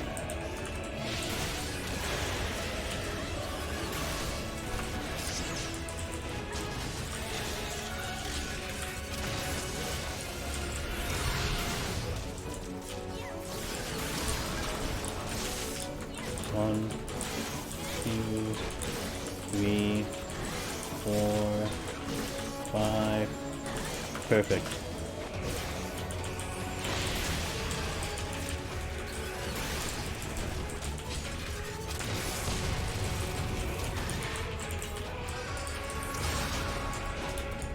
So it's just rinse and repeat at this rate. You've seen the fight like 5 times already. It's nothing that crazy. Although not knowing what's going on, like being a little, like kind of reacting, it does make this fight a little spooky. I've seen it before. But, you know, once you get a handle of the mechanics, it's not too bad at all. Not too bad at all. Now, I guess since I have the opportunity to do so, I think we will get one more cycle. Just for the sake of it, I'm going to show you guys how a melee would do this fight. Because you wouldn't do this on a melee. You wouldn't be kiting like this on a melee at all. But we would do it in a very specific, well, not a specific way, but we do it in a little bit of a certain fashion that most melees would do it on, and I'll show you how to do it. So, I want to position myself by the exit, by the gate, okay? But we're going to be kind of off-center. So I'm going to tank him right, like, about here. So we're not center, we're on the corner, okay? So I'm going to tank him here. And we're going to be moving in almost like a triangle formation. So this will be straight here. Alright, I'm going to get back to the wall, so it's like a little bit of a triangle formation. I think he'll make it to the thing. So then we just kind of stay here. This is exactly what melees are doing, just for the full uptime here. So we go, again, we're dodging. There's like a little bit of a triangle there. So the next part will come in. We move out of the AoE that's around it, just to dodge here. And then we can kind of maintain uptime going back in. Again, this is melee. This is how you would do it on melee, not how you would do it like how I was doing it earlier. So now we want to be off-center here. So we park the AoE here, and we go right behind it, because that is going to be the safe spot. And again, like a little bit of a triangle formation there. So that's how you would do it on a melee. That would be tanks, that would be melee, so on and so forth. That's probably the best uptime you're going to get on that boss, so that's how you want to do it. And that is floor 60. The next set will be very spooky. The only reason why it's going to be spooky is because it is probably it's really when the floors will get more difficult. And I will go through these floors without raising, because I want to have raising for 71 onward. So I will not use raising on 61, but a lot of things can really hurt me here. So we have to be very careful. And just respect the enemies that are going to be in front of us. And I would probably say a little bit more of my explanation will start to kick in more now, because there's a lot more to worry about. In the previous forest, it's not terrible, but you know. Let's do this first, though. Lazanza! Tina! Thanks for being here, I appreciate you, as I always do. Hope you have good sleep, hope you have a good weekend. And I'll see you, I guess, well, I mean, I'm sure I'm gonna see you in Discord, but I guess I'll see you, at the beginning of the week. So have a good one, Tina. Thanks for being here. Alright, we're getting closer. Yo, more mimics. More Ethan mimics, guys. Did I update title? I don't think so. I don't think so. I don't think so. Oops. I minimized that by accident. Shenanigans. Okay. Let's re-up the food. Let's go on. So for most DPS shops, I will do this specific opener, if you will. I will start with a strength steel and a flight. We're gonna encounter seedlings, Onryu, and also jellyfish-looking things. They are very difficult. I can fight them without steel on Machinist. However, because of the risk of dying, I will just play it a little bit safer. If I had a raising, I would probably opt to fight them. Now these patrols, these wood dudes, they are the easiest thing on the floor, and I have no problem dealing with them without steel. I'm okay with this. So I want to hunt a lot of these down, so we get a couple kills moving in before I decide to use the strength steel. But you're gonna see Onryus. Onryus are definitely an enemy that has definitely ended a lot of runs. A lot of runners will definitely tell you that they have died to an Onryu. I have died to an Onryu. They just are overtuned. They just hit really hard. They hit hard and they give you a very big dot, and the dot is like double damage. So you want to respect Onryu as a DPS, as a machinist. My opinion, my suggestion is you respect an Onryu. Again, we are trying to whittle down the amount of kills I need first, and then we will continue onward. But everything else here would probably want me to have a steal on. There's an Onryu right there. And the other bad part about an Onryu is that they are proximity, so I can't get around them. Everything else here, the Meninso are sights. The ceiling is sound. So I can... Ooh! Well, we have that, though. So what I will also do... Okay, two things to note. I'm gonna start checking chests to try to eliminate mimics. But the reason I'm also doing that is because starting at 61, chests can be... mimics can be from gold chests. Cynic, yo, what's up, dude? Thanks, man. I appreciate it. I do appreciate you shouting that anyway. Chests... mimics can come from gold chests. So a strategy I highly recommend is you want to check all the gold chests that are on the floor. Like, we have a petrify right now, so we will get a floor wipe. But I want to try to see if we can fish out any mimics, so we don't have to deal with them after the fact. And that's why I'm checking all these chests first. It's a good strategy, I highly recommend it. It may seem like you're taking time doing it, but this is a treasure room, fantastic. Okay, cool. I'm already down a sight though, so that's a little annoying. I don't know if I want to go through this room. That's the strength though. There's really nothing I need from the room, so... Okay, and that's a witching... Alright, so let's use the petrify. How are you, Cynic? How are thou? It is a pleasure to see you. It only kind of worked. Hey, I'm alright.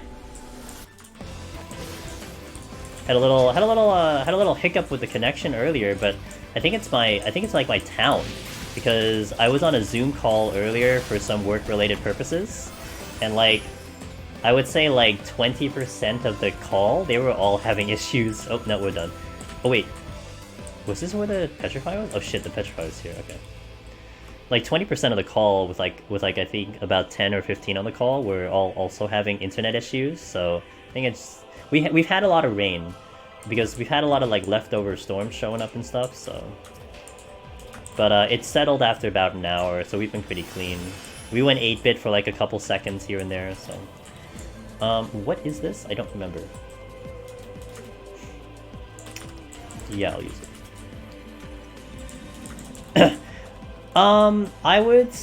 I wouldn't say it's Zoom in particular, Sin. I think it's like the connection in my area, because it was like a local thing, so it wasn't like, you know, I wasn't talking to someone like in another state, so it was all local. I think it was just our, you know, just the internet overall. But also 14 has been having some issues in general, this whole week. So, oh wait. I'm gonna use a flight. Oh wait, did I alter? Okay, no. We're gonna go to the next four as is. Usually I flight 62, but we altered, so I'm just gonna go to the next four as is. Also, I haven't started my steal yet, so yeah, but hopefully it's okay now.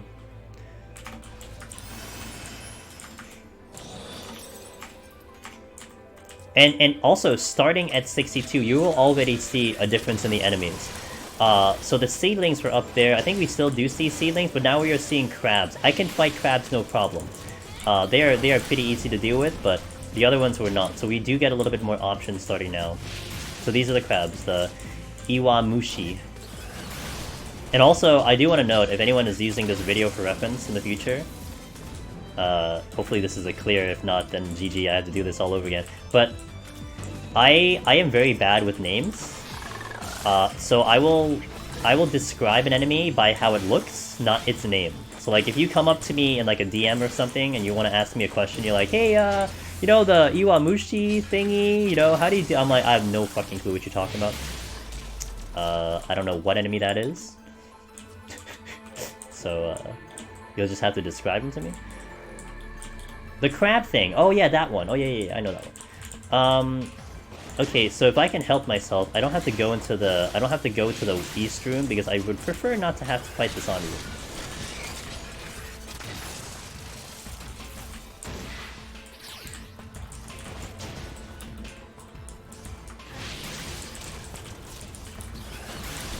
Okay, I will check this chest.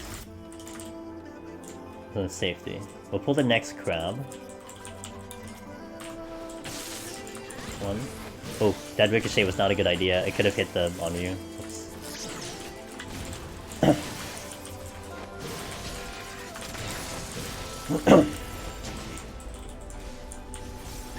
I will demonstrate how to do an Onryu without steal. Only reason I'm going to do it now is because I have the space to do it. So, this is a strategy that you do in Palace of the Dead. So I'm going to open with sprint, and then we're going to pull. Okay? So we're going to be sprinted with the pull, so we're going to try to keep a distance away from this. We're also just going to be ready for heals if we need to. We try to do a burst. We are on full sprint. We still have 9 seconds of sprint left. It is hitting me, so I'm going to pop a potion here. Now 4 seconds left, although it's dead by that time because I do have strength on. I would do a gravity here, but it's going to die. That's how you deal with an Onryu without steal. I would like to have, I'd like to have my sprint back up for the next pull. But I can't gravity, I can't bind, so I'm gonna try to do that. I might regret this, but you know what, YOLO. Gravity here.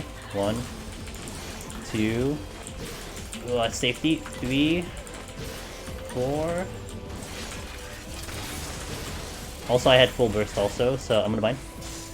I can't bind. Nice. Let me bind you! Oh, wait, okay, I can't. Cool. So now the next pull is clean because I have sprint on. So we open sprint, and again, I'm a little bit more confident to do it now because I have running room, and I safetied the floor, so, you know, if my running room was limited, then it would be a little bit of a concerning matter, but I have a lot of room to run, so we're going to take advantage of set room.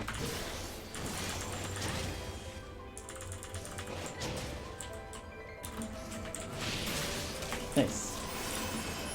And that, by the way, is the power of machinists. Like, people sometimes, like, when people start asking about jobs, they're like, hey, what do you recommend for Deep Dungeon? You know? And when people say machinist, and a lot of people are like, wait, why machinist? Machinist? What's so special about machinist? Yeah, that's one solid reason right there.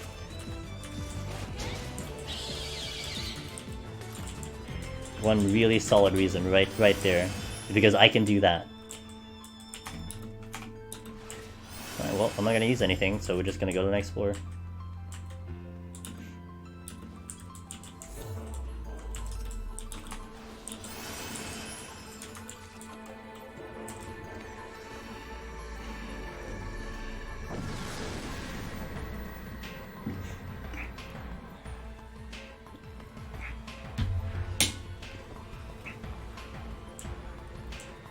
People usually insta-lock red mages. Used to. Well, the reason why you used to always say red mages was because red mages were the ones that had the, like, the only... Words are fucking hard. They were the only ones that had clears for the longest time. You know, it was only until someone brave enough was out there to be like, no, actually, you can do it on another job. But a red mage, saying a red mage is the way to go is not a wrong answer, but what I have definitely learned, Stoat, over time, is that red mage is not ideal. Many people will actually just not like red mage. They don't like the gameplay, they don't like the style of it, you know, it's not up their alley. I would argue that there would be a lot more necromancers to date if it wasn't like a red mage only thing for like a year or 2 years in a row. You know, if other jobs had shown that they could get necromancer or lone hero a lot sooner, you'd probably be having way more of them because people are going to be able to do it on the job that they prefer. But I think a lot of people tried red mage and couldn't pull it off. Not because they weren't good enough, because it wasn't the job for them. And what are you looking at now? Red mage is not top of the food chain for either Palace or... I sprinted. Either Palace or Heaven on High. They're not. Machinist tops Palace for the clears. Gunbreaker tops Heaven on High for the clears. And red mage is like a second. Maybe not even a second anymore. Maybe it's even a third place. So... But yeah, like, I've definitely come to understand the reasons why people would prefer not red mage. Over the time. Over talking with people, over hearing their opinions. Very good reasons. But I still like red mage. I still put red mage for me, personally. Red mage is top for me for Heaven on High. With Machinist a very, very close second. Okay, we're gonna open sprint here. I don't have strength anymore. So I do want to note that down and make sure that we don't have a problem here.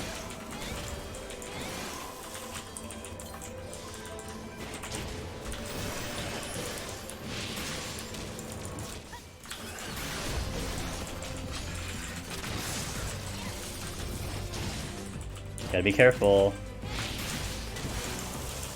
4 seconds on 2 seconds on 1 second. Okay, good. Combination of sprint into weight with no strength on. Nice and clean. See what else I have here. Safety. I am getting a little bit more confident on that now. I just wasn't confident about it before, but I am gaining more confidence doing it. Silver, but it is now the enemy. Ugh, is that another that's another treasure room. Holy shit. Okay, it is not facing this direction. But it does give me a lot of options to pull stuff, so that's the only benefit of the treasure room. But I can't get any chests. No ricochet? If I wanted to kill myself, I would do a ricochet. I need to watch my position here because I don't know what these enemies are facing currently. So I may want to just stay in this room. Oh, he's casting Stone Skin, so I stopped.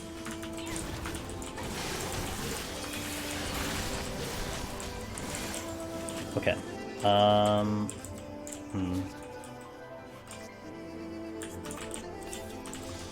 Sprints.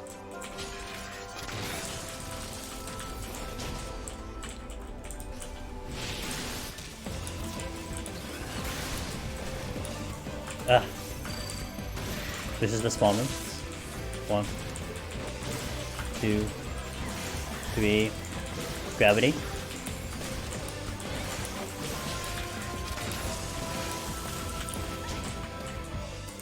Not even touched. Not even touched once. Let's go. Yeah, and you want a reason for Machinist? That right there. That's the reason for Machinist. Sprint, gravity, 30-second kiting. Don't even get touched for 30 seconds, and then it's usually dead. Yo. Let's go.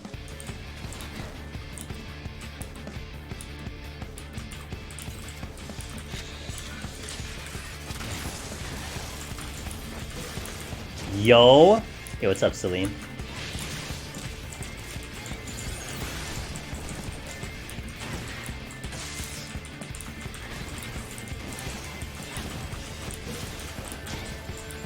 Oh, I hit the wrong button. Lol.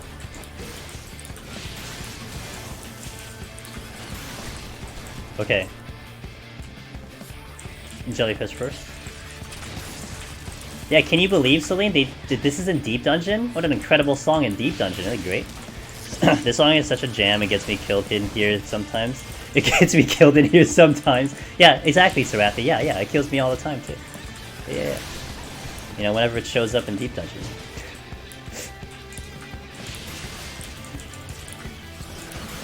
Alright, do I want to deal with the Onryu or not? Survey says no.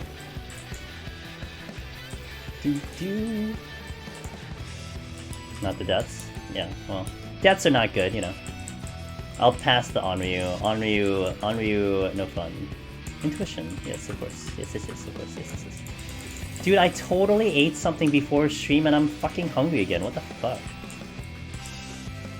Oh. Okay, I gotta do this. 2 mimics. Ahoy!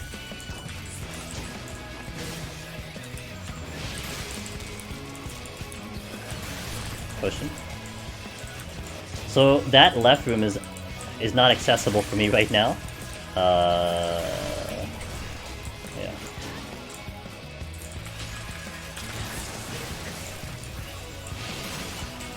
Okay. Fortune. Okay, flower trap over there is nice. That is one of the ideal enemies to fight. I'm just trying to see if I can see the exit. Is one of the ideal enemies to fight as a range class because they are just going to stay away and not do anything. So I'm going to pull one. However, I do want to watch my ricochet. I don't want to pull the crab unintentionally, so we're going to pull him out a little bit. Alright, cool. Keep potion up. So for melee, this one is a problem because it will melee you on top of doing the ranged attack. But as a ranged player, you just stay away. Okay, I'm gonna hope that the exit is in that other room that I didn't check yet. Otherwise, I prefer not to have to fight these mimics.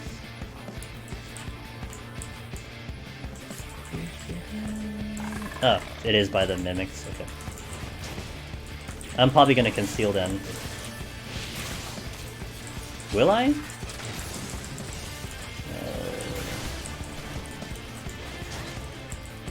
Yeah, maybe.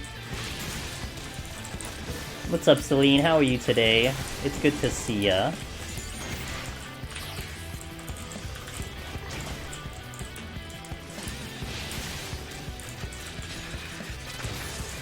Okay, I'm not out yet. But I will check this room. There's a lot of crabs, so...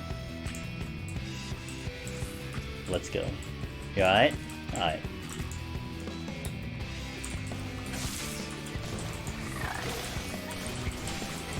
What did I have for dinner? I had like leftover paella. I had paella for lunch, and I left some aside, and I ate the leftover. So I'm a little surprised that my stomach decided to go black hole on me and just like, yeah, I don't know what you ate. Did you actually eat something? Because I don't see anything here, motherfucker. That's a chest that drops. Oh fuck, well, guess I'm dealing with a mimic. Okay.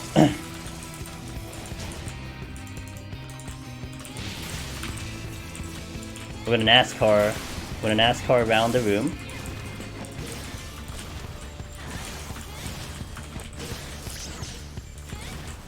So far I have not gotten hit with a mimic, which is awesome.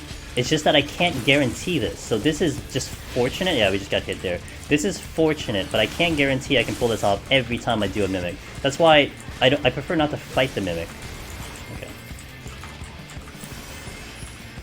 We've seen a lot of fucking mimics. This is 64 I've seen 33 mimics. Awesome. Great game.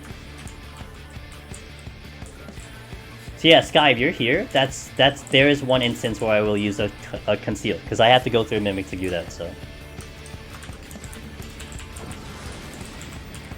While I have a chance, shout out to Celine.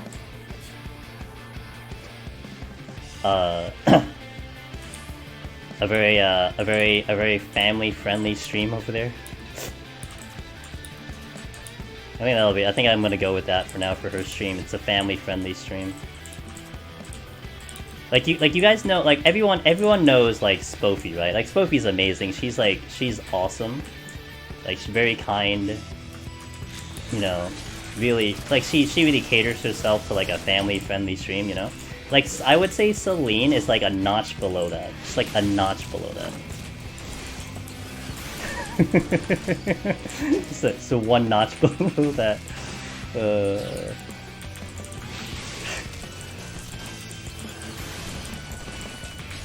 Yo, what's up, RC? You do walk into the best song. Hell yeah. I'm getting my butt kicked. Good evening, RC. Okay, let's see what the crabs. The crabs.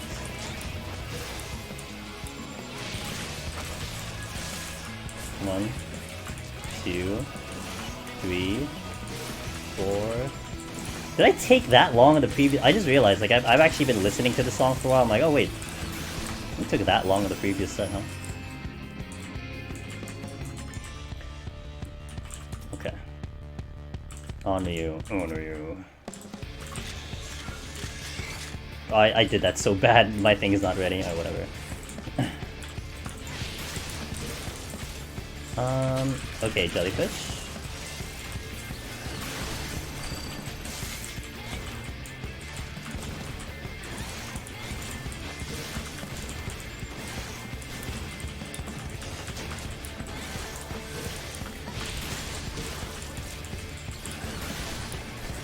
Okay.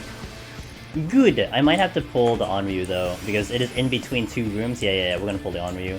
I'm gonna... pull.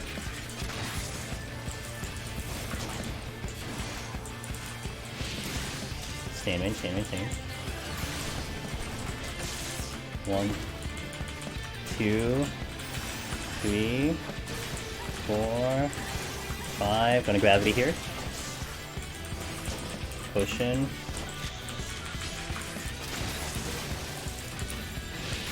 Nailed it. Yo, what's up, Breezy? Good to see you guys. More ball! This one's really easy. It'll do an AoE around itself, and then it'll do an AoE around me, and that's all it does. I think this one would be equivalent to Bad Breath, so don't stand in it. Pro tip. It's going pretty well. Had a little bit of connection issues earlier, but I think it's my entire town that has issues, not just me. We're okay. Seems to be okay now. Conceal.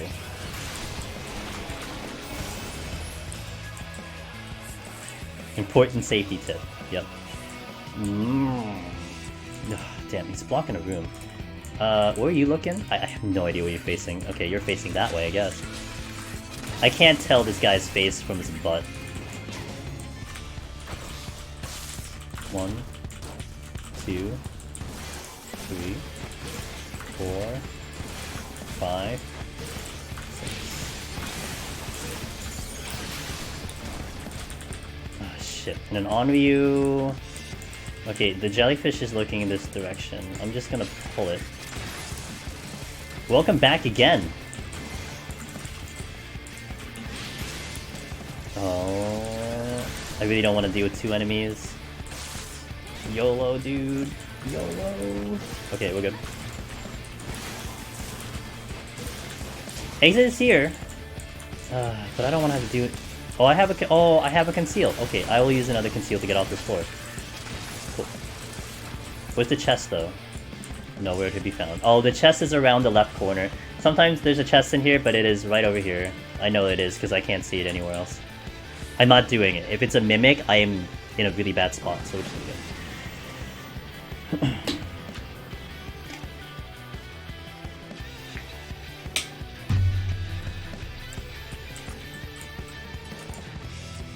Switching.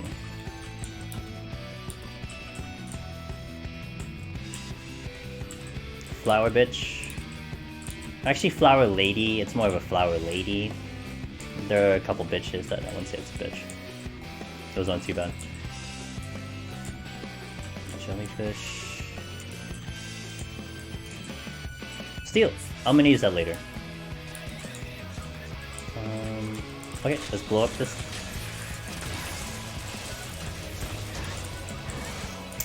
They are not bad. I would say they're like average, because they do hit hard, but they're not bad. It's just that you have to kind of really respect the mechanics. So I couldn't kite one of the flower ladies like I did in Onryu. Otherwise, I'm actually dead. So.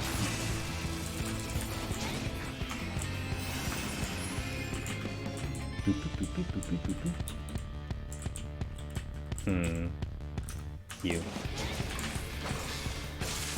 1, 2, 3, 4, 5.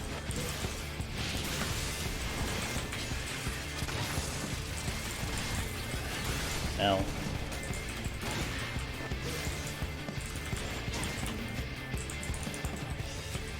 I'll avoid this. It's sound, so I can do this. Yeah, okay, I'll do it. One of them is steel. I don't remember what it's in the spawn room. Oh, we have broccoli! Yo, let's go kill some broccoli.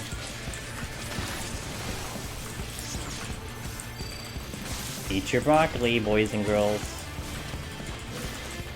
It's a very angry broccoli.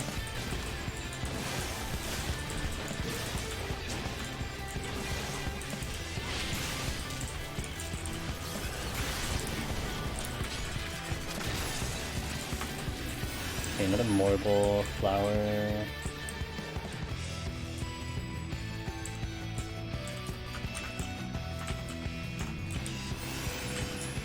Excuse me, pardon me, pardon me.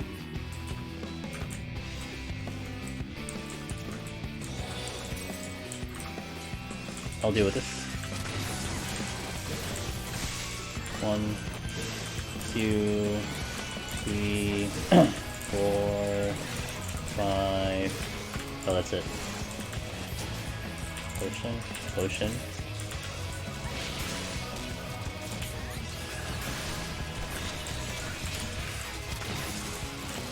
More broccoli. He does a conal first into an AoE around me. I can use this room to kite. Just make sure I'm still in LOS so I can shoot him. Okay. As long as we hug the walls, we'll be fine. Well, not from him, but these are definitely, again, one of the easier ones, because that's just all they're gonna do. They're gonna do the conal, and they're gonna do the circle AoE around me, so there's a lot of time for me to recover HP here. No problem. I'll pull this. Oh, I should've. Damn it. Oops. 1, 2, 3. I missed the GCD probably.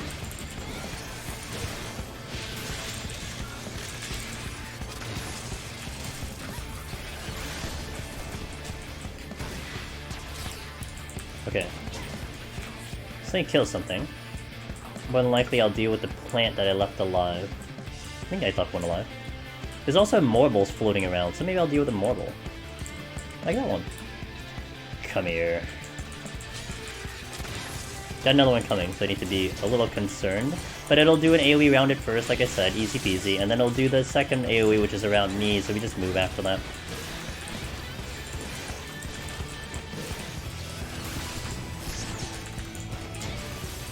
Gotta move because of the other mobile coming in. Gotta watch my ricochet because of the thing coming in.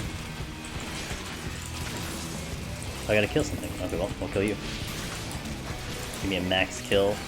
Give me some 50 Shades of Orange.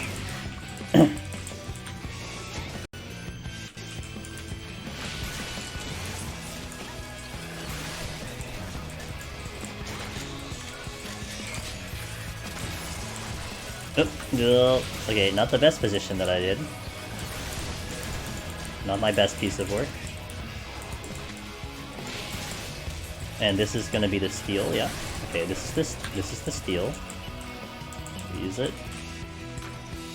The jellyfish just moved, so I can take advantage of that right now. I got blinded by my own ability. Okay. Alright. To the exits.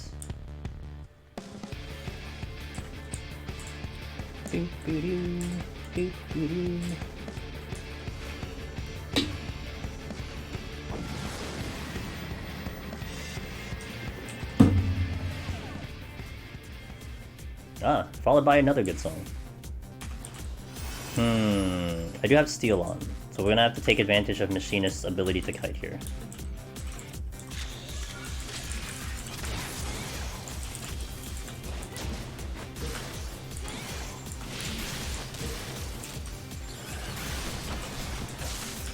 One, two. We have Mimics again. Hey, it's like I haven't. It's like Mimics are just want to keep saying hi or something.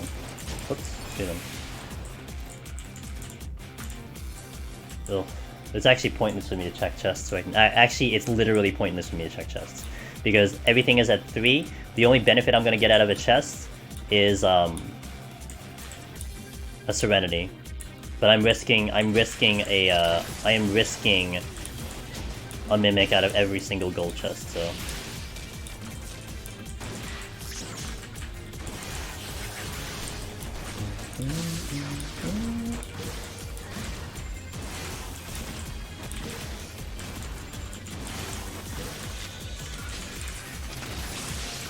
Okay, Ochu, not too bad.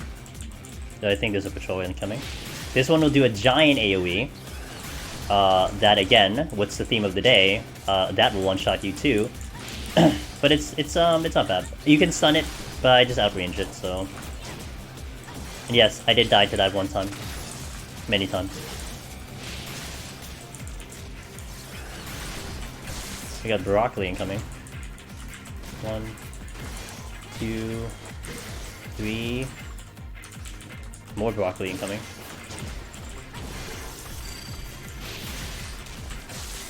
1, 2, 3, 4, 5.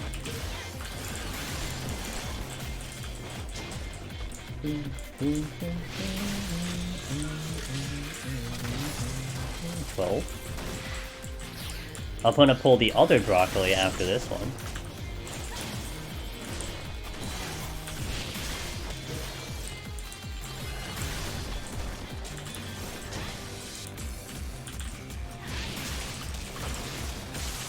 One, 2, 3, 4, 5, 6. So there is a potential trap right about here, so I am going around this way, especially with the fact I don't have items. That I put that down in a solid position. Yeah, you just want to be careful of that one. Let's see with the flower lady. I have to stay close because it's gonna do a donut AoE, and if I'm in that red, I'm as good as dead, just like everything else.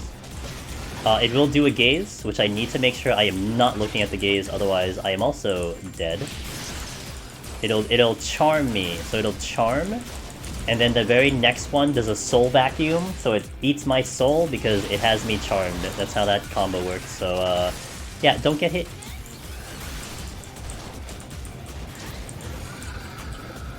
I can't check chests because of the potential of a Mimic.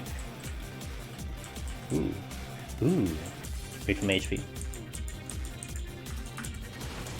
Rip. Did I hit you? Oh, I did hit you. The problem is... my HP is shitty. YOLO. 1. Because this is weird because it's on an angle, so I actually can't even see the damn AoE.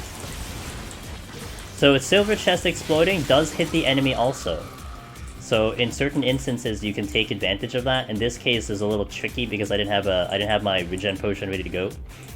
But we still kind of assumed I can kill it before it kills me, kind of thing. Oh. Whoops.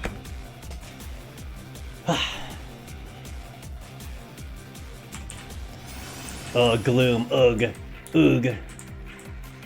Check the chest first so I can see if it's a Mimic. Flight! Yo, I like it. The Rafflesia, the little plant, the blue plant is that's pretty painful. They do like a tank busting cleave into a poison. So if I can help it, I'd prefer not to pull that one. Although if I need to pull it, I should pull it with steel on, that's for sure. Flower lady, okay. I should actually pull one because I don't know how much I gotta go here. That's a mistake. That's a mistake. Okay, we're gonna pull this one out. So it'll do a pretty big hit. That ricochet was pretty dumb. If it gets close enough, it'll do a big hit. Right there. Boom. It's kind of the same as the floor 20 boss in Palace of Dead. It's a little less mechanics, but a little smaller version, and equally as painful. It did the poison right there. You didn't really see it visually, but it kind of stopped and did the poison, but because I'm kiting, I don't have to take the poison. It is around itself. It's a little bit more dangerous for, say, a melee. A melee has to deal with that.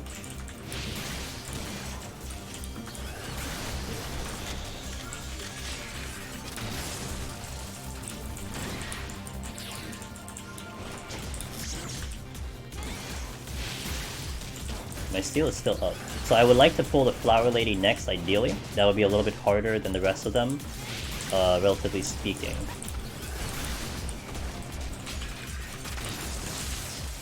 One, two, three. We're still... No ricochet, no ricochet, no ricochet. Okay, I gotta stay close. Donut. Oh shit. Oh well, okay. We're gonna stay focused.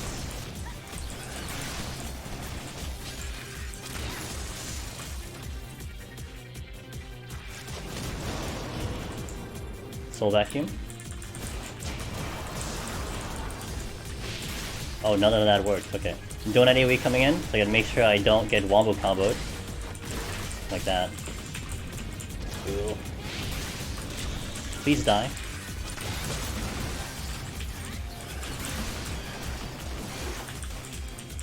Oh, come on. Okay, good. Okay, now we're in safe territory. Good thing I still had that steel on, otherwise it would be very spooky.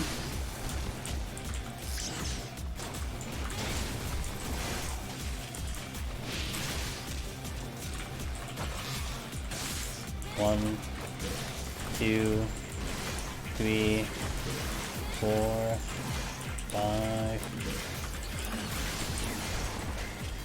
Whoops, spawn button.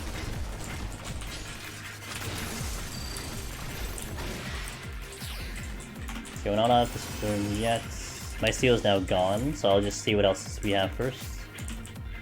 Frailty. I'm actually saving that frailty in case we get a mimic, because that'll help me mitigate the mimic. Still gotta check chests here. Oh, witching also helps with the mimic, okay. Have a couple options.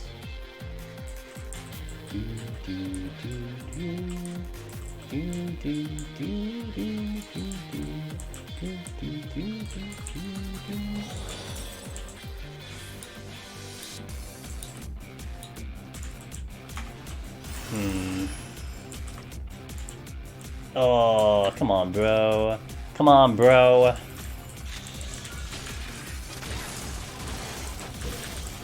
I have to go back and get that frailty though, so that's one thing that... Oh, shit.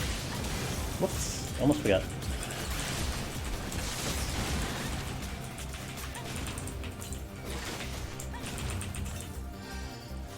Dude, I might use the fucking witching.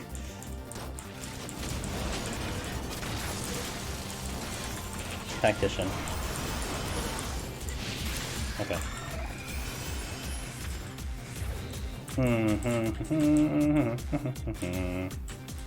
That was right on the corner. Okay. So, big problem here, because I used the frailty already. It doesn't apply on these enemies. So I need to kind of decide what I'm doing here. I probably kill one, right? That was right on the corner, by the way. I probably kill one. So I think I re-witching here.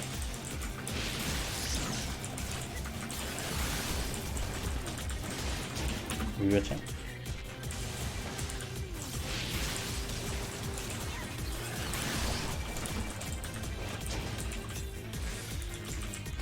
I need to take care... Actually, they're all the same. 1, 2, 3, 4, 5, 6.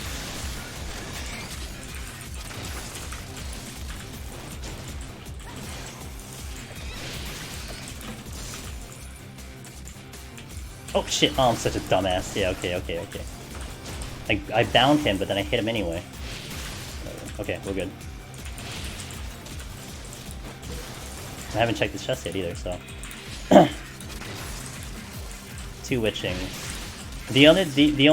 So if this wasn't gloomed, I probably could have just done it in 1. But I was a little concerned of the amount of damage I'd be intaking because of the boosted damage that they have because of gloom. So I wanted to play a little bit safe until it was down to 2.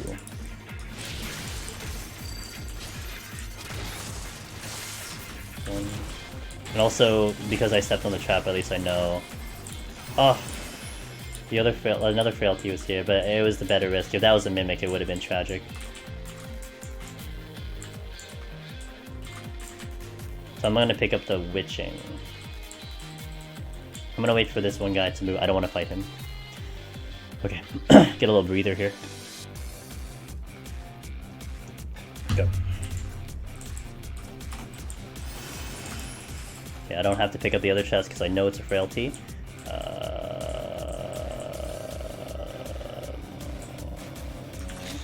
No.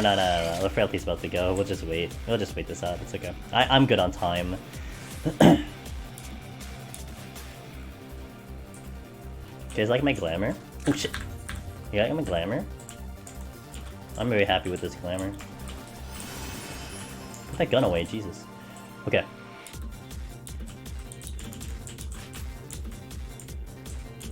Let's go. 69. Nice.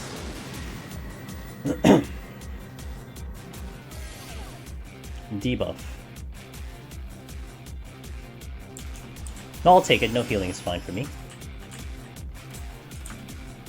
Oh, psych. Psych. Psych. Let's check the silver. Hold. Excellent. Actually, let's not get too excited. I need to check chests first. So let's eliminate any potential mimics, and then we'll go boom. Yeah, I can sprint already. I think I'll go with Ifrit. Yeah, we'll go with Ifrit here.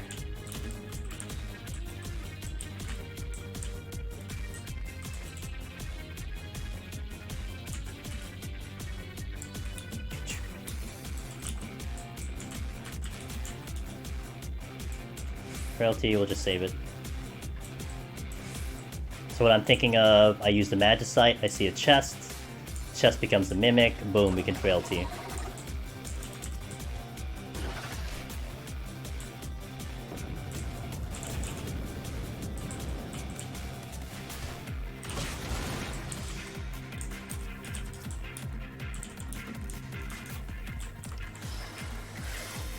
Okay, may as well just play this a little safe.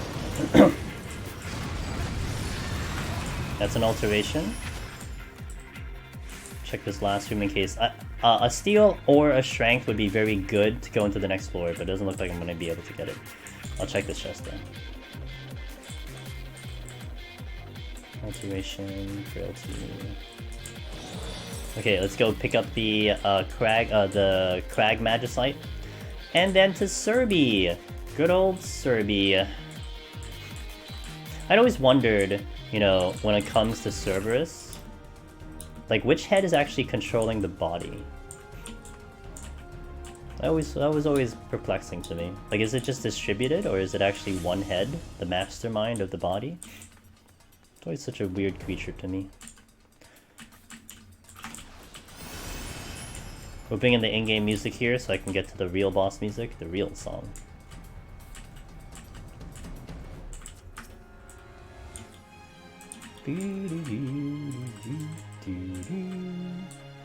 Crag, awesome.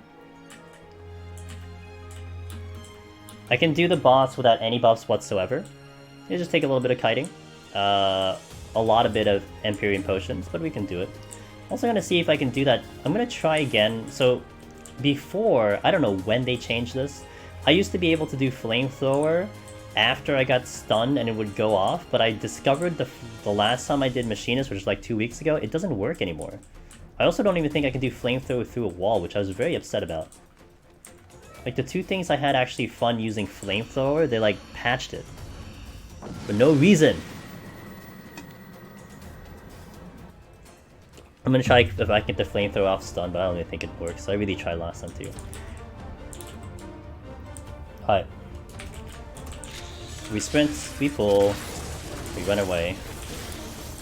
It's gonna do Predator Claw first. I just don't want to be in front of Predator Claw at all. I'm kind of sit max range right now. As it comes at me, I'm gonna stay away. It's gonna do a circle AoE around me. I just get away from that, no problem. Wrong combo, GG. Can't hit 1, 2, 3.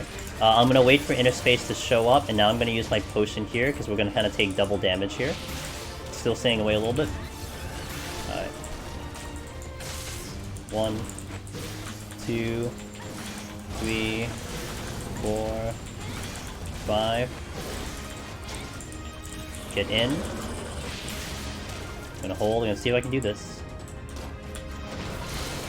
No, it doesn't work! Okay, I gotta step out after Devour, and then we rinse and repeat. Sprints.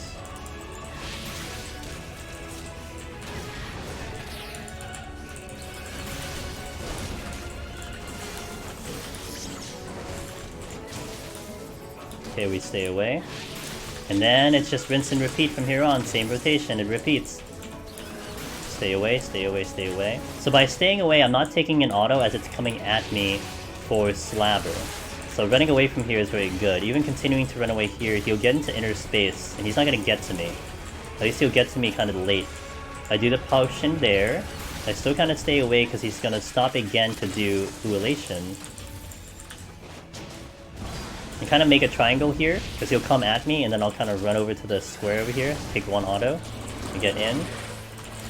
Potion up here, drop it. Actually, the turn's actually really bad. Okay, and then we come out. I run away now. I sprint now. Potion here. So I kind of used potion like 3 times. I use it as inner space is going up. Then timing-wise, it would come back up as I step into the puddle. So if my HP is a little concerning, I'll make it all back in the puddle because I'm not taking damage in the puddle. And then I use it again after the puddle. Oh, my Heat Blast wasn't up. Whoops. Because he's gonna do like consecutive autos on me, so at least that helps mitigate that damage. But I'm not gonna go full time with the. I'm not going full time with my Empyrean Potion because it's just unnecessary. I'm not taking that damage. Here we start taking damage here. Triangle. We'll take another hit here.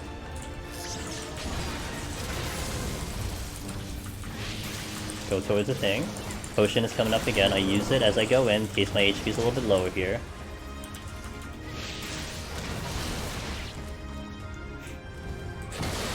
And we step out. We sprint. Again, rinse and repeat. My potion here. Third potion I use in this rotation. 1, 2, 3, 4, 5. I did that wrong again, nice. Oh, I shouldn't have used the potion there, but whatever. my mind just farted right there. Hardcore just farted.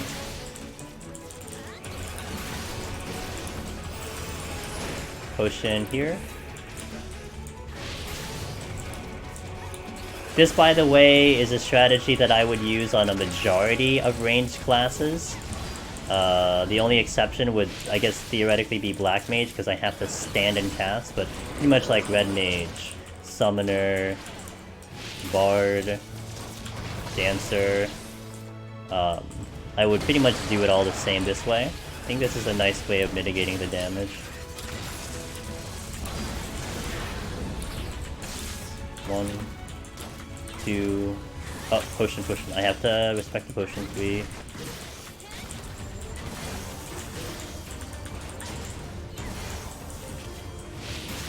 Interesting. Here. 1... We are halfway done with the fight! It's a long fight. But I'm not concerned with time, so... Here. Triangle.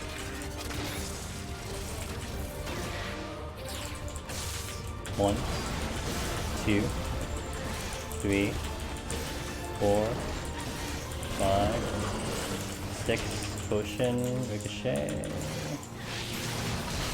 Jaws barreling in.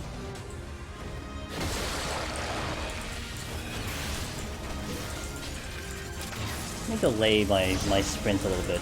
Wait for him to start coming at me. Wait here. Okay.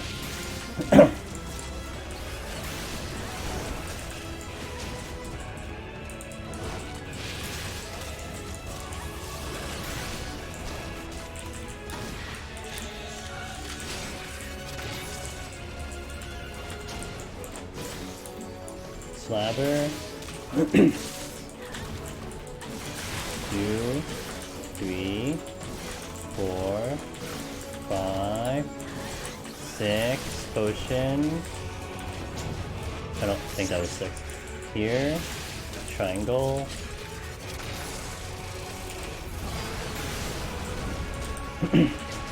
Okay, go towards the center. Wait for Hound of Hell. Boom. In. Potion.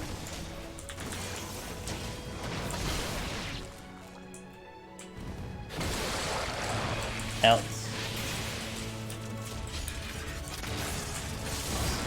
One, 2, 3, 4, 5.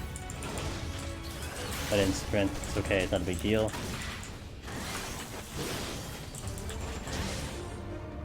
Out.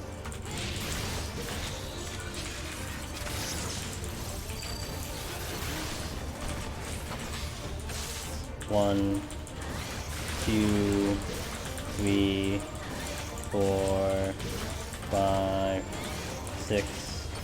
Inner space.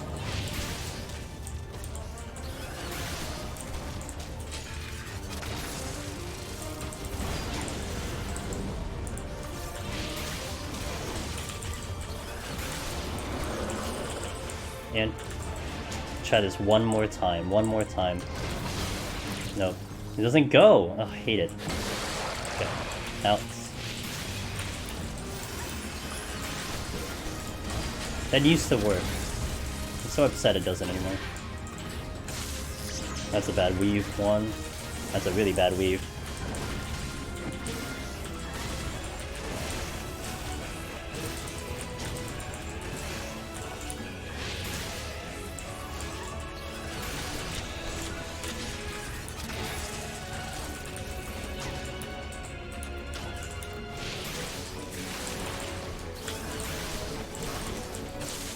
One, 2, 3, 4. Oh, potion. My potion's late. It's okay. So I may not have the potion in the puddle, which is not a big deal. My HP is like really fine. We've been really mitigating damage. I don't have steel on, so for my HP not to really get low anyway, it's kind of fun. That came out cool. Not a big deal, but...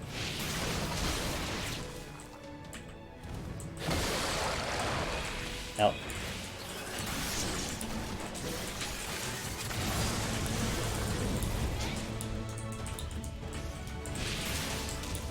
Lego.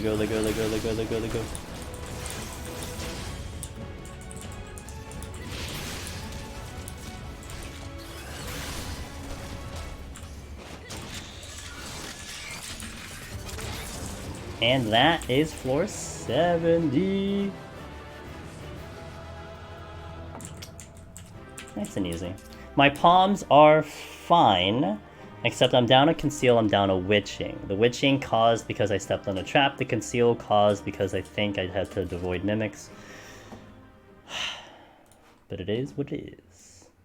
Alright, I'm going to take another small break, and then we will continue into arguably the hardest, one of the hardest floors, 71. 71 is going to dictate how the rest of this run goes.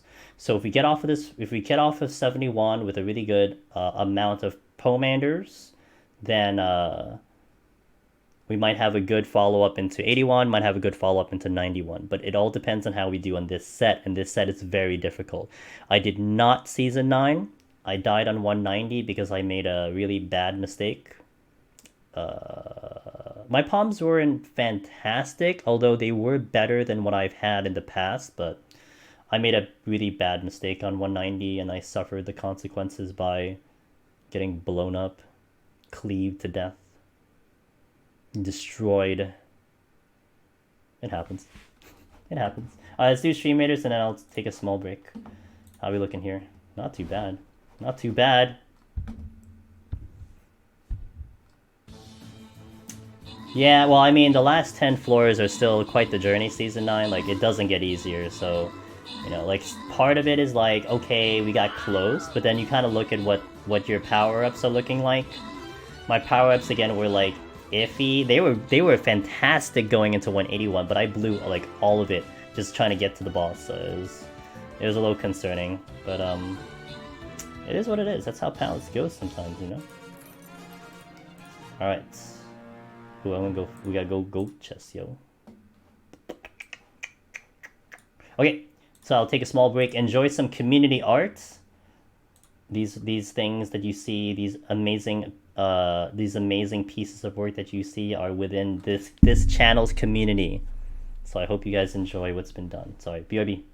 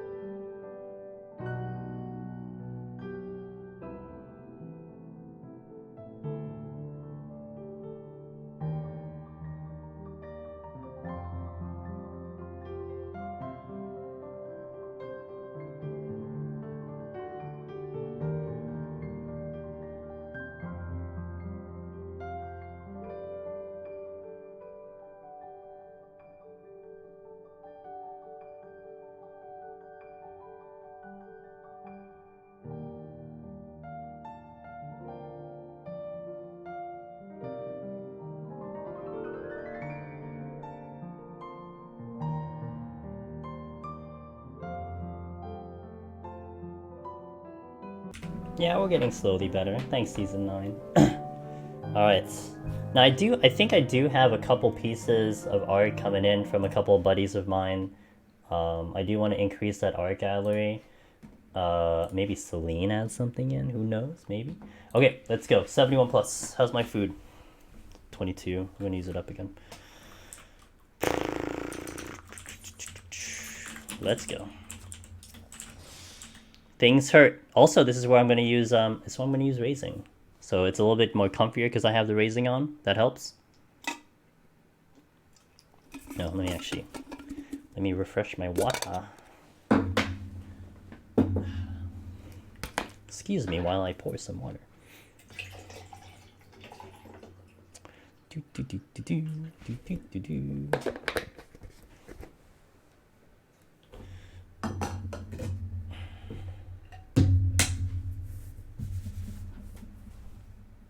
Okay, let's go. What's this? What? I have another notification. What happened? Ah, very good. Let's go. Oh shit, the music's not muted, is it? Yep. That's a good song.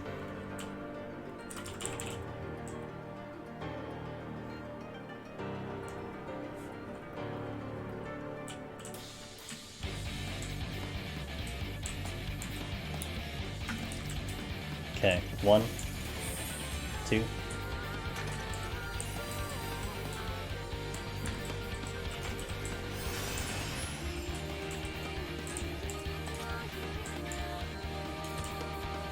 Safety is good.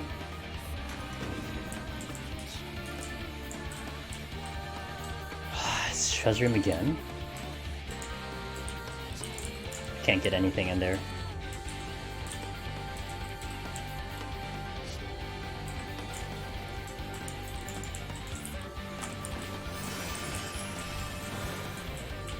Jesus, all the fucking ghosts.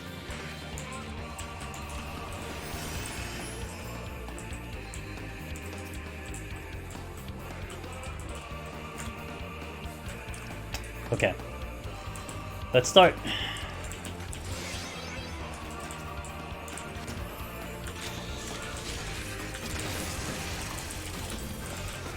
I'm gonna fight here. It is safety, so I don't have to concern myself with some craziness. I'm going to interject head graze the scream coming in here. I'm delaying the usage of that steel because I don't need it right now. So I'm gonna try to get off this floor and then we'll use the steel. Next. So now I have this whole room to work with because I killed that ghost. So I basically have a home base now because I can do this one. I always start... Oh, hold on. I always start with a strength frailty on 71 because it allows me to try to just get a good start on the floors. So I can try to get ahead of time.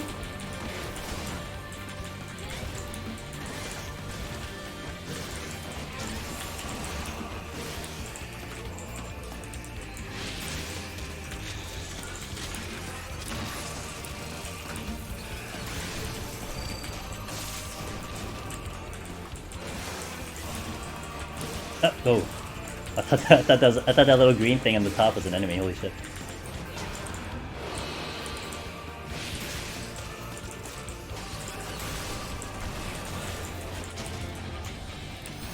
Okay, let's pull the next ghost. I gotta watch because I know there's a patrol floating around right there. I'm gonna pull the patrol actually.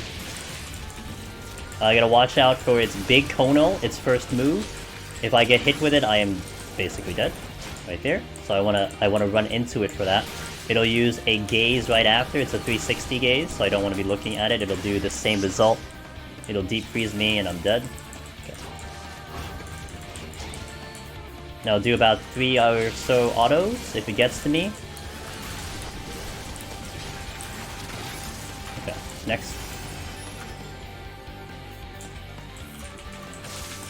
1, 2, 3, 4, 5.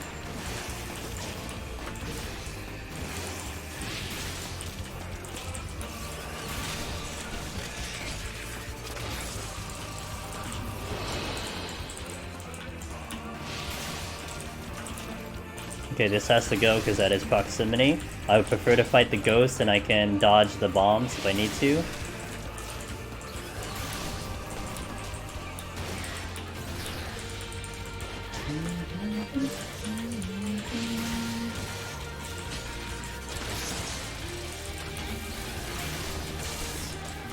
One, two. Okay. So let's check this chest because I didn't check it. That's good. We'll get the steel.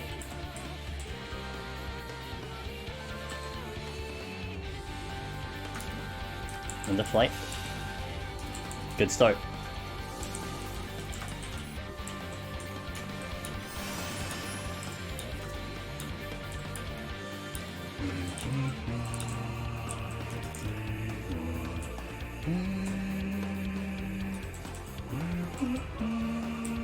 Excuse me, bomb? Oh, motherfucker. God damn it. He turned. It's okay. A waste of time, though.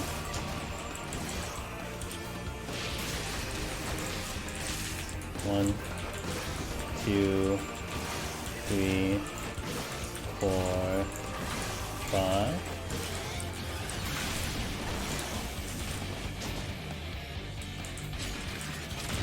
Okay, that's a waste. That was a waste of a minute.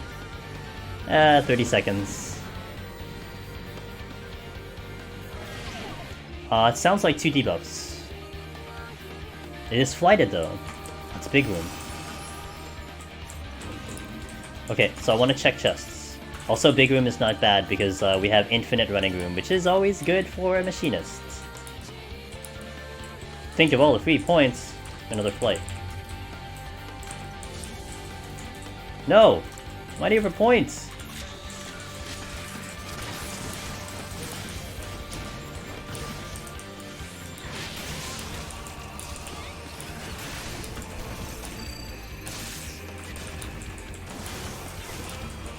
It's like I'm shooting at you guys in real life.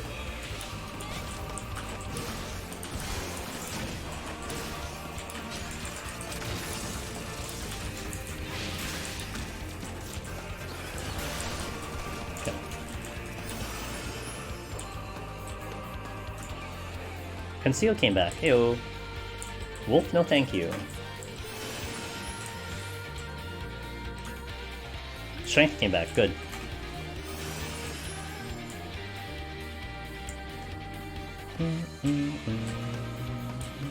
That's a treasure room on top of an exit. Awesome. Thanks, game.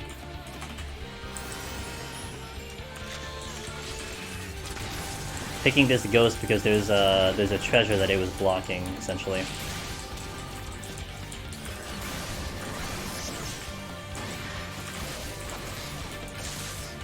POT 90 boss is pretty tanky without full Aetherfall. Yes, it is. I mean, everything's pretty tanky without full Aetherfall, to be fair.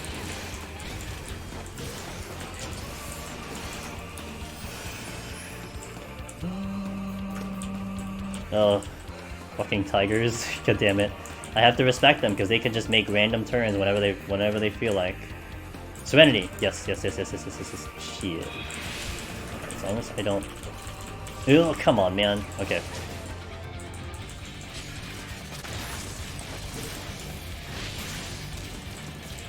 I'm. Oh, shit. Oh, come on. Oh my goodness.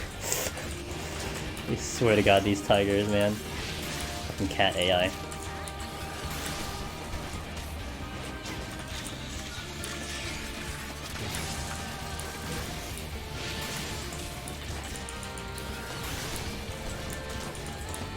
Okay. Let me just get this reveal. Yeah, Godmother.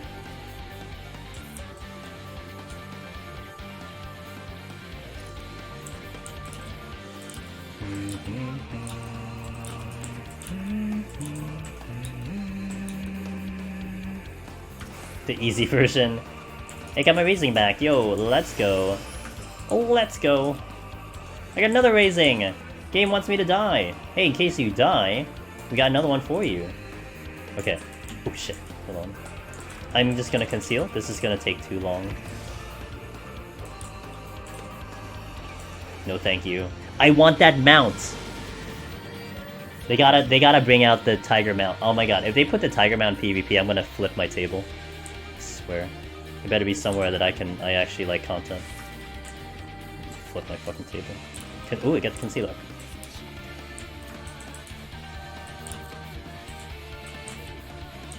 Okay, don't need to deal with you guys. I've had 2 treasure rooms, by the way, in a row. That's very concerning. Another conceal already.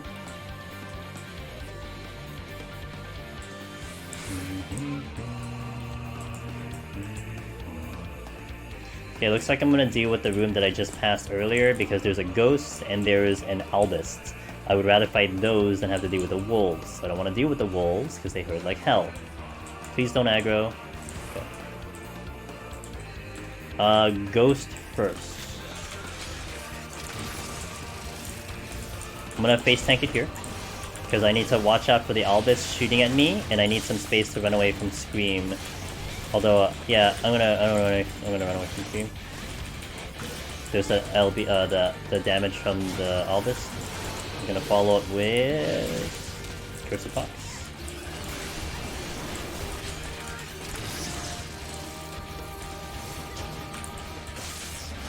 1, 2.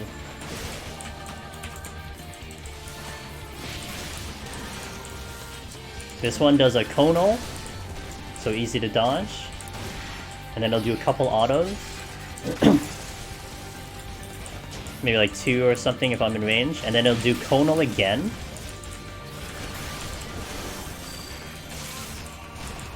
And then it'll follow with Ice Dispenser. So I can get a little bit of range, and then the thing will come in, and this will be, it'll give me a little bit of time to get some damage off and not take hits. Convenient. Okay, I gotta watch these wolves to see if I can get a chance around them. I don't want to use the conceal yet unless I open the exit right now, which is unlikely, but possible.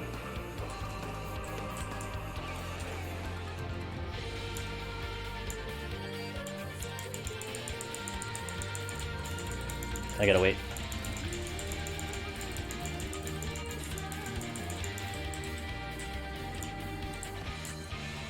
Okay, we're good.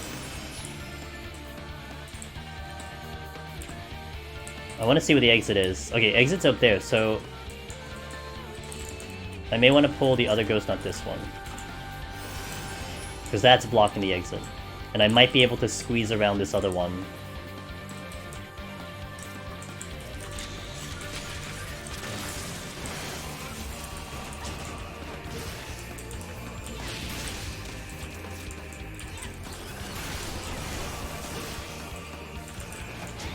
Perfect. 1, 2, 3, 4, 5, 6.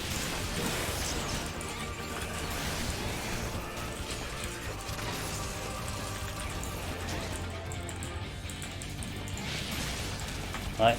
Oh, we're not out. The Karen of Return showed up.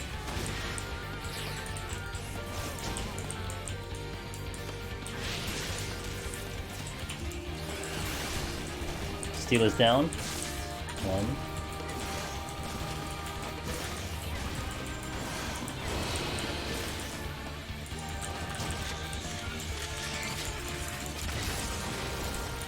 Oh, I am! What the fuck? Thanks, guy. Wait, what the fuck? Shit, hold on. Oh, hold on. I totally didn't see the thing go out. What the hell? God damn it, dude. I was looking at the exit visually, and I didn't see it light up. What the fuck? And then I was looking at my chat, and I think I just assumed I would say return. Fuck. That's fine. We get it. Thanks, guys. Thanks, guys. That crit? Yeah, it was HP down too, so that didn't help. Heyo! Okay. Let's plan this out. Do, do, do, do, do.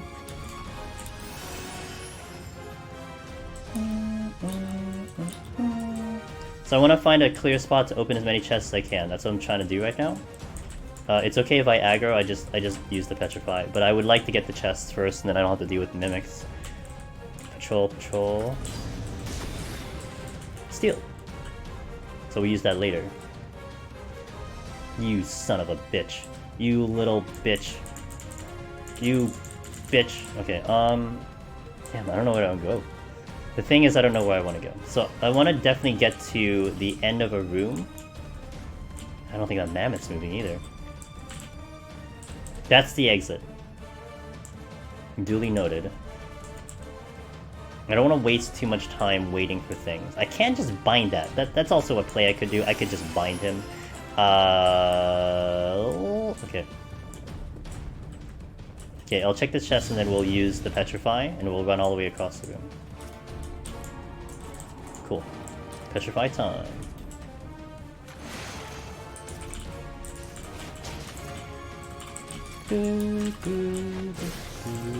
Pew! Pew pew.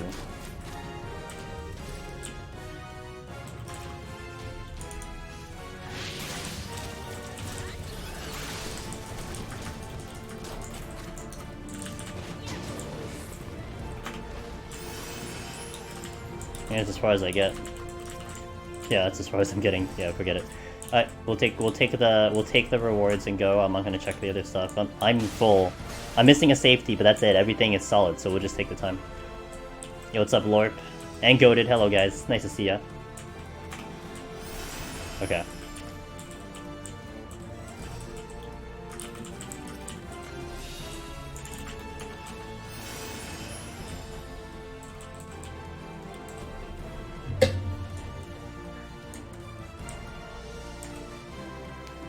Blazing time in the first 4 floors, so that's really good on time. Steel opens me up to just fight a room. Debuff. 1. Ugh. But I have sprints. Interesting dilemma we have here.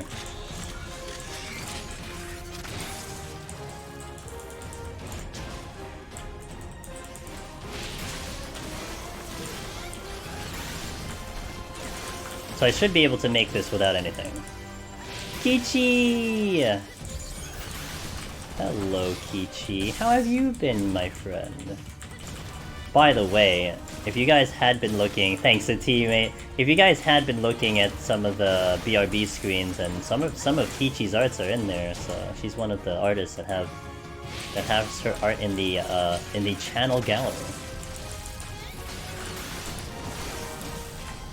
Do I use a floor wipe or an early floor 71 plus besides the last petrify? So my criteria for using floor wipes, goated, is if it's bad debuffs. So let's say, for instance, and this hasn't happened yet, but let's say, for instance, I walk into 72 and it's like Gloom, HP down, and no items. I'm probably gonna use a Magicite versus a Serenity.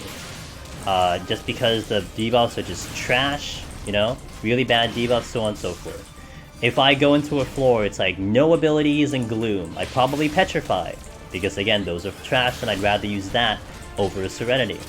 And I'd be okay sitting 2 Petrifies and 2 Magicites for the rest of the run.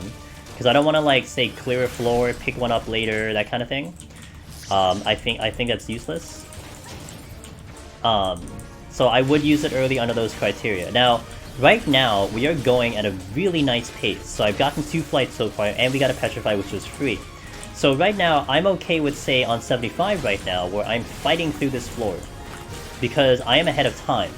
And I have Sprint, which opens the door for me to even do anything here. Yeah, we put this guy to work, guys. And so I have a door here to just fight things. Damn, good job, Sky. Thanks. Okay. So yeah, that's where I'm at. Sorry, let me just try to see your message in between all the BS. That Sky was... Oh, he was giving me overlays. See, that's the one that was giving me overlays. Nice. Sky was on top of it. I was just curious because you have so many time left. Yeah, it would be the same thing, goated. It wouldn't change. Pretty much that criteria applies for all jobs for me. It's like... There's a lot of trolls here. It's like the same criteria for all jobs. If, let's say... Okay, let's say for instance, goated, I am on 75, this exact floor, and I have 30 minutes left. Let's say 32 minutes left. I entered this floor with 32 minutes left, okay? Time is tight. I'm a little bit concerned about maybe potentially getting off this floor.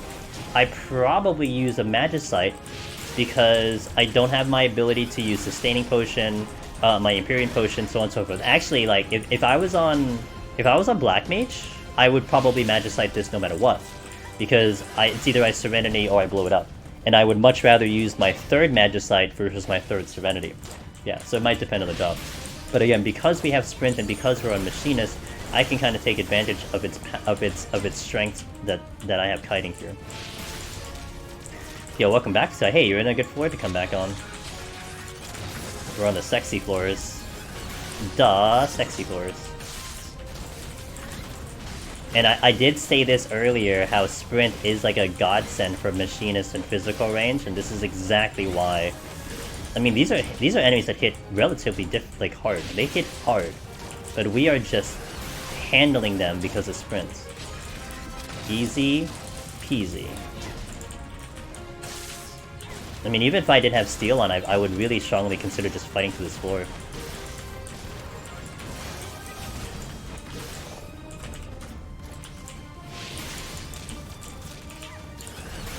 I saw your message, Azura. Let me just, let me handle this bad boy. Oh, I got hit. That's not good. So I cannot get hit anymore, otherwise I die. Let's not die.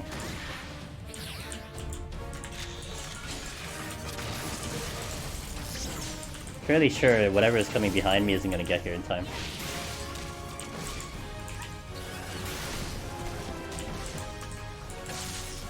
So we are LOSing here. I'm taking advantage of this little pillar. The moment it casts, I'm running. Oh, that was close. I look behind me, I'm just seeing something's behind me. Yeah, there's something behind me. Okay, the tofu did just move, so I'm just gonna go here. I can't benefit off the chests from here on. What do you think about juking at 7879? Is it worth assuming don't pick up free steals strength? Yeah, I don't mind. I mean, nuking the last two are fine. It just depends on how much time you have, and it depends on, like, what are you walking into, right? Like, are you going through those floors with Shank Steel? If you are, you probably want to take advantage of it. If not, then yeah, blow it up. So, like, in this instance, I have a lot of time, though. So let me see what the floor will give me. More than likely, I'm actually going to petrify this. Because of the blind. I'd rather... Oh, it's trash. We are going to petrify, but I'm actually going to conceal, because I'm going to check these chests. Now, I need to be very careful. I do have a chance to get the petrify off decently, without any issue, because the hippogriff will use... a dive in first before it actually hits me. We have a steal, though. See, that's where, like things changed my brain. Like, what are we doing here? Let's check the other chest first. Double steal? I don't see any patrols.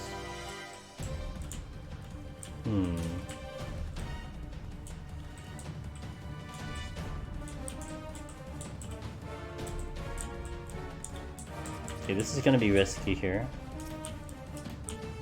Observation. Oh, observation. So, I'm just actually gonna fight through this floor, although the problem is I actually have to deal with a griffin. Because both of these steals are, or one of these steals are blocked by a griffin. Alright. First of all, let's get rid of this. This has to go. Wasn't there one witching?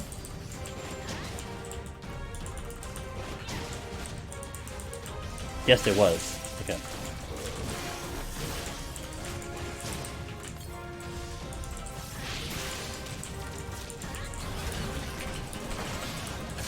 I'll fight through this. Because I have the time. There goes my steal.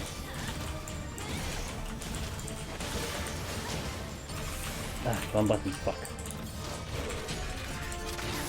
Yeah.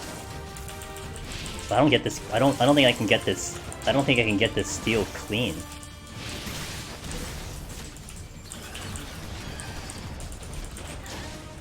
No, I don't get the steal clean.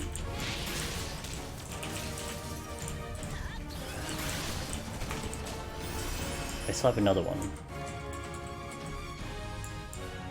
They look sight. They all they look like to me is just death. That's what they look like to me.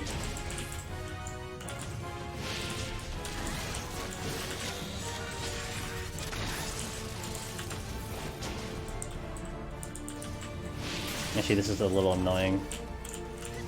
I have to go on a diagonal because I'm getting LOS by the rock. Nice miss.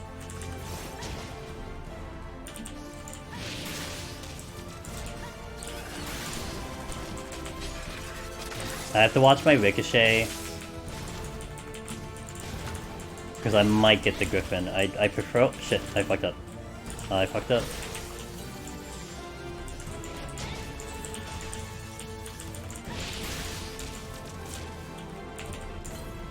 I was actually within death... I was within death range.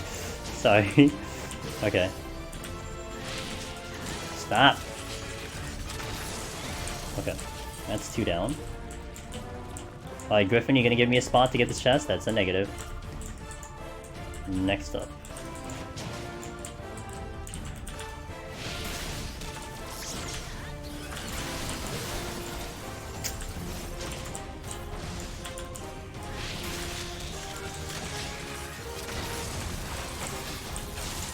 One, 2, 3. Oh. Ah, I missed up that one.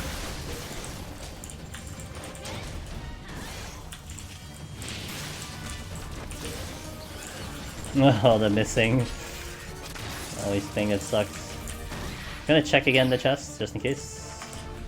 Nope. Oh, wait. Nope. That's a big negative, guys. Big negative.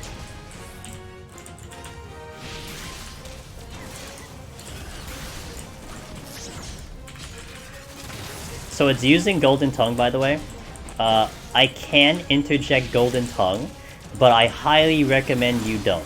And the reason you don't is because he's gonna not, well, first of all, he's not gonna get Golden Tongue off, but second, he's gonna come right at you because he can't cast anything. And so if you misposition yourself, you're in a bad spot. You have to keep him away from you because he's gonna be casting from afar. He does do melee attacks, that's why it's a big problem. Unlike the white mages later, these do hit you with melee. So you don't want these guys anywhere close to you.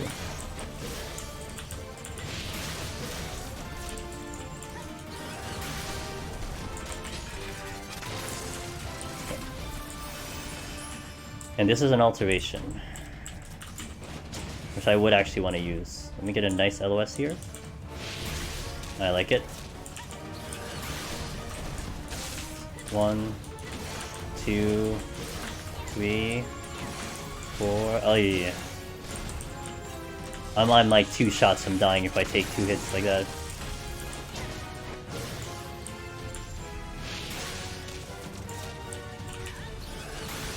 Yeah, so I don't silence it, because if I silence it, then the Flan will get into melee range.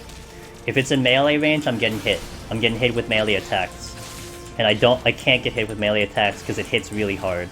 So by keeping it up here, it allows me to make sure that it stays out of melee range.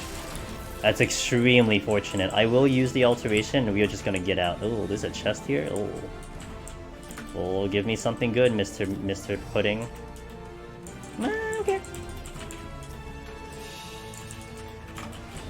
Yeah, so they will do melee. That's the biggest issue. The white mages in 91, they don't melee.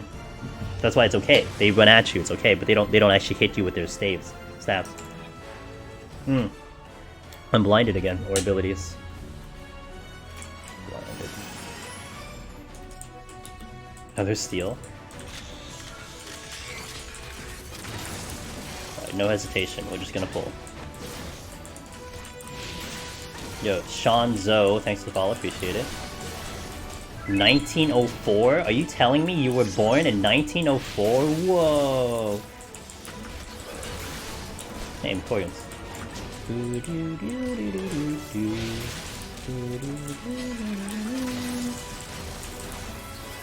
Oh! I actually did not see that. Whoops. Oh, look at the griffins. Eden! Eden, you've been working on Machinist, right? I think. I can't. Yes, I think. Oh, you were. You're doing double file. You're doing Machinist and Red Mage, I think.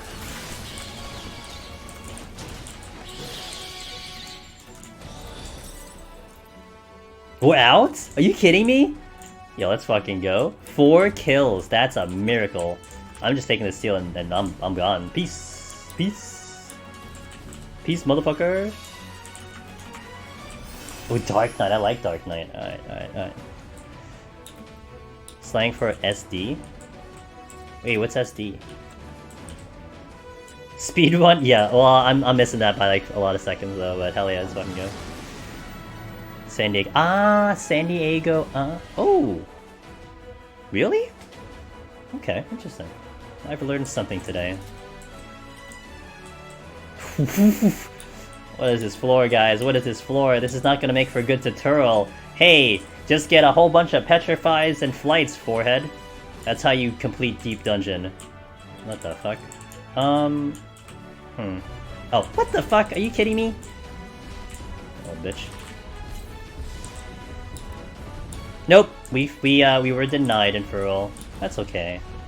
I'm not upset by it. I wasn't expecting high hopes on that one. Where's the chest? Oh, it's over here. Petri. I know. I'm gonna keep trying. We're gonna try again. A suggestion that Neviat's told me, which was kind of cool, is maybe what I'll do next time is I'll submit a 1 to 100, I'll submit a 1 to 150, and I'll submit a 51 to 100. So we'll have 3 chances. I didn't do that. I just did a 1 to 100. And he said that might be a decent game plan for next time. So I'll take into consideration. Strength. Hey Tunnel, I'm just here in time to watch. To do the 80s, do it dirty? I'll try. Try my best. So I know I have a strength in the... Boo! Boo! Let's add into the almost 40 mimics on this run. It's okay, I got steel. HOH doesn't give... it's gonna take away. It's gonna take away. You see what's in my inventory? It's gonna take away. It's really soon. It'll find a way to take away, let me tell you. Oh, it has plans. Oh, it has plans. Oh, it sure does, man. It planted a seed in my brain with the one Magicite that I have, so... By the way, so I am using Headgraze to avoid that Malice. Headgraze and Interject for tanks is perfectly aligned with that ability. It is like, I think 25 seconds? So it is aligned perfectly when it reuses it, so... Wait, didn't I have a steal? Am I tripping? No, I didn't have a steal. Okay, I didn't have a steal. I'm tripping. I have a steal. The steal was in the previous floor. This is gonna be a strength over here. Oh, it's 100% giving a false sense of feel. Oh, I feel it. Oh, I know what's gonna happen 81 plus. We're gonna get some shenanigans 81 plus. For sure. You know? I think a lot of people know that's gonna happen. You better buckle up! Buckle up! Boys and girls. Girls and boys.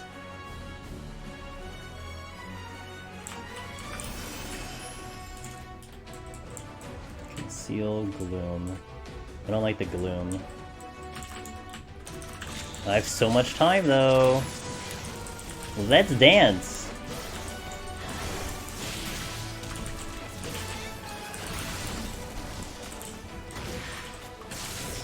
HP down, right? Okay.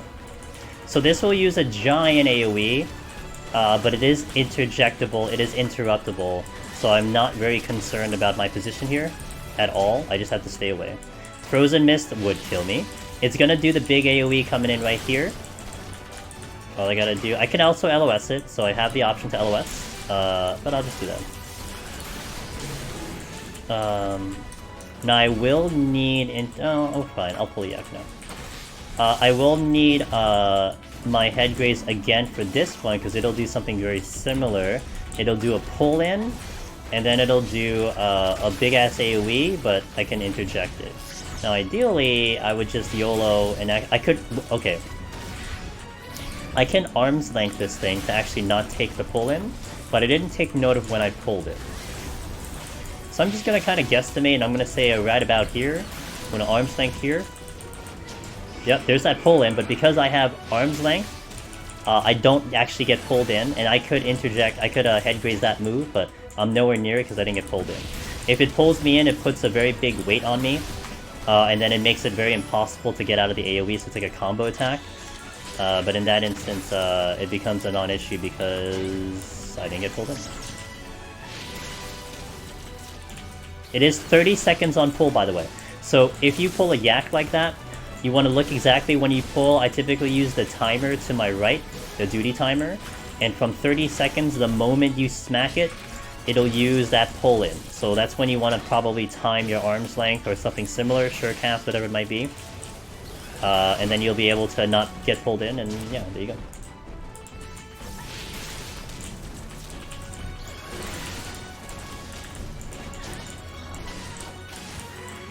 It would crit me pretty hard.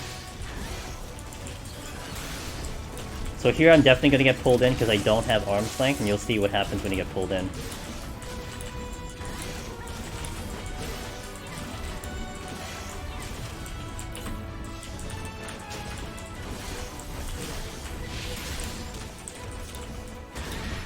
I think I want to keep the Yetis alive, because it looks like the Yetis are really going to be really easy to deal with, in case I need to kill something more after the steel goes up. It'll pull me in right about here, and I'm going to block it with that, and so you see it, this is a massive slow. It makes getting out of that AoE utterly impossible. We're going to pull the other Yak here, and I think I left the Yeti alive in the other room. One.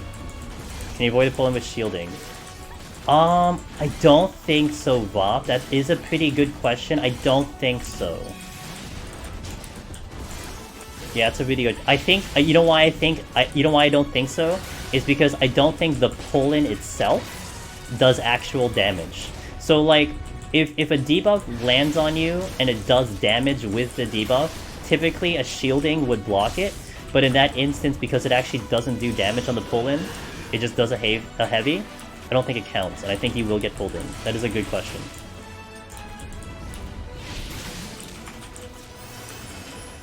Gotta do this fast.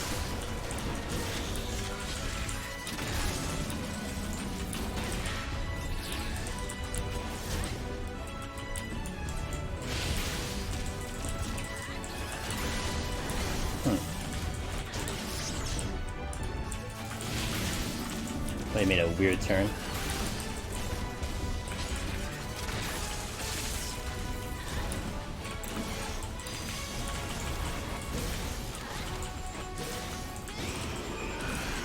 We used arm's length there.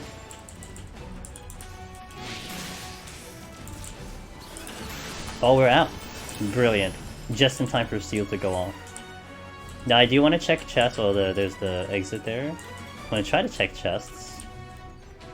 A free steal would be brilliant. But I don't know if I can get past the other room to the west because it was blocked by Hippo.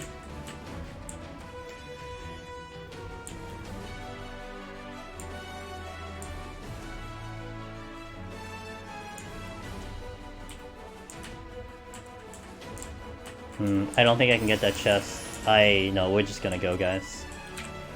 We're just gonna go because the palms look really good and I don't want to take another risk. It's unnecessary. We will. I mean, the chances of me picking up the steal out of those two chests are very rare. Not to mention, if I decide to pop a chest and it ends up being a mimic, I have to steal early, and then I may not have steal for the boss. So we're just gonna go. Now here, I'm gonna wait for this thing to move. I got all the time in the world right now, so we're gonna chillax. I'm also gonna bring in the regular music. Sorry for the abrupt pause of the musics. Alright, that's... We'll take our time. I only need, okay, we're good. I only need 8 minutes or less on the boss, so... Not very much concerned here.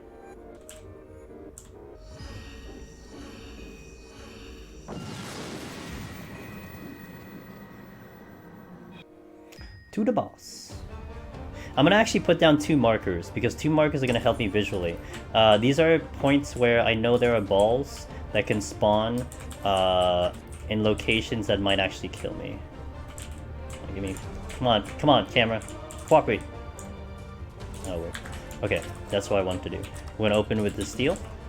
I'll delay the usage of the...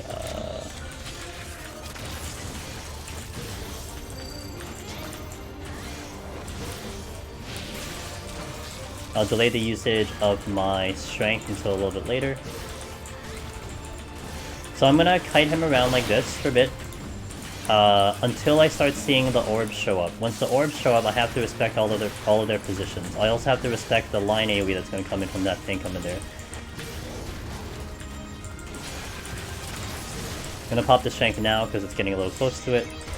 Oh, see, I landed that A. That ball has killed me before because under unfortunate circumstances, I actually parked Fenner like right here. So if I park them here, I actually don't see that ball visually, and then I'm fighting him straight up, and then yeah, so... And then the B is kind of a similar situation, just on the other side, so that's why I wanted to put those markers down. This might be worth noting for anyone else, if you're fighting like this. Kiting is ideal because you're mitigating damage, but you're also kind of having to deal with wherever the orbs spawn.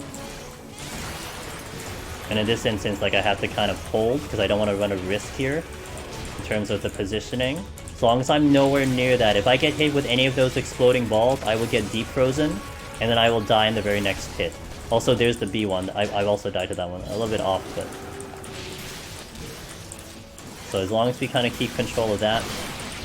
Now you might be like, well, he's gap closing, so what's the point of kiting? Well, you see, I'm still mitigating damage. I'm not taking as many autos as opposed to face tanking. Even in this instance, he would be getting about 1 auto in before he gap closes, so we're mitigating that way. So we can kind of reduce the amount of potions we need to use on this fight. 1, 2... I messed up there. Gonna hold a bit.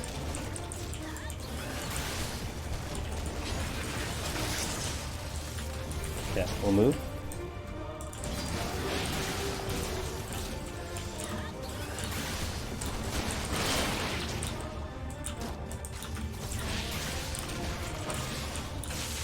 One, 2, 3, 4, 5, 6.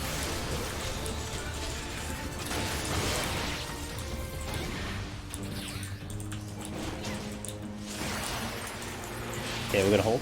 That's a straightaway, so I'm gonna just chill here.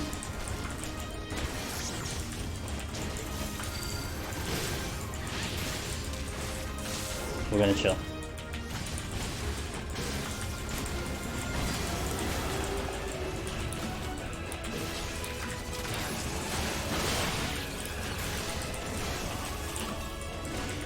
Should be able to make this all back without using anything extra.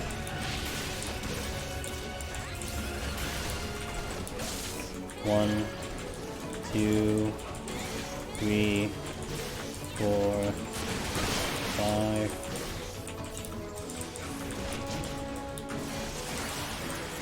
Okay. I can keep moving.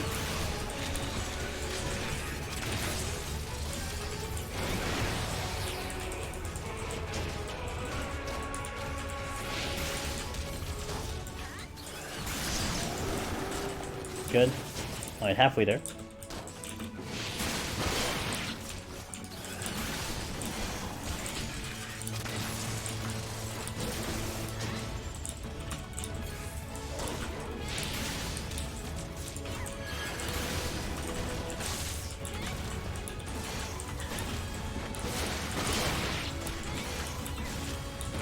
Yes.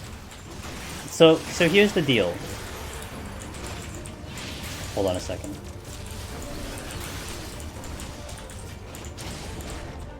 Be a little careful here.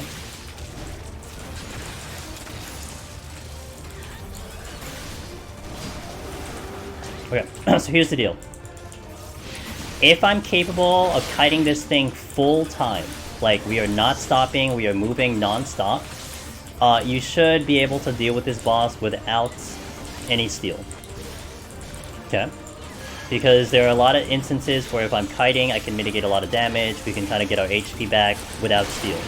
The biggest issue is the randomness of the orbs. So a lot of times you're just gonna get an orb pattern where, like in this instance, I could run past that orb, but I'm not sure if I want to take that risk, you know, especially with the timing of the orbs going on. So there are gonna be a lot of instances where I just have to stop moving. And having to face tank like this can cause a massive issue with just keeping your HP up. And you can see, like, I am keeping my sustaining potion up here, but we're in kind of a little bit of an issue with the HP, and this is with steal on.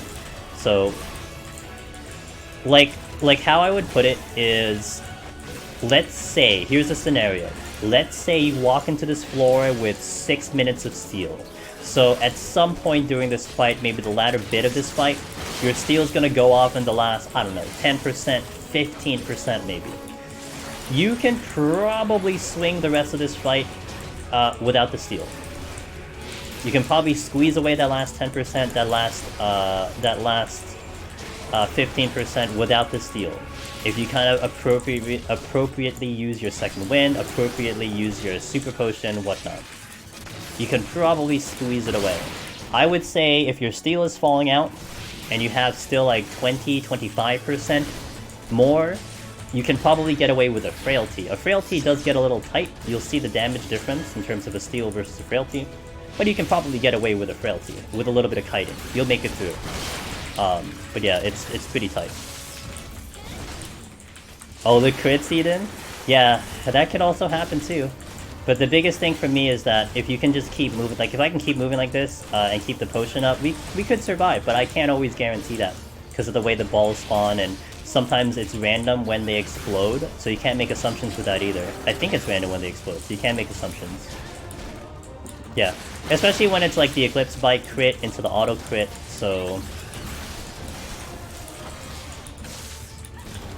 Now with that being said though, a red mage can very easily deal with this no steal, but you have the benefit of her cure. But I definitely do this fight no steal. And you actually, it's not that long of a fight either. It's still a pretty fast fight. No steal, no strength, you still kill this in a respectable amount of time. Alright, that's 80. Palms are looking pristine. I can't complain at all. That is 80. I'm gonna step out for just a second, and then I'll come back real fast, and then we'll continue right into 81. So thanks so much for being here. Thanks so much for watching, guys. Hopefully having a good night. Hopefully you're gonna get into a good weekend. That's what I hope for everyone in stream. Whoever's listening to my voice, I hope the weekend will be pretty good for you. All right, 81 plus. I'm gonna step away for just a second, and then we'll be right back. Oh, let's do stream raiders, right? We'll do stream raiders first. Stream raiders first.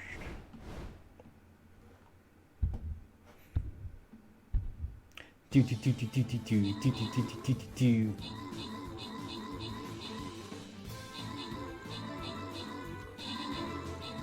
Is this what I think it is? Shadow Flame.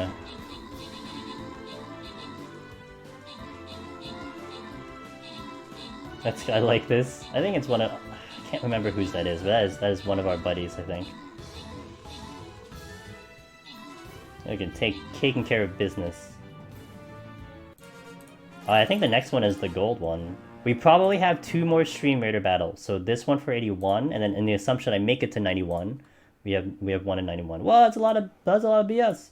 Okay, so let me step up for a second, and then we'll continue. Thanks for watching, guys. BRB, like a minute or so.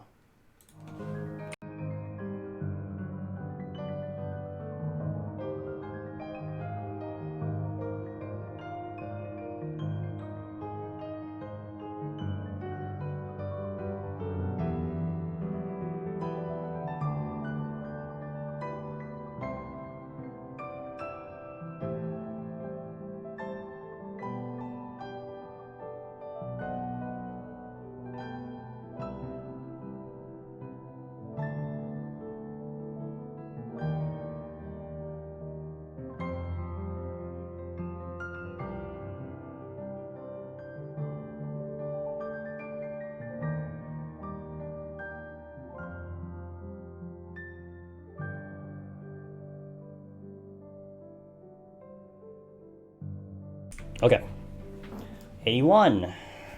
So, I do have an ode in my inventory, okay? That's a thing.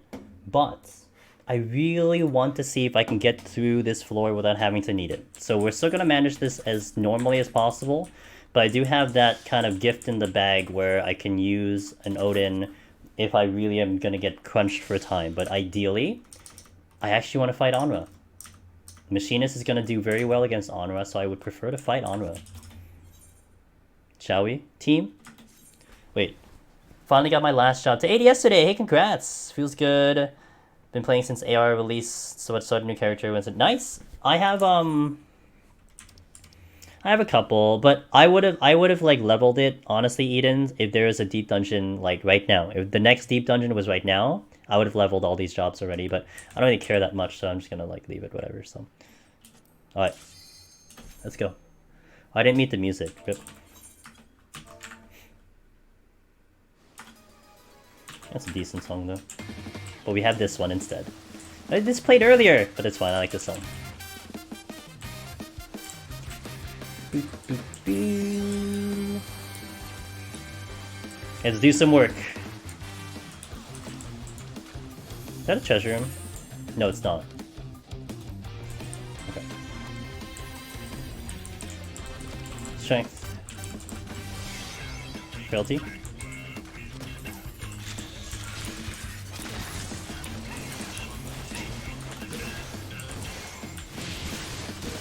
Ram's voice out.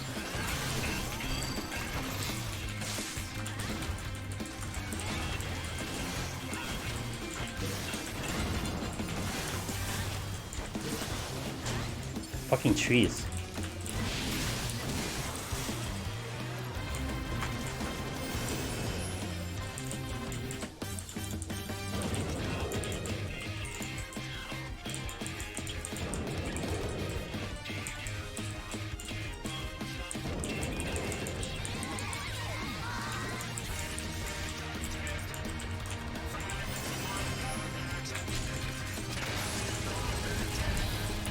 Oh, stuck in the auto.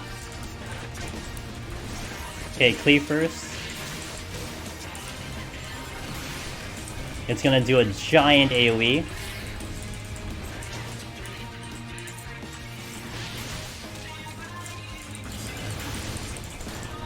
Oh, there. I don't like him at all. I just don't play with him if I can help it.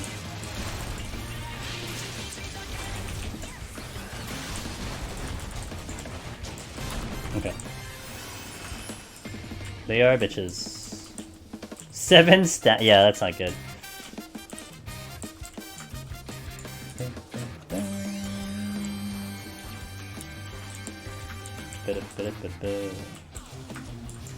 Alright, we're gonna try this. Ram's voice out.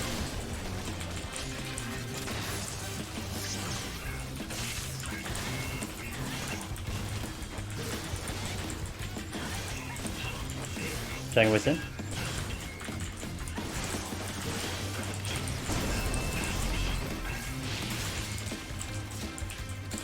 Okay, that worked brilliantly. Oh, this is the exit anyway. I didn't realize this was the exit. Okay.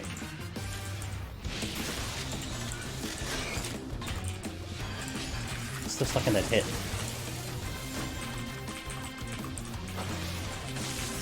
1, 2, 3, 4, 5, 6.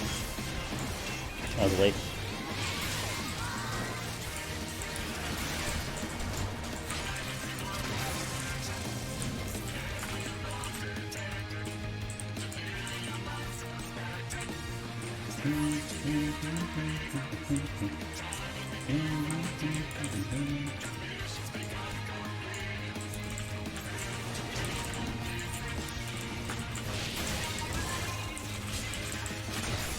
Dragon was in. I don't have very much space to move though. Where was that?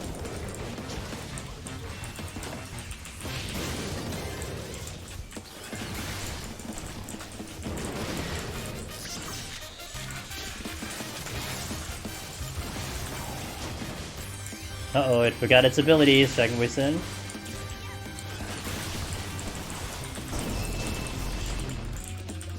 And what's up?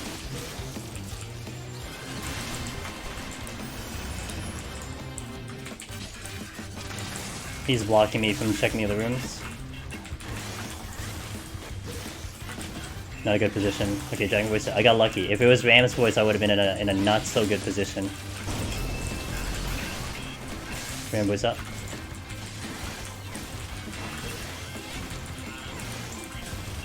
Nice. Hey, thanks, man. Although we're not 1080p, that's the only thing.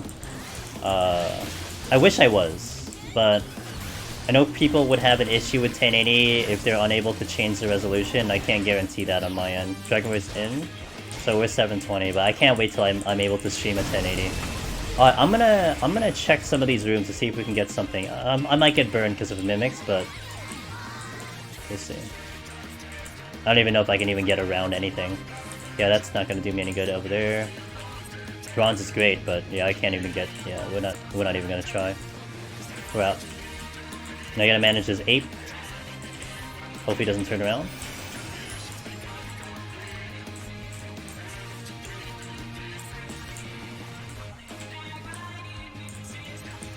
Okay. Next floor. How did I decide when to not bother? Yeah, in that instance, right there, that instance specifically, Sky, I did scout a bronze chest, but there are also chimeras, like, all around the entrances. A chimera being proximity, I have no way around them other than killing them. So I just wasn't gonna bother at all.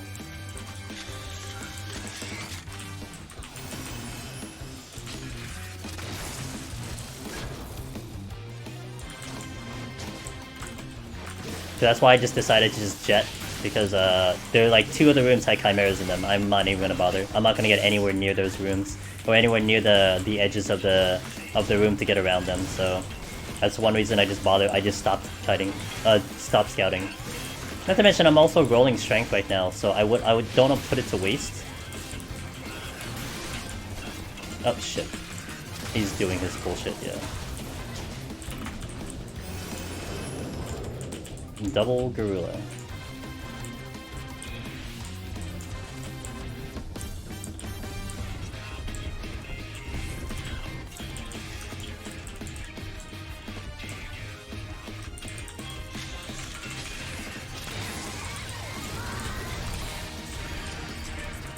So I'm trying to time that, by the way, so that he rams his face into the wall as he does the gap closer, because it allows me to try to avoid the auto.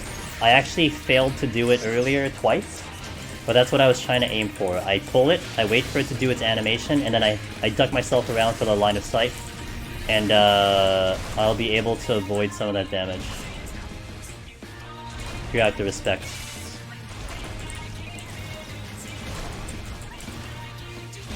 The timing is so weird. Okay.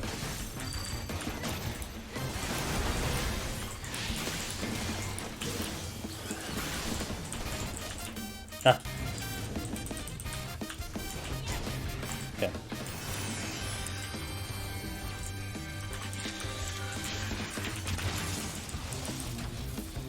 Oh fuck, this isn't gonna be good. Oh, it crit me, dude.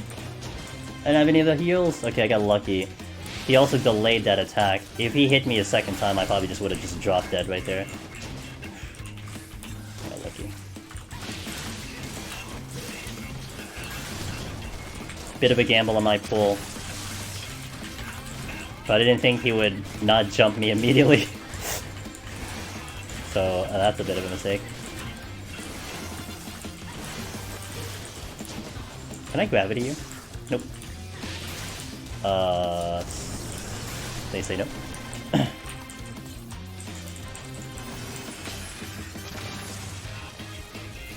Come on. Okay.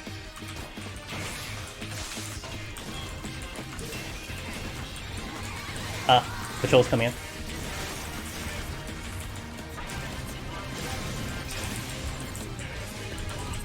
It is sight. I have to watch my ricochet. No ricochet, no ricochet. Oh, what am I doing? Hello.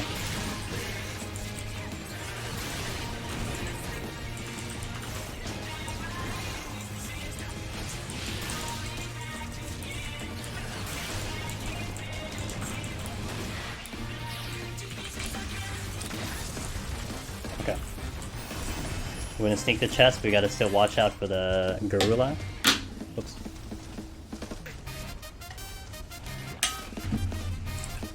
Okay.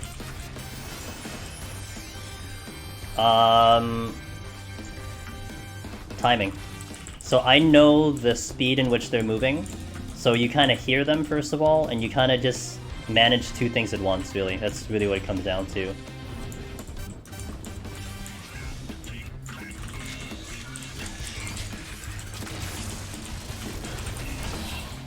Okay. Yeah, you're just kind of managing two things at once. You're managing the timing of the AoEs, which is like a set script. I mean, it's good. It's a scripted part of the fight. But then you're also managing like the direction in which they're coming. So that in that specific instance, when I was dealing with the Mentega, I knew that it was going to come in with a circle AoE at some point, but I was waiting for the gorilla to just get past me just far enough, and then I'd be able to just sneak around his back. I gotta stop doing that. He's stuck in a hit. Big AoE.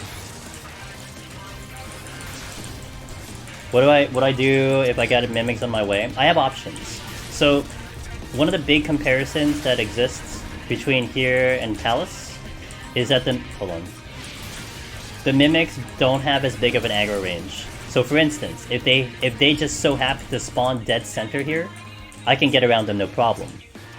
Let's say I've cleared the floor and they're like right by the exit, I can conceal. There's like multiple ways that I can get around them in Heaven on High specifically. So that's why I don't really question the usage of the alteration at all, because I might benefit it. If it ends up being Corrigans, that's a humongous benefit.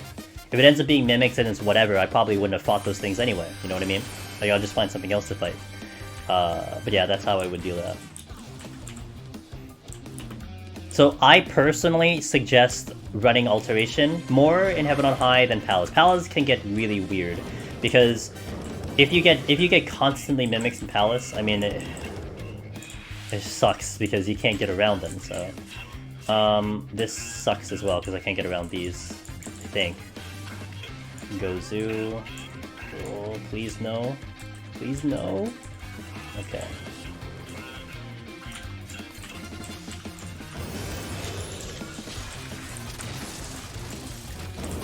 Oh goodness! Oh goodness! Alright, bro. Don't do another auto.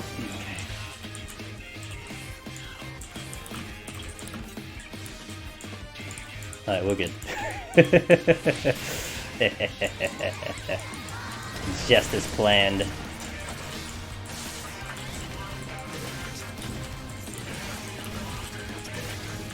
Well, I gotta hope it opens after this kill though. Because if it doesn't, I gotta go find that Gozu that I left alive.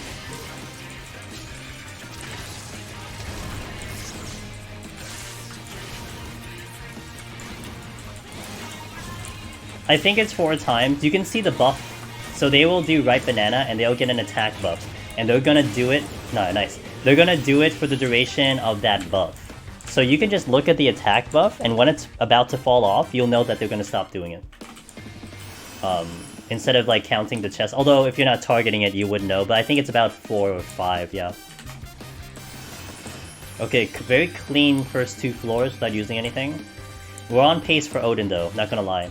So unless we kind of get a little bit of help here, the pace that we have is Odin. Especially because I only have 1 strength and steel, so that's a little concerning as well.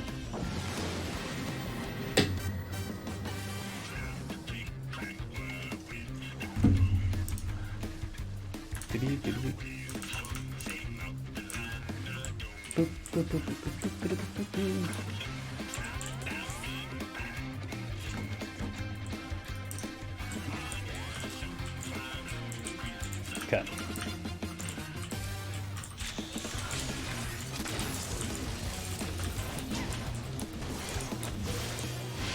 Transforce out. We're getting lucky with the debuffs. Allows me to fight through. Watching.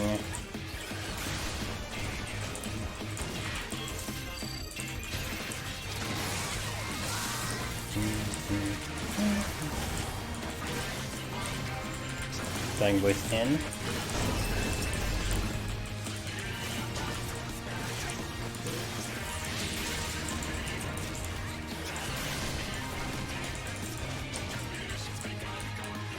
Yeah, I mean, Chimeras are the easiest for solo. I mean, they obliterate parties, for sure. But they're easiest for solo. Like, hands down. So you want to pull them.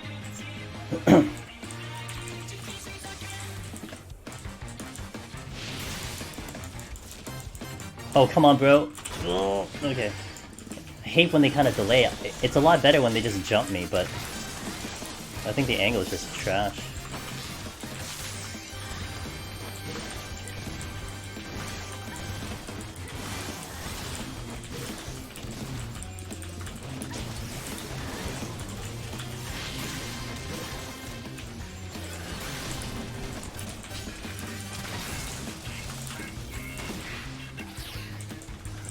Yeah, they're like elephants, yeah. I think they are.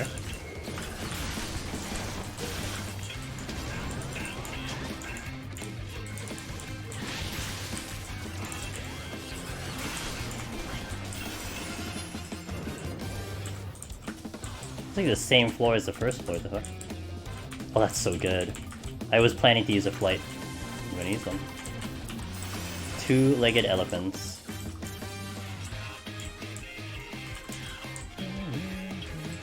Did I alter? I did alter. So this instance, like, it's whatever. Like, this is just not in my way, so I don't have to deal with it. You know what I mean?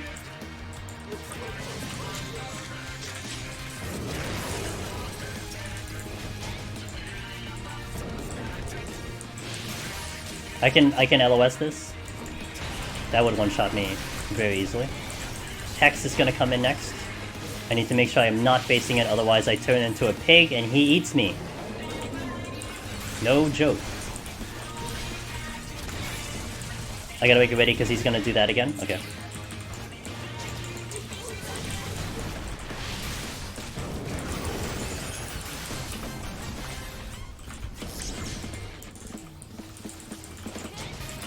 I sprinted because I had the ball and I'm gonna take some autos before his next ability.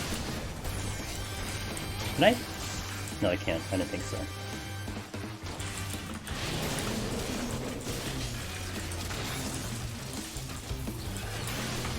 Okay. Hex is a gaze. So you just don't want to look at it. But it is a gaze.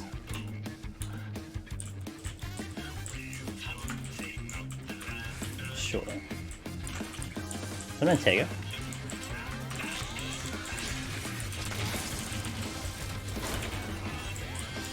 Oh, shit. Oh, fuck. Houston, we have a problem.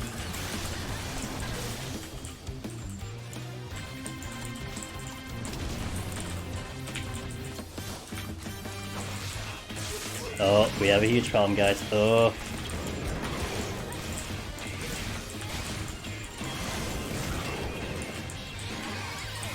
Fuck, we have a real bad problem. Oh goodness, dude! You didn't see me? Okay, we're good, we're good, we're good, we're good. Okay, okay, okay, okay, okay, okay, okay, okay, okay, okay, okay. 100%, I was 100% sure he saw me there. But he was just turning.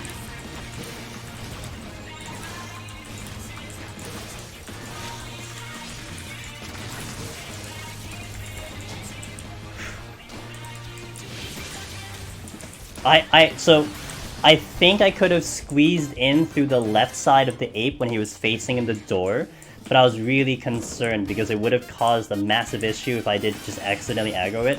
So I just played it safe and just stood in the thing. Just as a, yeah, so I was hoping that by the time I would have to deal with the Mentega, it would start to move, but it didn't move. That's why it was a bit of a spooky issue. Okay, that is the gaze. Okay, I gotta get ready for the incoming Chronal.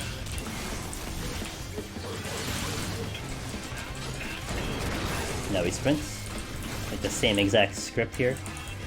But I have to be ready because actually it started with Hex last time. It could start with the Chronal, which I was expecting the last time. I gotta make sure I'm a little close here. Oh, there it is. And then it'll follow Hex right away. That buys me time to get some HP back. Hold on, right. I guess it won't do it right away. That's a gaze. Yeah, that's a gaze.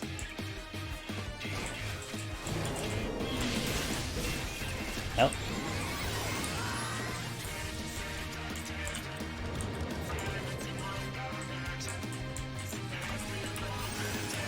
Next floor is flighted. I don't get through the other room. I saw Chimera there, so I'm not even gonna bother. We're just gonna go. Oh yeah, dude. Apes will kill you. Chimeras will kill you, hands down. I played this song already.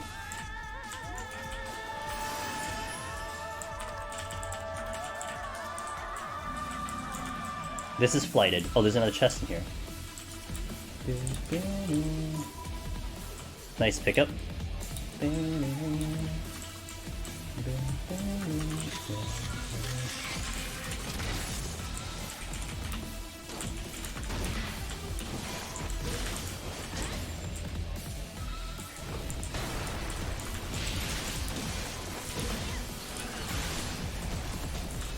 Keep turn.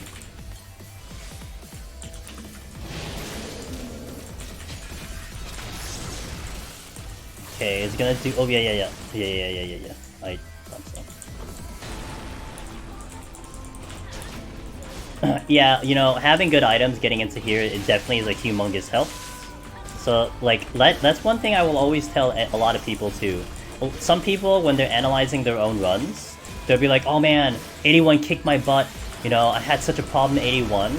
But you kind of sometimes forget, like, well, how did 71 go? You know, did you get up here with good pawns? You know, if you got up to 81 and you're completely tapped, yeah, 81's gonna kick your butt because you got nothing to work with.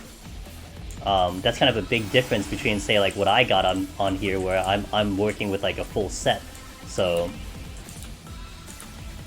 sometimes the solution to getting a better 81 is to get a better 71. You get a better 71, you walk in here with more stuff, you might have a better time.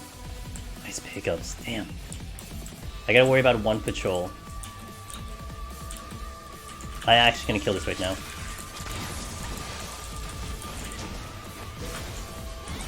Man, what's up? Blew everything to get to 90. I know. Sometimes that's what the game does. I know. I really made such a bad error on that movement there. Like, listen.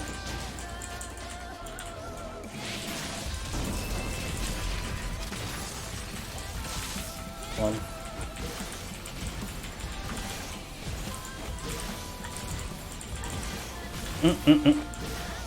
I was gonna go behind him.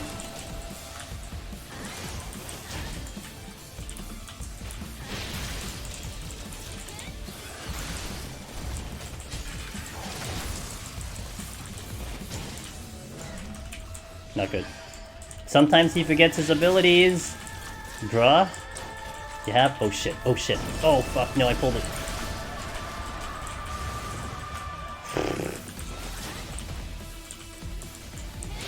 That's not the one I want to fight. Yeah, fuck me. Okay. Well. Silver chest? Yeah, it's fine.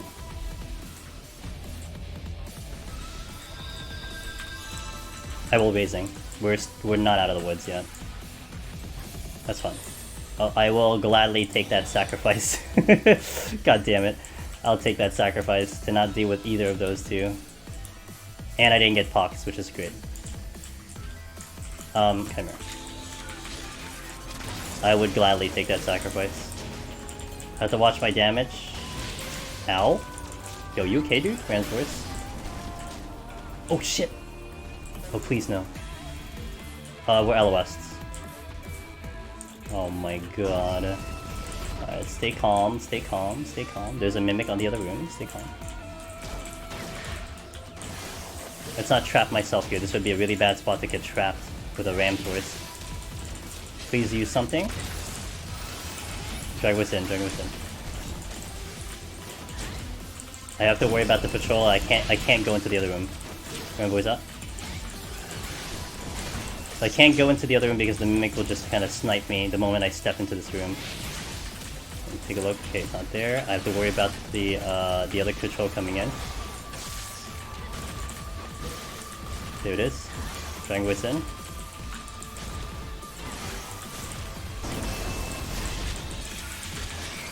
What's up?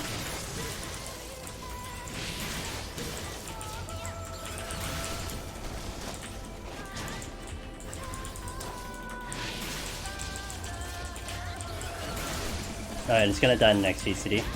Okay. Let me let this patrol go and I'll have 2 rooms to work with. I actually want to probably check the chest first, because if that's a mimic, I'll fight it.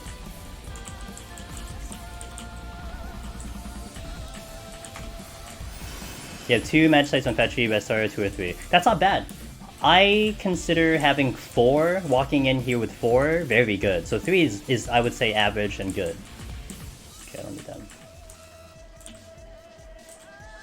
Okay, this should get me to the next floor. So they do kind of a double attack which puts a dot on you. It hurts a lot. And then they do like another attack that puts another dot on you. So they're just stacking dots, and dots in Deep Dungeon is extra bad. Because it's not like it scales, like, okay, we're taking a lot of hits because of the autos, but we're getting breaks because of like the telegraph moves. But if dots are on top of you, they're not doing less damage with their auto. So you're taking their normal auto damage on top of dots that are essentially negating your regen potion. So they're like ripping you apart. So they are just a big no-no to pull and to fight. A tank can handle them, kind of, but you still don't want to fight them. It's just, you just don't want to fight them at all. So if you can help it, you don't fight it. One reason why I would have flighted this floor no matter what. I got a flight thanks to the chest, but I would have flighted this no matter what. Shit. Oh fuck. That's not cool. I gotta find something. And that mimic might aggro, so that's also great. If I aggro the mimic, I will steal immediately. I'm just gonna be ready for it. So we'll pop a potion. But yeah, I have to find something else now. It's right around the left side. Okay, we got lucky. I didn't have to aggro it. I had to find something else to fight. that's not one of them.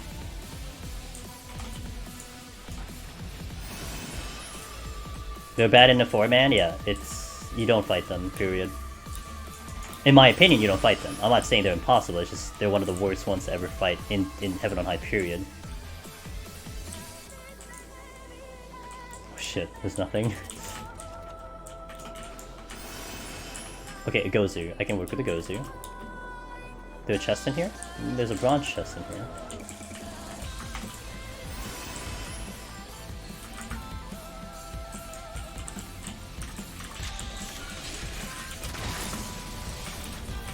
Oh, this is a bad wildfire. Oh, I can get behind.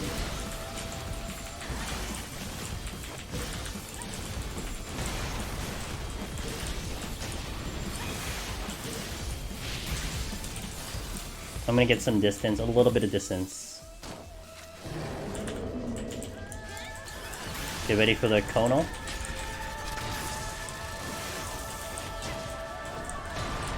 Shit.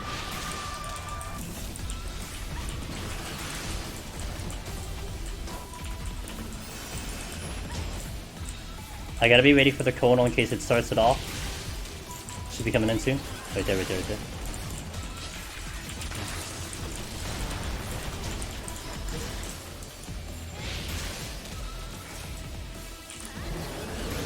Okay.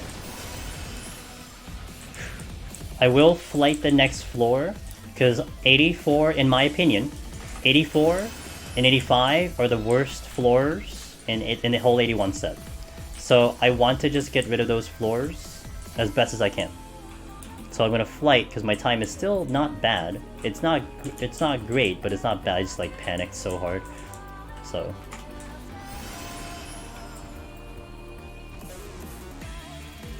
for me, well, again, I have two paths right now. I have two paths to victory. I can Odin the last floor, or I can speed up with the Magicite and Petrify. So right now I'm playing to Odin in a way where, okay, we just need to get to the last floor with 1 minute left. But let's say I don't have Odin, I will start thinking about using my floor wipes consecutively. Like, okay, we flight the next one, fine, I could mitigate that, but we probably do a Magicite at some point, we probably do a Petrify at some point, just to keep in tow with time. But this is kind of normal. You will start to fall behind on time early on, so... Okay, blind. This is flighted. We have Cyclops, which Cyclopses are amazing. They are one of the best ones to pull on a ranged class. They are annoying on a melee class because of their AoE. Flower, you just have to make sure we're not in front. So the AoE coming in next, the 100-ton swing, is annoying for melee because you have to run out of it. You can't stun this move.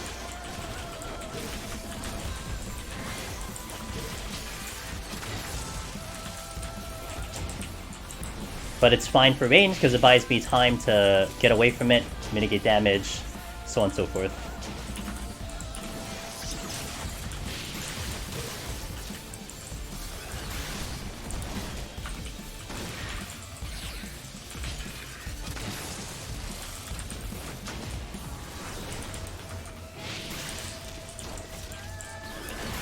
Okay.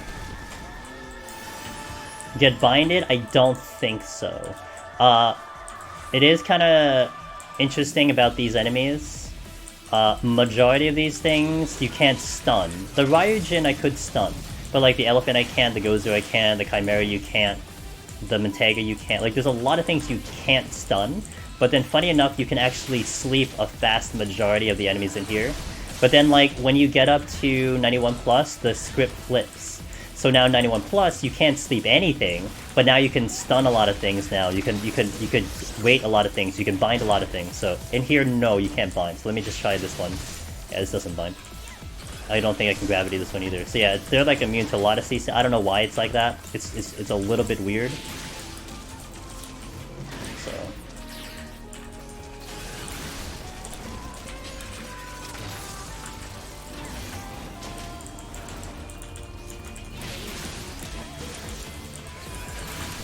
checking for patrols just in case.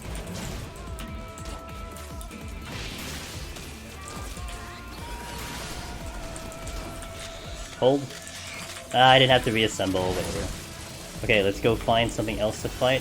checking my corners. This is the one thing that's really tough about, for me personally. I don't know about other runners, maybe they have an easier time, but because the rooms are so kind of walled off, it is difficult for me to, like, I run into patrols like all the fucking time. It's ridiculous how bad I am at that. Versus Palace, where Palace, like, I have a lot of like vision. You know, the rooms, they don't have those big walls in Palace. I can see like 2 rooms away. But a lot of times, man, I just turn a corner and there it is, a patrol, like just right down my throat.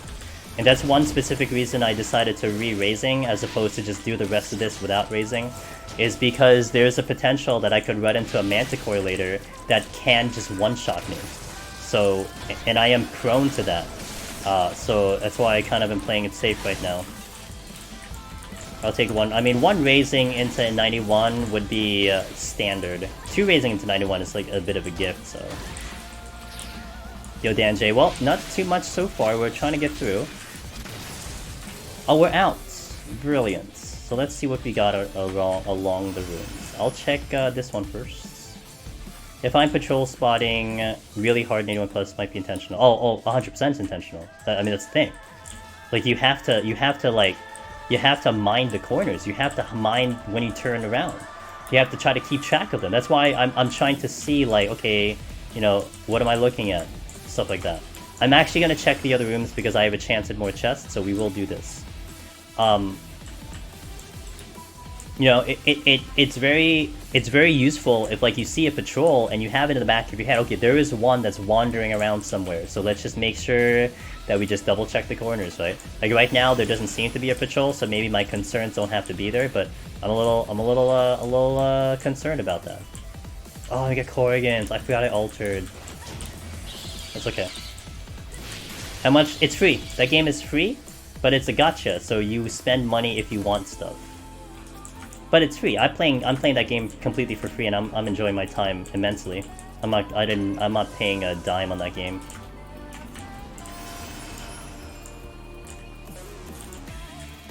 That's a nice pickup. So it has I would say it has a lot of temptations to be like, hey, you know, hey, if you wanna get these characters, you can drop some cash. So, you know, that's what that game is kind of for. That's what it's meant to be doing. But I can tell you, at least with my experience, that I have not been prevented from content up till now. It's looking like I am Azura, based on the amount of time I have. It's looking like that's the path that I will be taking. I would have preferred not to, but look, I gotta work with what I got, you know? Okay, there's nothing here. You wanna see me use it? Well, it all depends on the situation. The best case scenario for me is actually fighting the 90 boss. That is best case scenario. But in this instance, we'll just work with what we got. I will try to fight through the next floor, and then after that, it's gonna probably start to dictate how I manage the rest of them. If I can get off the next floor in, let's say, 6 minutes, I can probably fight one more, and then after that, we probably have to nuke out the rest. So we're looking at maybe using 2 nukes, and then the third one with the Odin. Like 8 minutes, maybe less if I use Frailty. It's fast. It can be a very fast fight. That's why it's more ideal. Okay. And we have Manticores. Oh, Jeebus. Let's see what I can do. Oh, and we have a treasure room. I need to decide very quickly what I want to do here.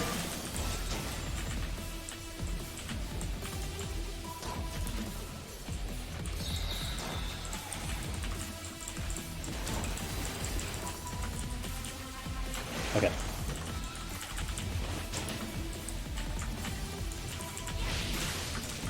Fuck, I don't have any of my... Oh, and it's fast too. It's okay.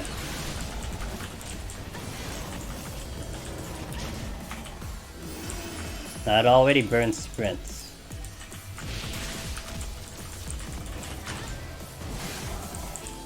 I don't get those. Okay.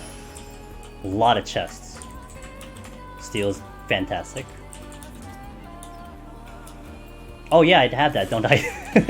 Sped shot. Oh yeah, that move, the one that actually made me literally blow a behemoth attempt because I used it by accident. That one, that's right.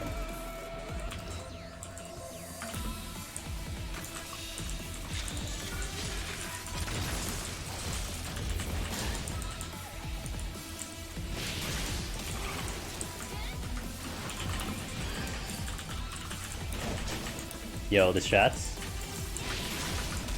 Get fucked, Mimic. 1, 2. Motherfucker. My HP is not looking good either. I don't have interjects.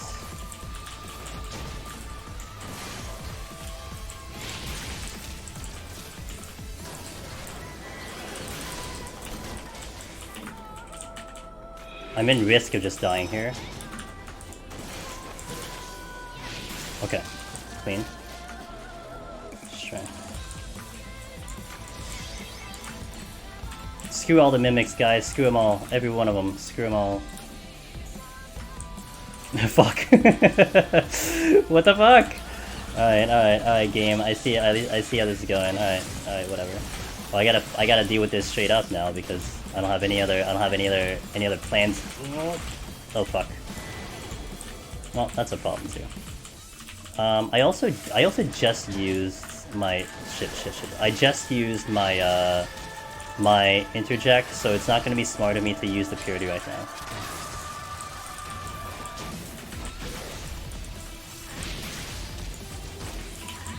How many mimics are we at? Like 40? Nice. Alright, chill, dude. I'm gonna let that go.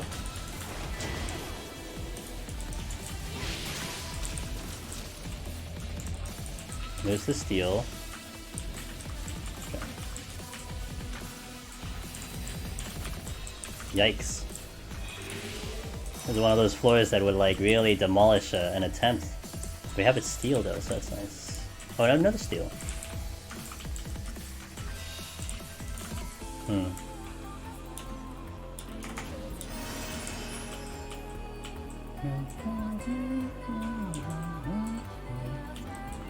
That Ryujin is playing peekaboo. He's gonna aggro if I try to sneak around. Okay. Oh, we're at 43 mimics! Okay. Yeah, they did hear me. Well, they see the Ode in my inventory, that's why they're saying hello. Nice teamwork. Oh, we got the Petrify back? Whoa. Let's go. I'm just gonna go...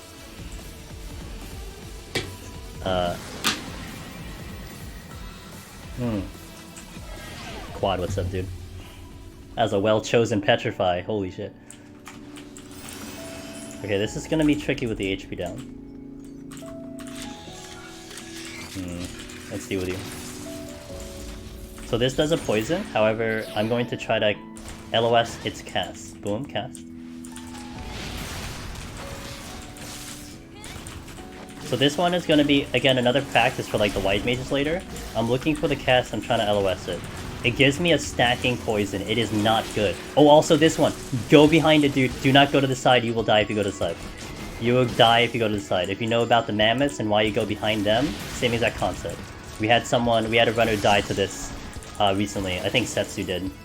I don't think it's on the guides, but it's something a little bit more recent that we found. It's like a fake telegraph, and it will just kill you even if you go even if you sidestep the conal. You have to go behind. Really important. I actually never found out until I did a duo with Mr. Faros. Because I had always avoided that maneuver, like running behind him. So I never experienced that mistake at all. So I just never thought of it. But yeah, I learned it really the hard way. Now the Manticore is a little concerning because of the... Oh, I should probably pull one. Manticore is concerning because of that HP down. I should survive though. I'm gonna pull this one. The moment he okay, yeah, okay, good. Oh, that's not that bad. Sharply dressed man! Do I have a mod? Please, do I have a mod in stream right now? Can we get a shout out for my buddy, my good pal, Sharply dressed man? Whoa, Sky, dude. Yo, Sky's dude. Dude, she banned that other she banned that chat bot before I even saw it, man. I look over and it's already banned. It didn't even show up in chat. Yo, what's up, Sharp? How are you, man? How was the fishing stream? Try not to get. Let's not die in front of Sharp, please. What makes Manticore strong? So they do a gap closer followed by an attack bonus. So they get an attack bonus and then followed by another auto. So the attack bonus is what really makes them brutal to deal with.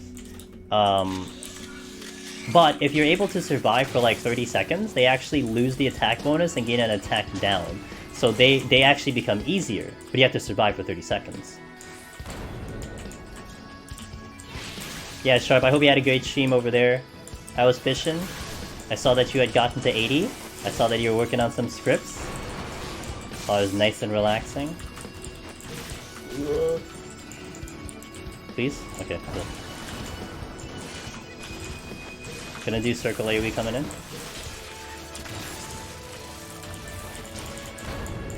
Yeah, I don't think I would fight those on Black Mage unless I had a Steel Up Azura. Because you don't have, or maybe Mana Ward, but you don't have very many options. Oh, I'm fighting this floor straight up, right? Yeah, yeah. Excellent, cool. Good to hear. Have you done, is ocean fishing in your targets or no? I only did ocean fishing to get the shark mount and the shark minion. That's it. I never went back. I never went back. Which, by the way, those are nice. That's why I did them. But you get that eventually. Awesome. Cool. Yeah, guys, check out Sharp. He's making his return. He did a lot of variety content, which, by the way, was fantastic, and I think it is on his YouTube channel and stuff. But he's kind of easing himself back into 14. He's doing fishing, and I know he's gonna do the raid, so definitely give him a follow. Definitely a stream that I love to hang out in and just chill. Such a chill stream. I like chill streams. Okay, I'm running out of time in my steel. I really want to find something to fight. I hear Manticore over there. This could be bad. Oof, yeah. Could be bad, but it ended up... Oh, and we got another steel. Okay. I do see my time, by the way. I see it. Flower. So, I'm trying to debate on how I want to manage the rest of this. I have to probably floor wipe one of them. So I probably floor wipe the next one. We'll probably do a Petrify on the next one. And then I think I enter into 89 without anything, and then we'll just manage it from there. Maybe I get lucky. I might get lucky with an early kill, and if not, we use something to get off the floor. Shit.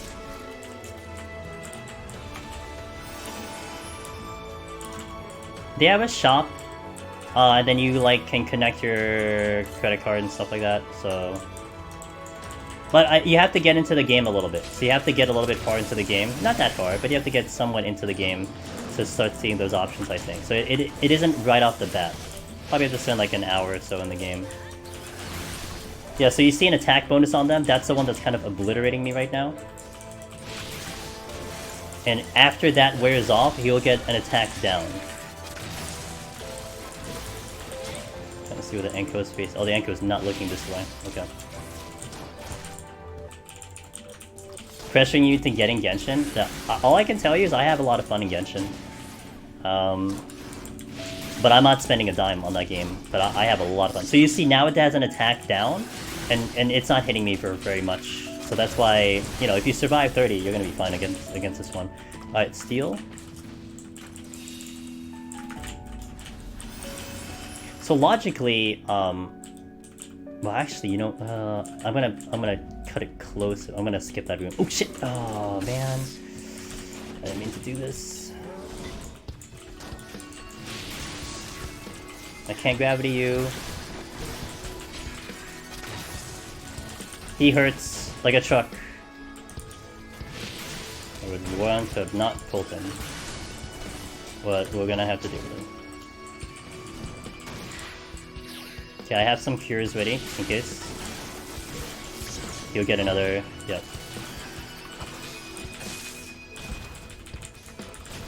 I have to priority the potion. I have a super potion just in case. Okay, we're good. He's gonna do fire water. Bunny! Thanks! Yo, let's go! Yo, you keep me posted. I always want to hear everyone's stories for doing this stuff. So let's go, let's go, let's go.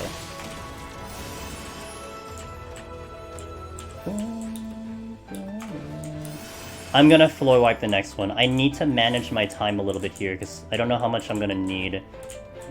Okay.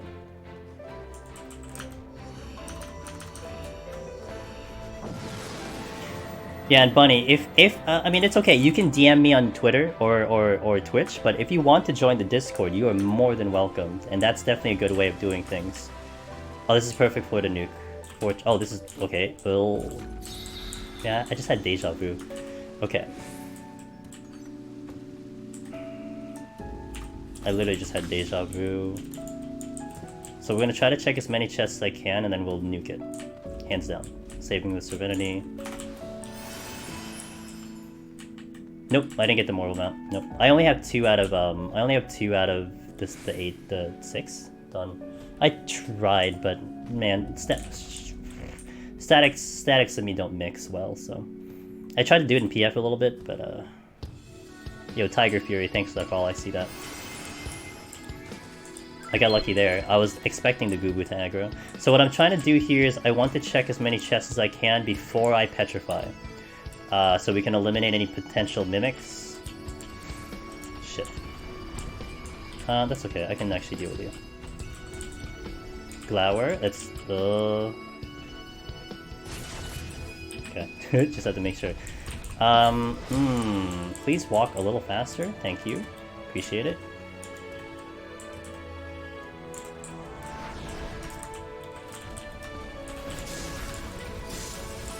Nope.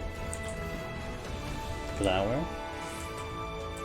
Oh god, it's just all bronze chests. Alright, I'm just gonna use it. Whatever. It's like all bronze chests.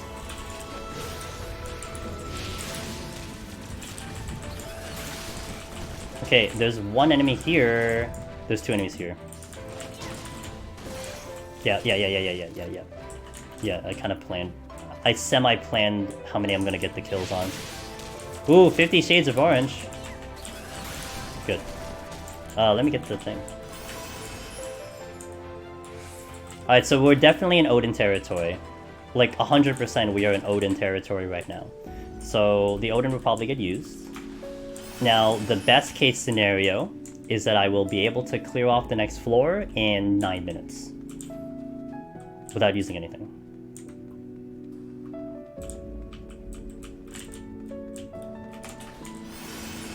So to learn off tank and blue, it's interesting. The blue static stuff is interesting, but it's just the static part is what kills me.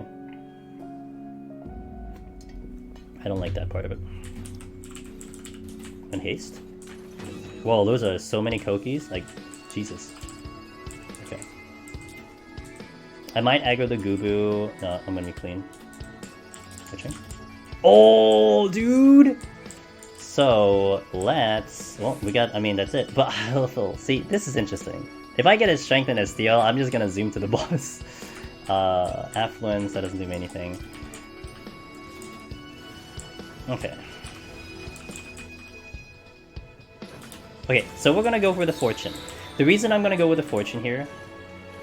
Hold on. The reason I'm gonna go with the Fortune here is because, I have time to deal with mimics. Like, I just straight up have time to deal with mimics. And we will.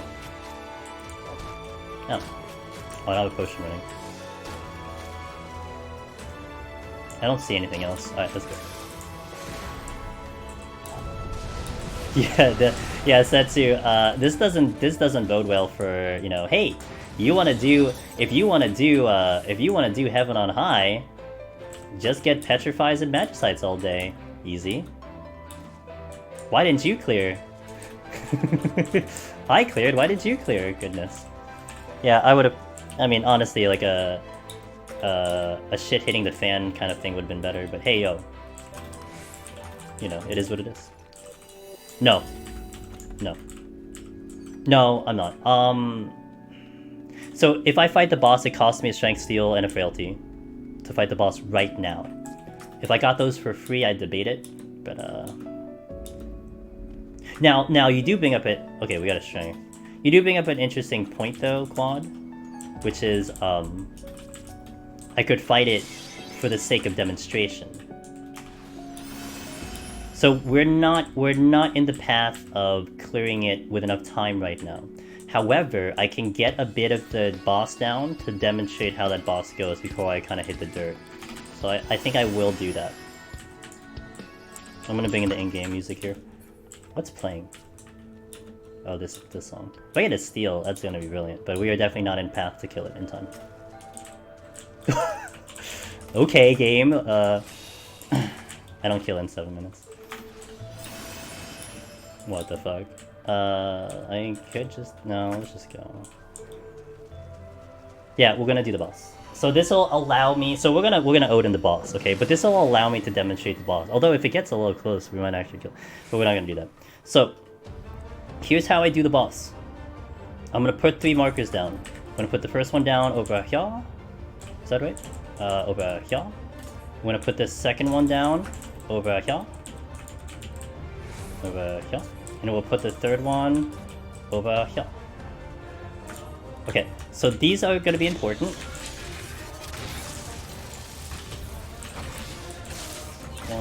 So the first bit of this fight is going to be just very simple. He doesn't do really much outside of just AoEs, etc.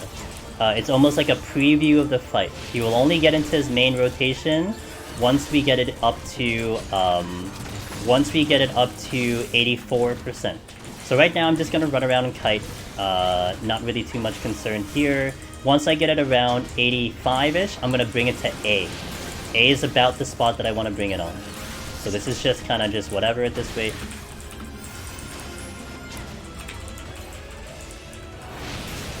Yeah, it is accommodating for the tutorial, absolutely.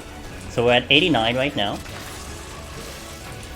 Again, this is just simple mechanics. This is just the simple part.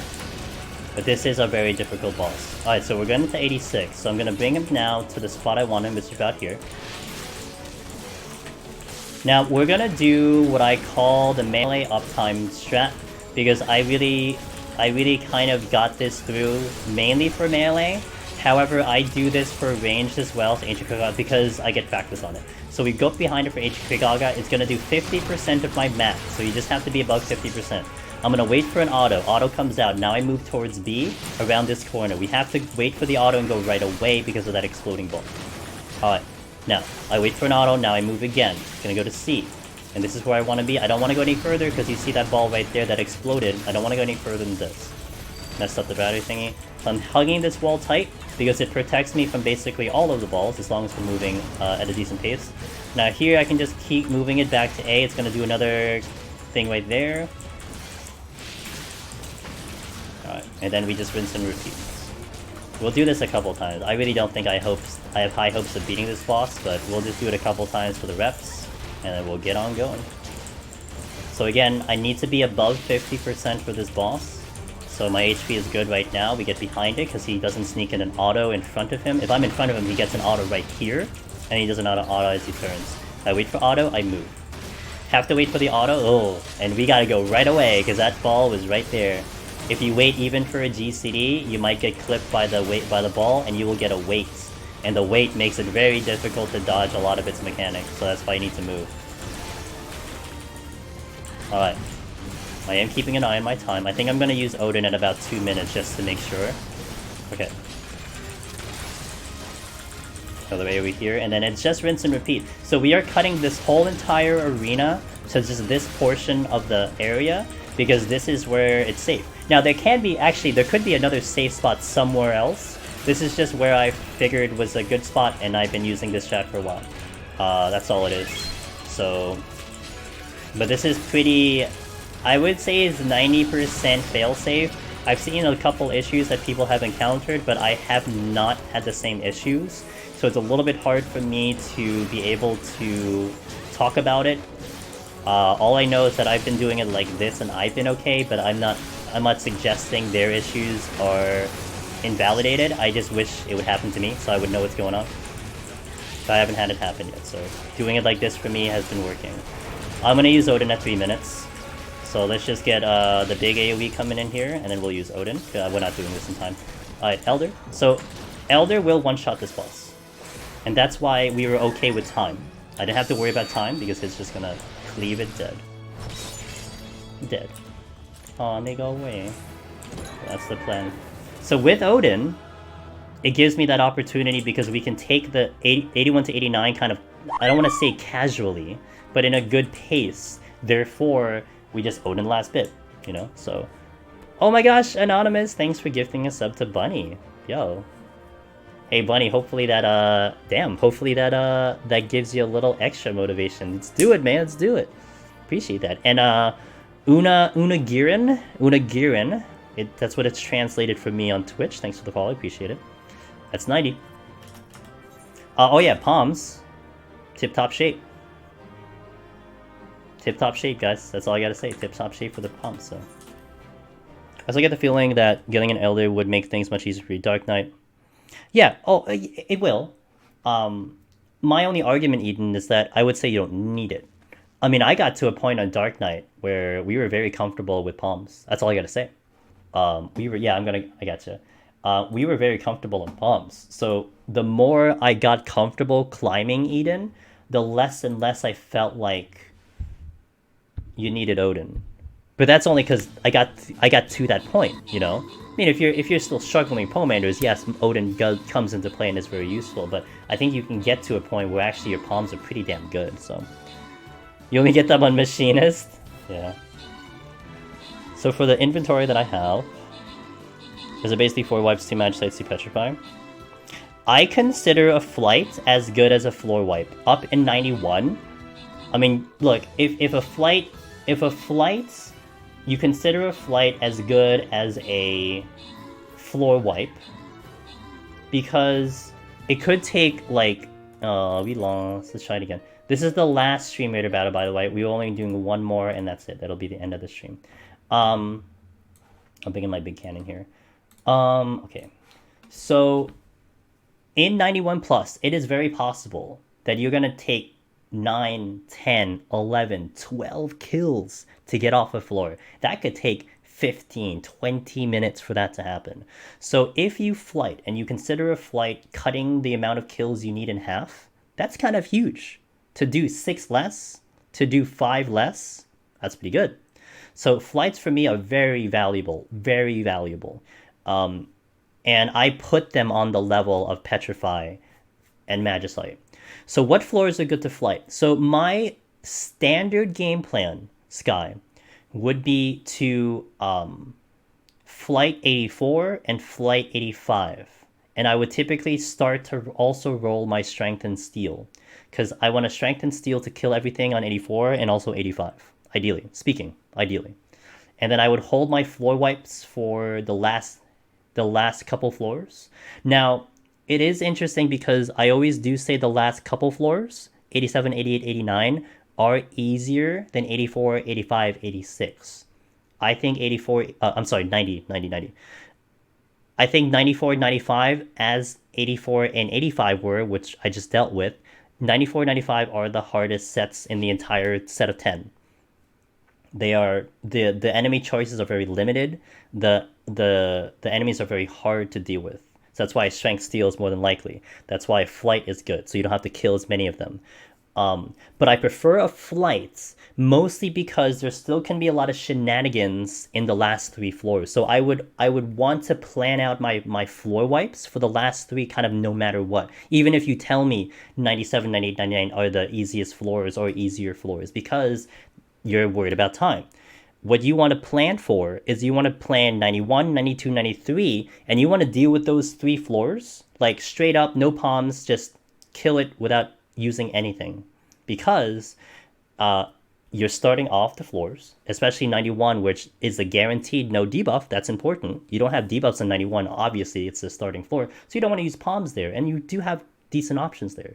So you clear off 94, you try to squeeze through 92 without palms, maybe squeeze through 93 without palms, and then flight 94, flight 95. And I have 4, so I have some room to spare. So really, the game plan for what I have now is I almost just have to get through 2 floors without using anything. I clear, say 91, I clear 92, then we can do a Magicite, then we can do a flight, a Petri, a Magicite, a Petri, something like that. So we have to get through 2 floors without any palm usage, and then we start to just speed up later. And that's also one thing that's important. I know someone mentioned earlier about time. Like, oh, you're looking at your time, you're on 84 and you're just hitting 30 minutes. Are you concerned with time? Well, the game plan for 81 and 91 also is that you're kind of using your floor wipes later. You want to try to get through your floors with as little palm usage in the beginning, and then kind of use your stuff later. So what does that mean? Well, the first couple will take longer, and then the last couple will be a lot shorter. So like we can take 20 minutes on the first floor, but I'm not going to stress it because I'm planning to Magicite the last bit, which could get me off a floor in 2 minutes.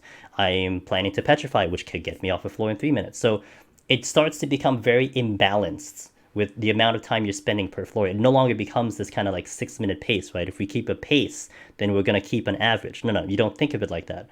You think the first couple of floors, which I have no intentions of using palms, to take a really long time, and then we just speed up later. But of course, there starts to become a timing where like you're looking at the time and it starts to become a little too much. Like let's say we're on 94 and we have like 15 minutes left. Now you have to think about, the animation time of loading into the next floor, how long it's going to take you to run up the shrine, how long will it take you to cast the Magicite. So you don't want to go so far down on time that all these little details start kicking in.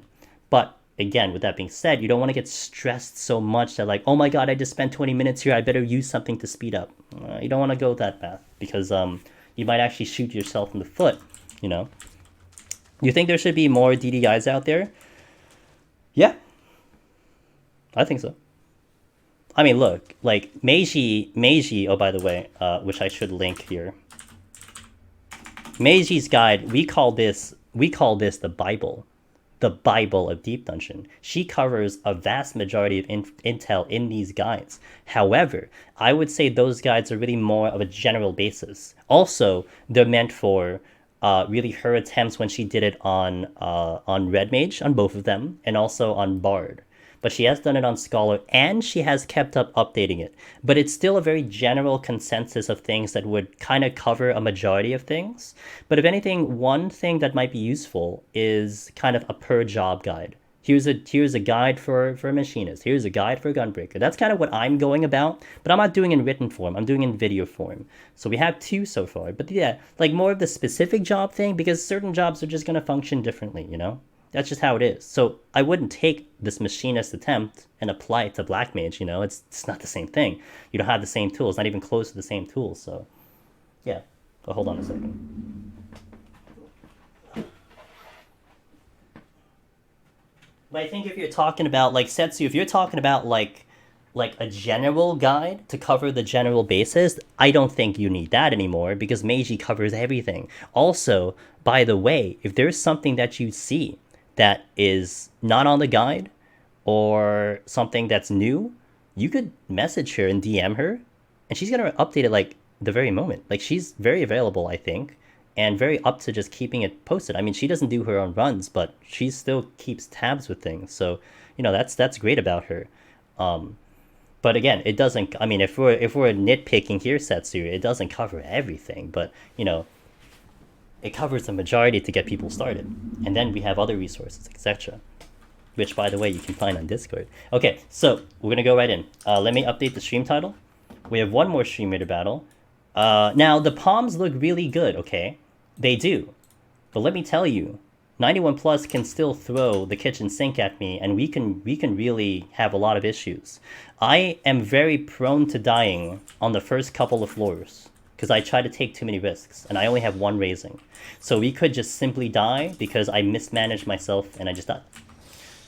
Even with a full set of palms. So we have to play very carefully and very, very, very kind of, just in a way that doesn't yield mistakes.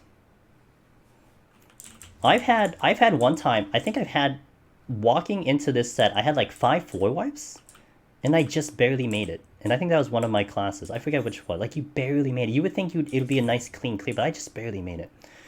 Okay, so 91 plus. I'll go about things. I'll explain how we go about it. I will apologize, because this is kind of the portion where I will be a little bit less frequent in checking chat.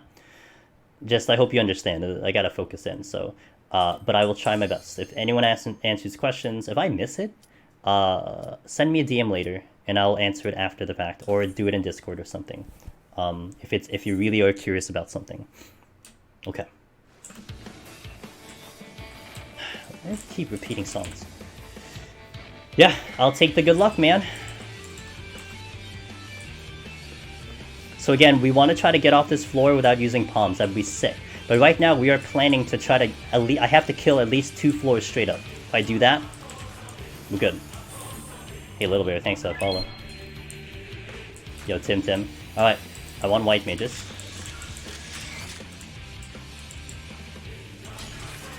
I needed to see if that monk would aggro me right away, and it did not. Oh, we're not in good shape. I need a visual, so this works. Okay, so we're LOSing the white mage, and this is where all that LOSing will come into play. I'm about 2.5 hits from dying here. It can 2-shot me. So I need to be able to perfect it. So what I'm doing is I am moving and LOSing, as in I'm getting out of line of sight from this white mage the moment he's casting. And by doing so, the cast does not complete, allowing me to not take damage. And this is one of the key things that you would want to learn up here, because it makes these guys extremely trivial. Now I will also point out that I mean, it might look easy, but I think a lot of people can tell you that this is not easy. And it takes a long time to get used to it. Okay. Gozu. Alright, so what I'm gonna do now, I'm gonna Fortune. I'm gonna Strength, Steel, and Frailty right now. I'm gonna get this rolling because I don't want to lose too much time. Frailty? I do want the Frailty for the Gozu. The Gozu will gap close me. It's gonna hurt. Okay, its first move will be a conal, so I want to make sure that I am nowhere near in front of it, so I'm going to run around in a circle. Okay, there we go. If I'm in front of it, I get 1 shot. Now the next move it'll do is a circle AoE around it, so I just have to be nowhere near it again. This is with Frailty. Now I need to be somewhat close because it's gonna do the conal right after here, coming in. There it is. Alright. I'm gonna pull a monk next.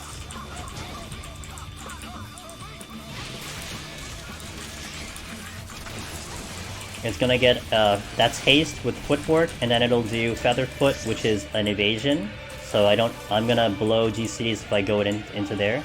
Right now what it's going to do is it's going to try to do concussion on me, which is a dot, and then it'll try to hit me 3 times. However, if we're in motion, it helps out because he might have a little bit of trouble trying to keep up with me.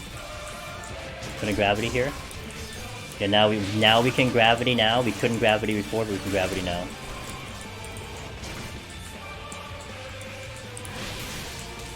Yeah, positioning is tricky. Sometimes they just kind of jet into the wrong direction and you kind of get mispositioned. Yeah, that is 100% true. Got a strength back. Awesome. I'm going to bypass this warrior because the warriors are real bad. Got another white mage. 2 white mages. I'm going to leave the other one alive.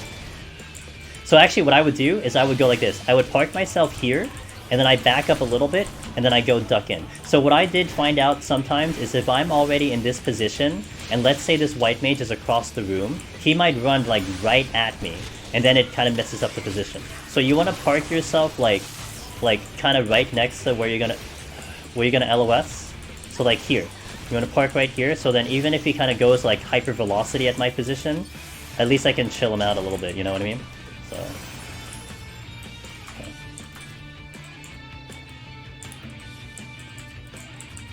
Well, there's a myth room here.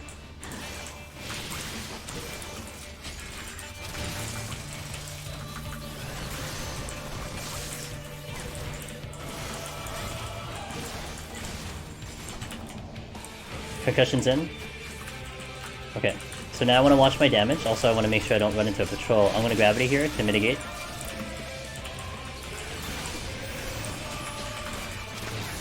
There doesn't seem to be another patrol. But I don't think I'm going to this next room because this Myth Moon is just blocking me.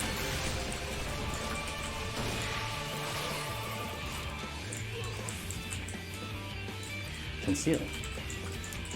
I don't think I can get this White Mage. I'm going... Oh, hold on. Okay, I'm gonna get the White Mage in the other room. That Conceal is very good because that gets me off this floor whenever we do get off the floor. So I'm gonna park here. He comes right at me. Okay, then I can position afterwards, so...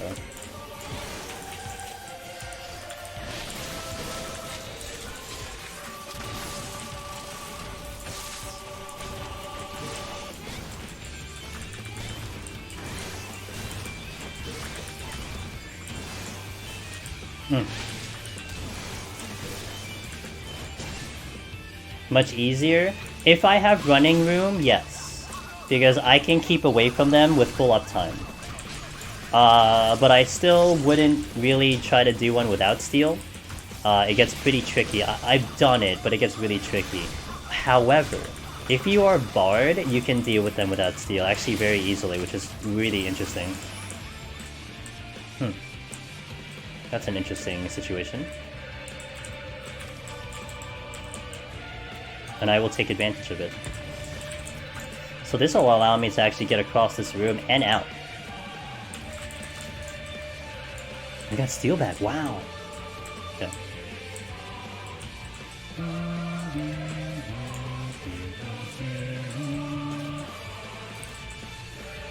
Well, I was gonna use an alteration anyway.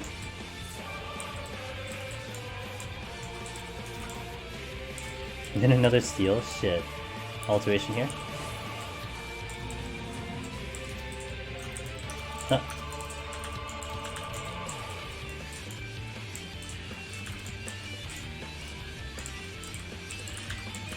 Come on.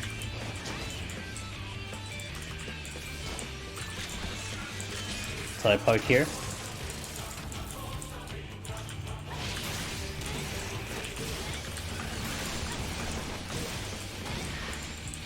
So it definitely keeps it a little safer if you park right there. Got hit here. Also, worth noting, very important to note. In these high floors, and this includes 81, you will get respawns every 10 minutes. And that's important because it is very common that you'll spend 10 minutes on a floor. So I do need to make a note of that if we're going to cross into 50, that I will be able to manage that if it happens. I'm going to use the steel right now because I don't want to come back here.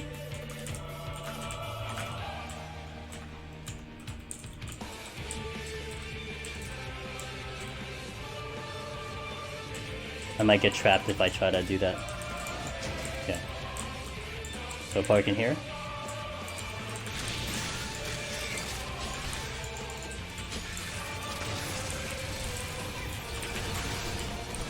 Kind of ease them up here, and then we're good. Yeah, I've seen it a couple times, that's why it's guy, like, okay, you know you need to LOS, so you already get into your position. I've seen it a number of times where they just kind of just ram their face against you. You know, it doesn't seem to make sense, it's just a thing. So that's a way to kind of mitigate that a little bit and make it a little bit more of a sure shot that you don't have to reposition after you kind of pick the spot already.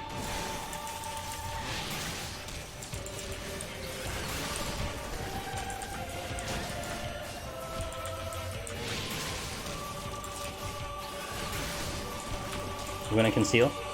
I have a conceal. Oh, I have an affluence going into the next floor. I'm sorry. I have a alteration going into the next floor, which is what I wanted to do. I wanted to alter because here's the deal. So I need to get through 2 floors straight up. Because then the rest of them is flighted or magicite or floor wiped. So I would run my alterations there because if we get Corrigans, then we get really lucky. We can just clear off the floor with like really fast. Now if you don't get Corrigans, it's okay. Unless they're blocking me, unless the mimics are blocking me, so... Of course, it still depends. Like, in this instance... So what I want to do right now is I want to locate where... Oh, we have Korgans. So I think I'm going to use the... I'm going to use the Serenity here. Because I have 3 kills here. I want to fight through this floor. So in essence, this does count, semi-count towards me trying to clear off the floor straight up. Of course, the downing Serenity is kind of bad, but hold on. We get a strength. Okay. So now we're 3 kills into this floor. So if it was 12, now it's 9. If it was 10, now it's 7. Big deal that I got those Korgans.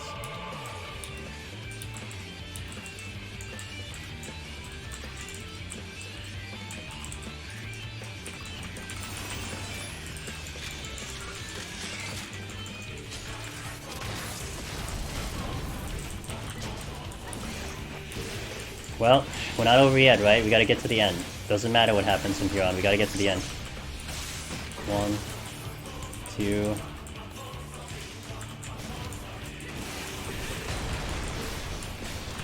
I wish this was my Black Mage, though. This would be so good if this was Black Mage, dude. But it isn't, so it's fine. If you want to see me do Black Mage, come out on Sunday, 9 PM Eastern, where we get my ass kicked on Black Mage. A little concerning, but we're good. Okay.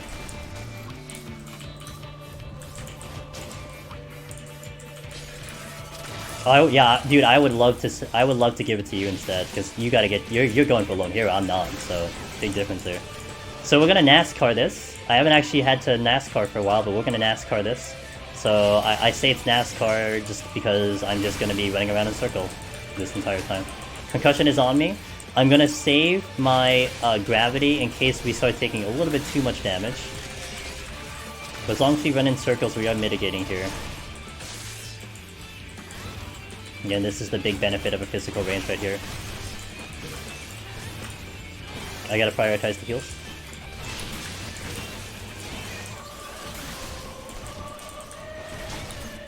Okay.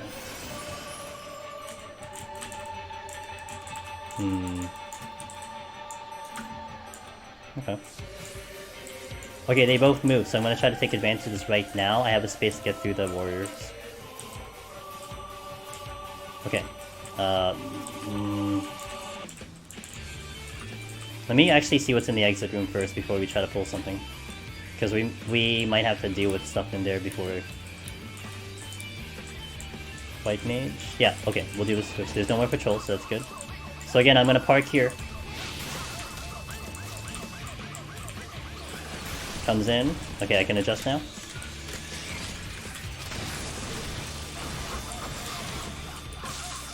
One, 2, 3, 4, 5, 6.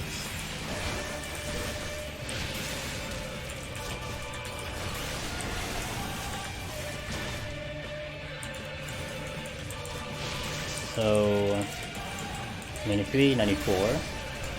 Oops. Okay, that's what I get when I'm trying to do 2 things at once. Okay, hold on a second. 93, 94, 95, 96, 97, 98. Okay, I still gotta do one more floor. I'm gonna alter. I still need to do one more floor.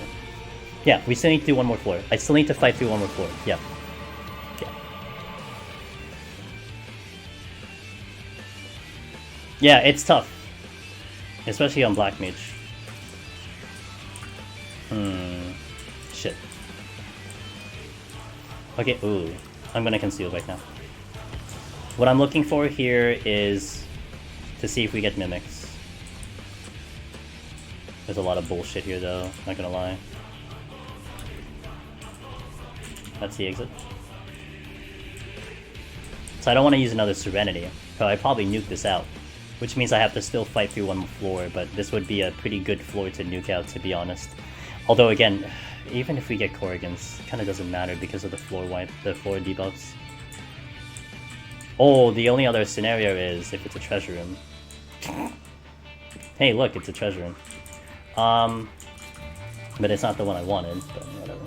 So, I think, What do I do though? That's a question. I don't even know how many fucking mimics there are, man.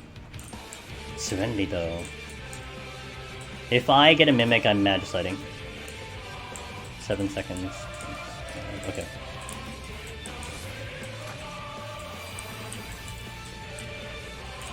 Oh shit. Okay, I need to go. Petrify? No, no fortune, no fortune.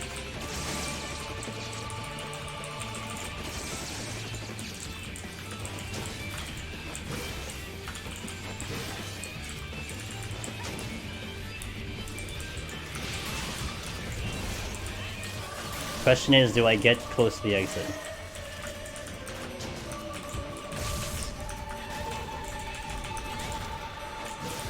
Uh oh, I left something locked. Okay. That was close. I didn't see that Jackie. Okay, let's go pick up the loot.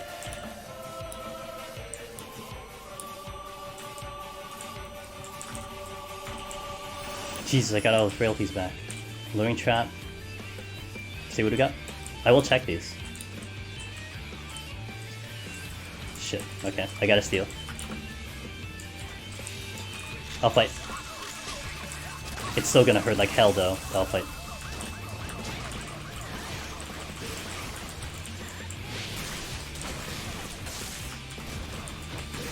I would say we got a record mimics. We got a record amount of mimics today, guys. We're probably into the 60s right now for the amount of mimics I have. Also, sprint OP. I said this before, man. This is the 4th room we had sprint. Sprint's so goddamn OP from Monk. This is why also. I could have thought about doing this without steal, but he could one-shot me, so I prefer not to.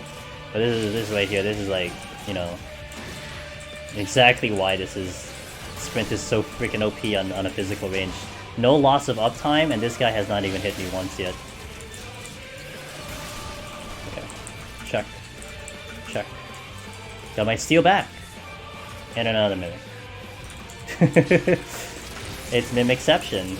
That's the same. That's the one I just killed.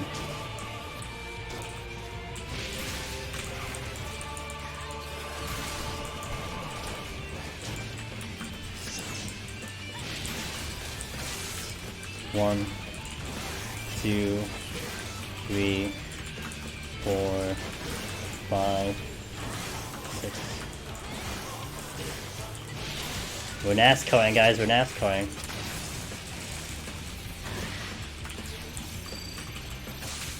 Hey, it decided to finally do Death Trap. It's gonna do Malice like right now, I think. There it is. Oh! I only have 1 purity. I can't mess that up. Thanks for the follow. Okay. Lord Godthese. Thanks for the follow. Appreciate it. So now let's try to get to the exit. We are entering into 94, so I will flight the next set. I will. Guaranteed. That was the game plan. And sometimes turn left, yeah.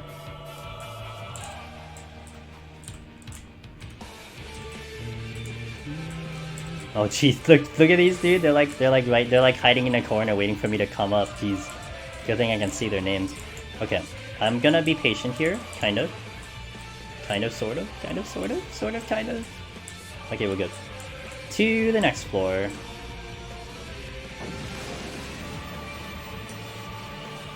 I still have to fight through 1 floor. Just, you know, so. Oh, yuck. Interesting situation. I do have a Serenity. Ah, but I have that.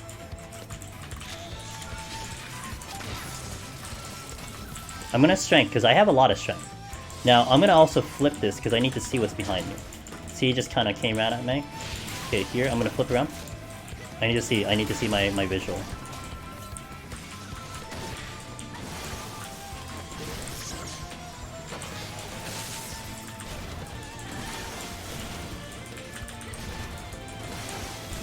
So if I don't have anything good to fight, I'm gonna Frailty and try to kill stuff in the Frailties to kind of mitigate the Gloom. Because the Gloom is really strong with a lot of these enemies that we're gonna start to see. We're gonna start to see we're still seeing Mifune. We're still gonna see monks. It's the last time we're gonna see the mannequins. But a lot of things are gonna hurt really bad here. So a Frailty would really help me out But again, the white mage is easy, I can cheese him. So I want to at least get this kill through, and then we'll decide what to do later. That's a bronze chest. When that's not happening. Mifune is blocking it. Yeah, they don't have... I don't think they have eyes or a face. So I'm pretty sure they're mannequins. They're creepy, That's all I can say. Oh shit. Whew. I'm gonna pull this way back. I'm gonna get them to spawn. At least.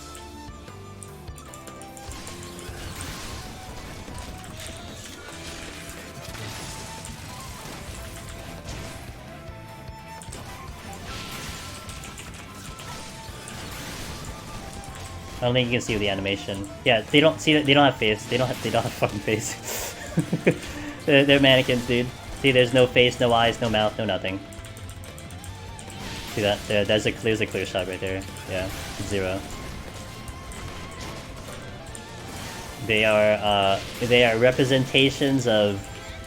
They are representations of players of like 4.0 when you, or like 3.0 when you used to be able to cast Stone Skin, you know?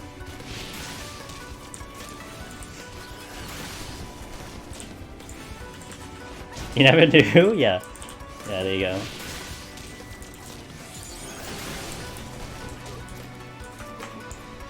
A Jackie is viable, but I would like to frailty a Jackie. Let me just see if I can squeeze another kill somewhere.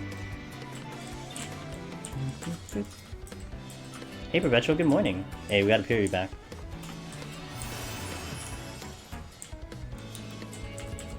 Wow, we got lucky! Jesus, dude! Let me check the chest first. Witching is a good one. And then another white mage. Wow, this is a gifted floor. Holy hell. Well, it was a gifted floor.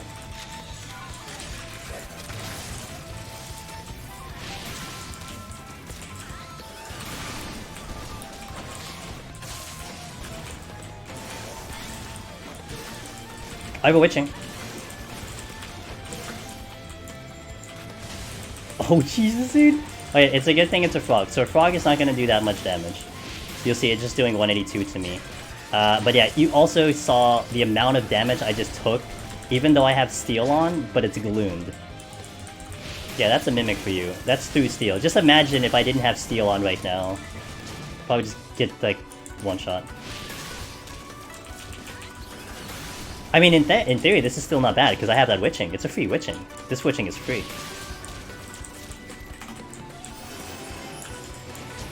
No ricochet, no ricochet, no ricochet, no ricochet, no ricochet. So I'm gonna park myself already cheated here. It might get a little weird, but just for demonstration purposes. Okay, he did stop, so that's good. Doesn't seem to be any patrol, so I'll take it.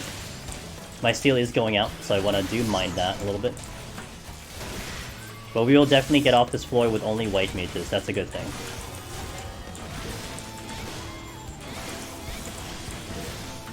Nope.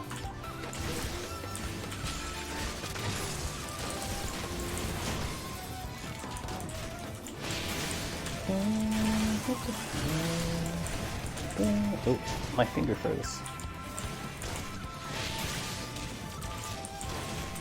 Oops.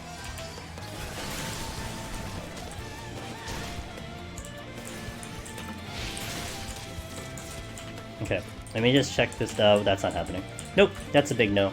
It's like guarded by bullshit. I'm gonna play this extra safe. Okay, that's fine. We are gonna flight the next floor. I'll actually alter the next floor as well. Because I don't really have too much of a plan to use it anywhere else right now. So we're just gonna use one of them. By the way.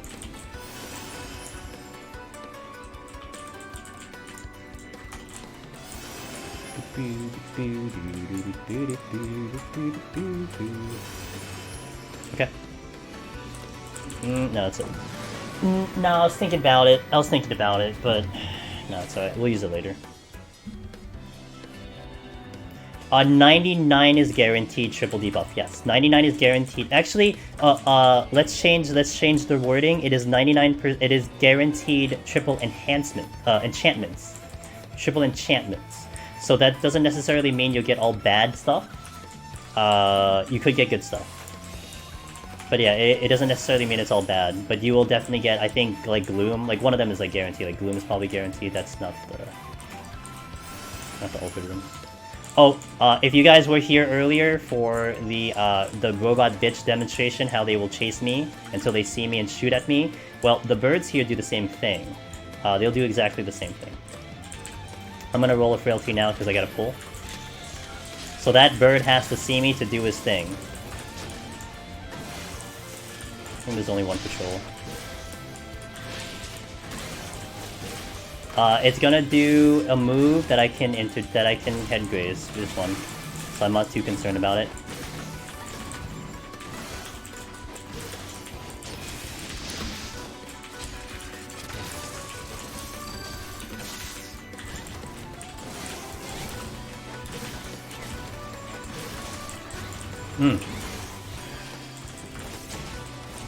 The bird would be one of the easier ones to fight as well.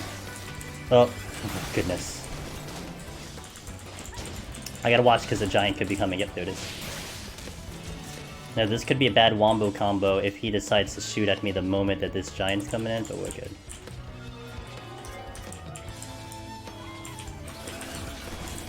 I missed clean shot.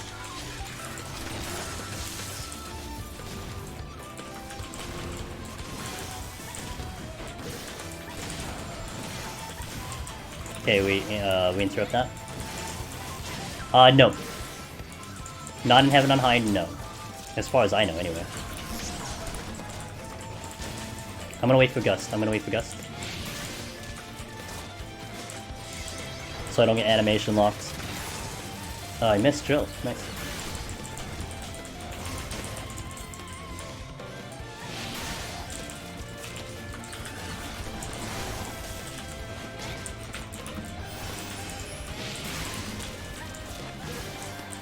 I'm gonna pull the Jackie because I have to wait for that Centaur to move.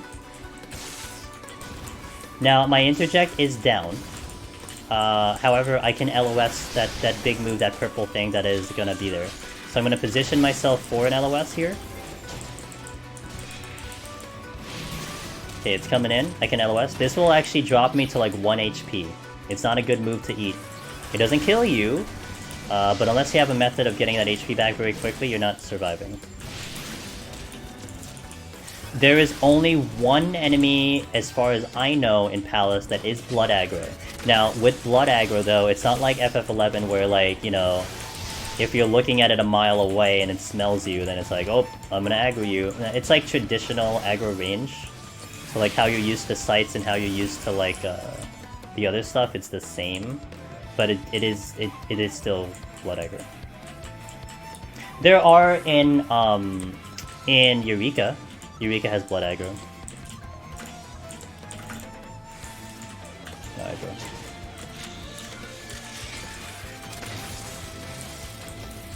We're gonna bring you to spawn.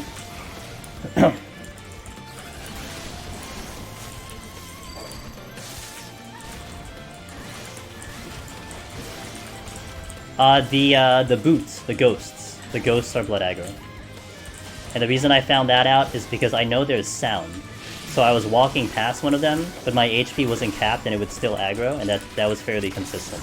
So it's the boots. But again, it's not, I mean, it's worth noting, but it's not, like, so important, I guess you can say, but it is a thing. Okay, we're up. I still have to fight through one more floor. And then we have a clear shot at victory.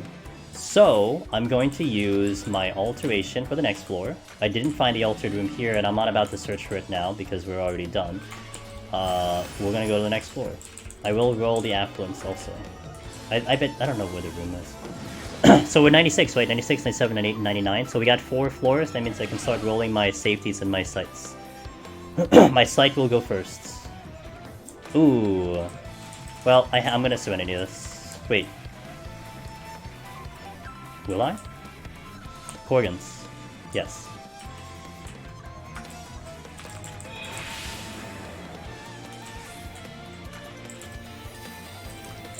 I have to fight through this. So we're gonna Frailty here. And then we are home free. So if I get through this floor, straight up, we are home free. This one kind of hurts.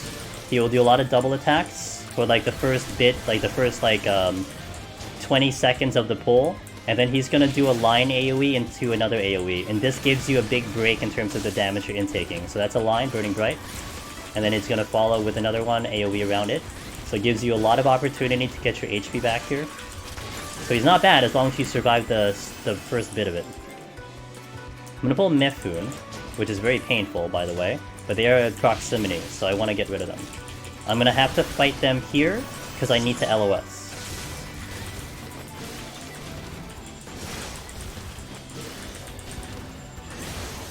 He's gonna do a move right about now that I have to LOS, otherwise it does a pretty big amount of damage.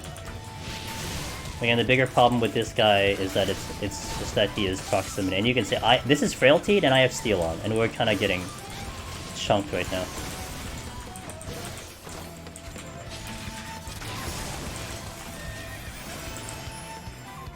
I gotta get to that room! The Void Knight is also proximity, but a little bit easier than a Mifune. Ah, I did that bad. Yeah. Whoops.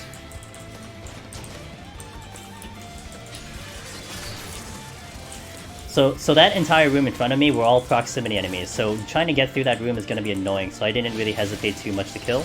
But I also have Frailty on, so we can kind of handle them no problem. I do see my Steel going out, but I might delay the use of it. I really only need it for this floor, but I'm going to delay the use of it. I really want to get to that Corrigan room. Like, that's like top priorities that I get over there. Because I don't know how many kills I need right now. The Mifune is blocking me to the exit, so I'm actually going to pull it with the Frailty on. 1, 2, 3, 4, 5.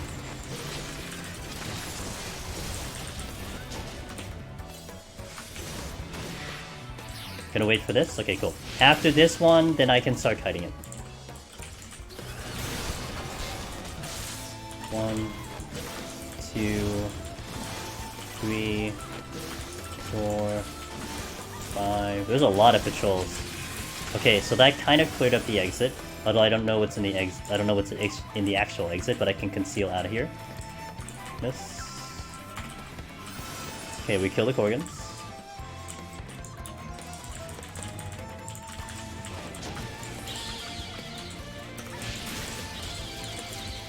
So 3 free kills. Boom. That's it. Done. And we're out. Wow. Shanti are very easy. There's a chest. Let's go.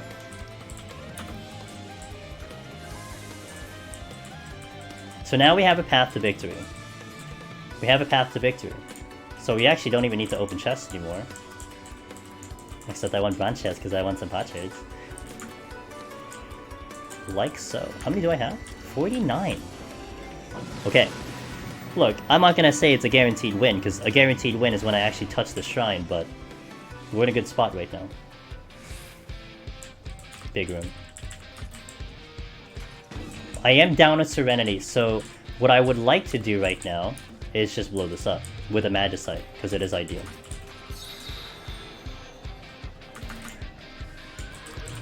Yeah, F you.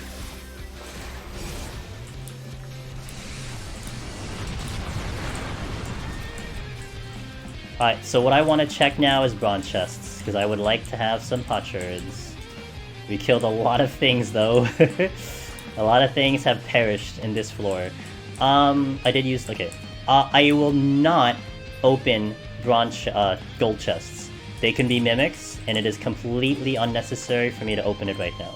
So I am only going to seek out bronze chests and silver chests because I still have a path to victory. So this is kind of where, like, okay, we're going to hold off on the chests now, because you don't want to make this more complicated than it already is.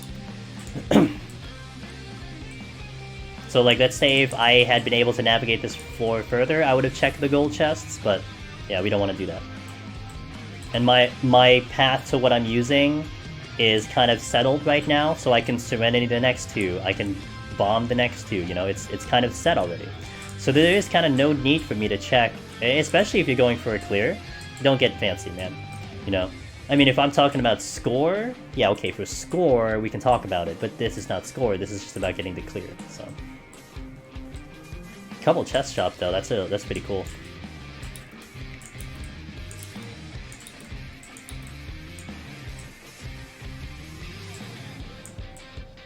Okay, let's go.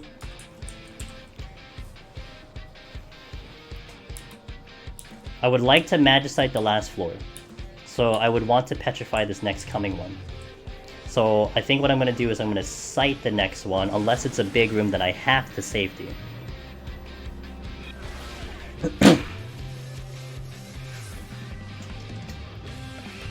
Oh, it's a big room, so I have to safety. And I guess we have to... Well, I don't have to, but I could. But we're going to Serenity first of all.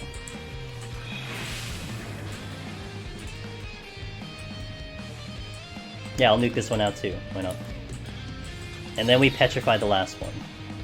The last one is... I've never seen it as a big room, just want to point that out. I've never seen the last floor as a big room. I do commonly see 98 as a big room, but it's not always a big room. Oh yeah, I will. I will. We have full strength steel till the end of the match, so.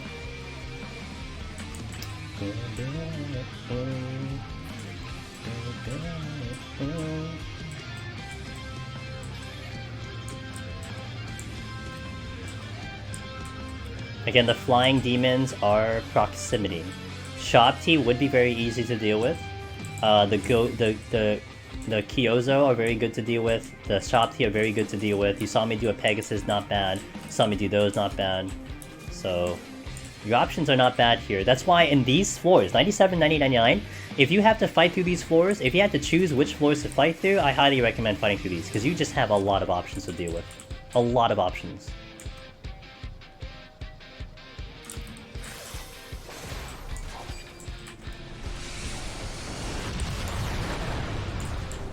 Not much.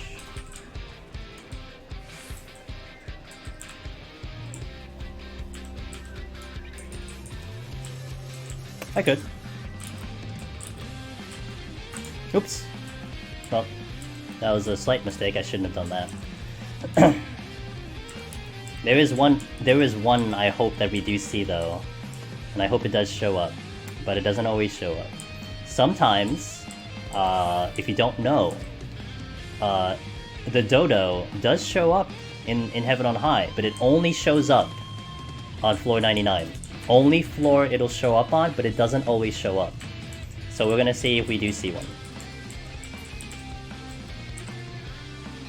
I've seen it, I think I've seen it like twice. We don't know.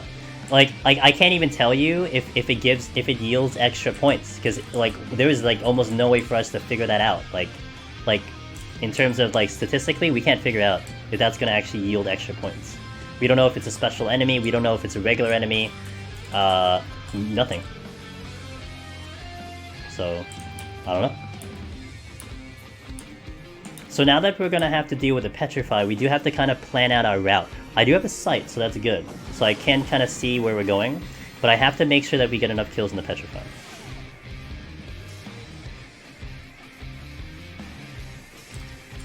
Serenity, hands down.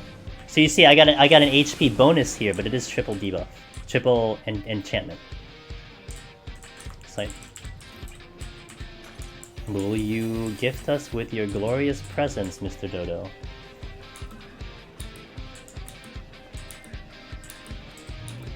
Yeah, he doesn't show up very often. He is a patrol, by the way. The Dodo is a patrol, so... I'm gonna conceal. I have another conceal, so I'm not too concerned about that. I don't think we're gonna see a Dodo. I don't see one.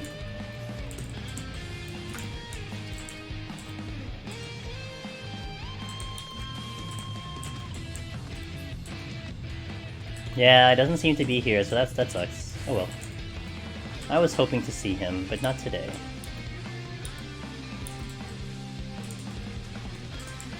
Okay, so I'm gonna wait for my sprint because I want to have sprint for the petrify.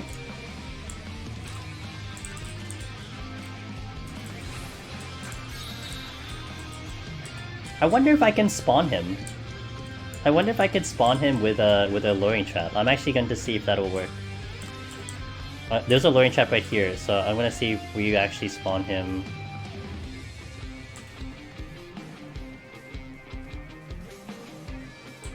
Okay, so I'm gonna sprint. Oh. Nope, we didn't get it.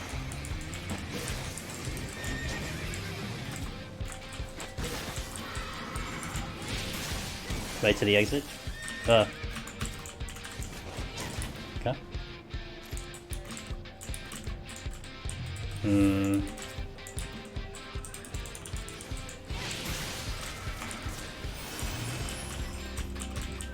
Oh, come on, man. Give me the target. Hello? Oh, what a bad one. Okay. I'm gonna pull a Shab T for Sky's suggestion to fight it. So these are very easy. They do a line AoE. However, if you get hit with the line AoE, there's this one time I was on Red Mage, and it was a Gloom Floor? It was like Gloom Floor or something like that, and I accidentally got hit with this thing. It hit me for 250,000 damage. I have 42k HP, so yeah, we're not surviving. I think even a tank, I think I saw a tank get hit with that line AoE and it did like 75k. So safe to say you're not gonna want to get hit with that thing. Alright, there's a bronze chest that I'm gonna pick up, and then we will go to victory. I'm gonna change it to the in-game music because, you know, gotta keep authentic. But guys, is it strong? Yeah, it's a one shot. I think it's safe to say this is how you do machinist. This is how you do machinist, guys. We have completed the task. Just to make sure. Oh, just for the sake of it, I can walk over traps with a conceal. So, just want to point that out. No Dodo, unfortunately. It'd be funny if he just shows up on the last floor. It's like, hey, what's up, dude? Yeah, Dodo. Oh, if you're talking about Dodos, Dodos are... They're not fun. You don't want to fight them. Hey.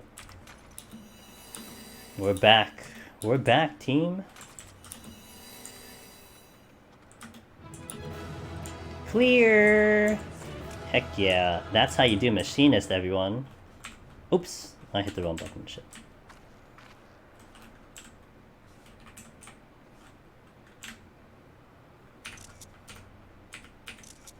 Heck yeah.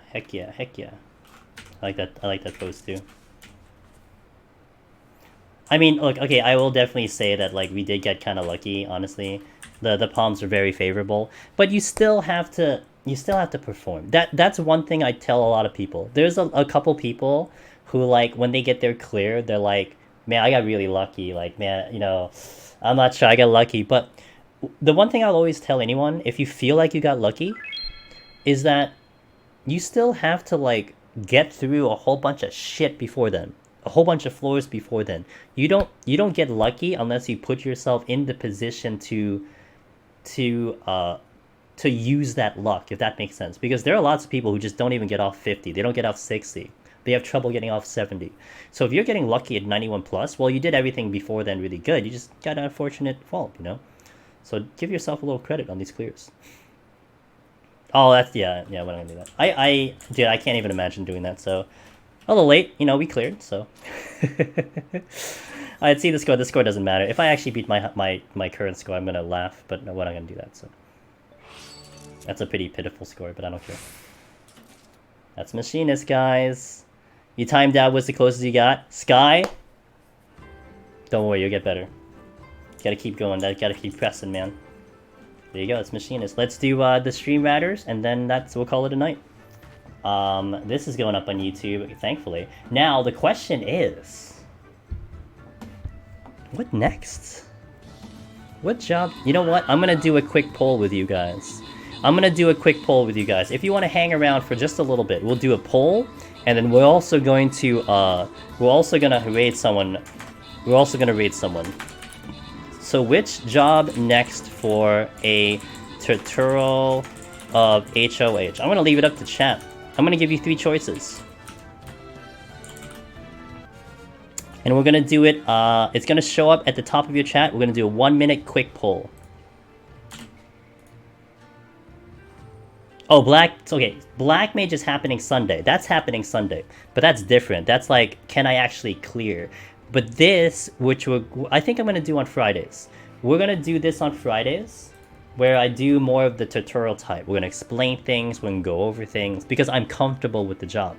I am not comfortable with Black Mage. Black Mage is hard as hell, and I'm still working on progging that. But that is Sunday. 9 p.m. Eastern, Sunday is Black Mage, and we're going to keep trying. I think I'm on attempt number 16. I've tried Black Mage 16 times, and we haven't cleared. So, you know. That is a thing.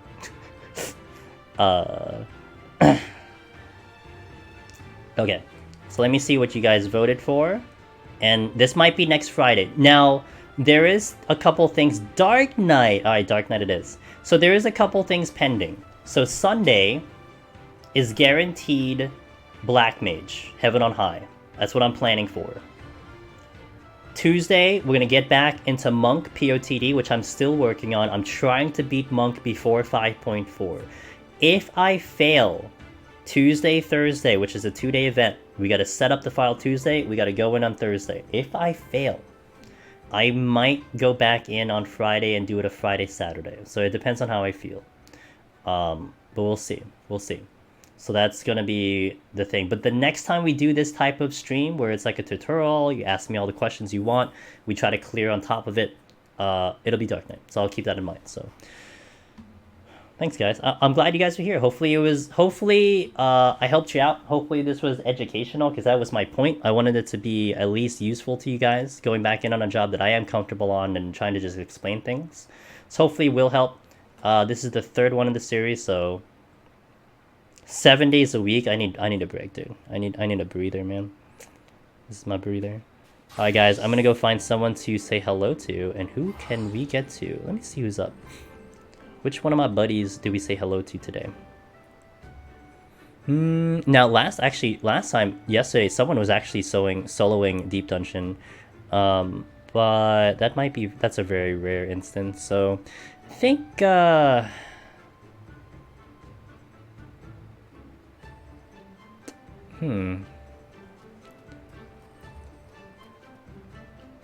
Alright, we're gonna go to... No, actually... Oh, I know. We're gonna go to my buddy. My good buddy. Oops, sorry, my bad. So, if you guys saw some of the art today, you will actually see some of her art on my art gallery, if you will. We're gonna go to Darien Hart. And she's actually doing art, I think. Actually, she's doing a raffle right now, which means you could probably get yourself an art from her. That's what she typically does. So we'll go to Darien Hart. Good friend of mine, good streamer, fantastic artist, and she does do Savage, so check her out. If you guys have my Mimic Bongo emotes, I would greatly appreciate it if you spam that in her chat. She's gonna like it. And hey, if you need something to wind down on, she's a good stream to do it. So again, thank you guys for being here. Hope you had fun. I hope Dyson see you Sunday for another round of Black Mage where I get my butt kicked again. And we'll see what goes on. So thank you. Have a good night. Have a good morning. Let's go raid Mysterian. See ya. Good night, Setsu, Azura, Bunny. Good luck on your thing, Stoat. Alright, raiding. Good night, guys.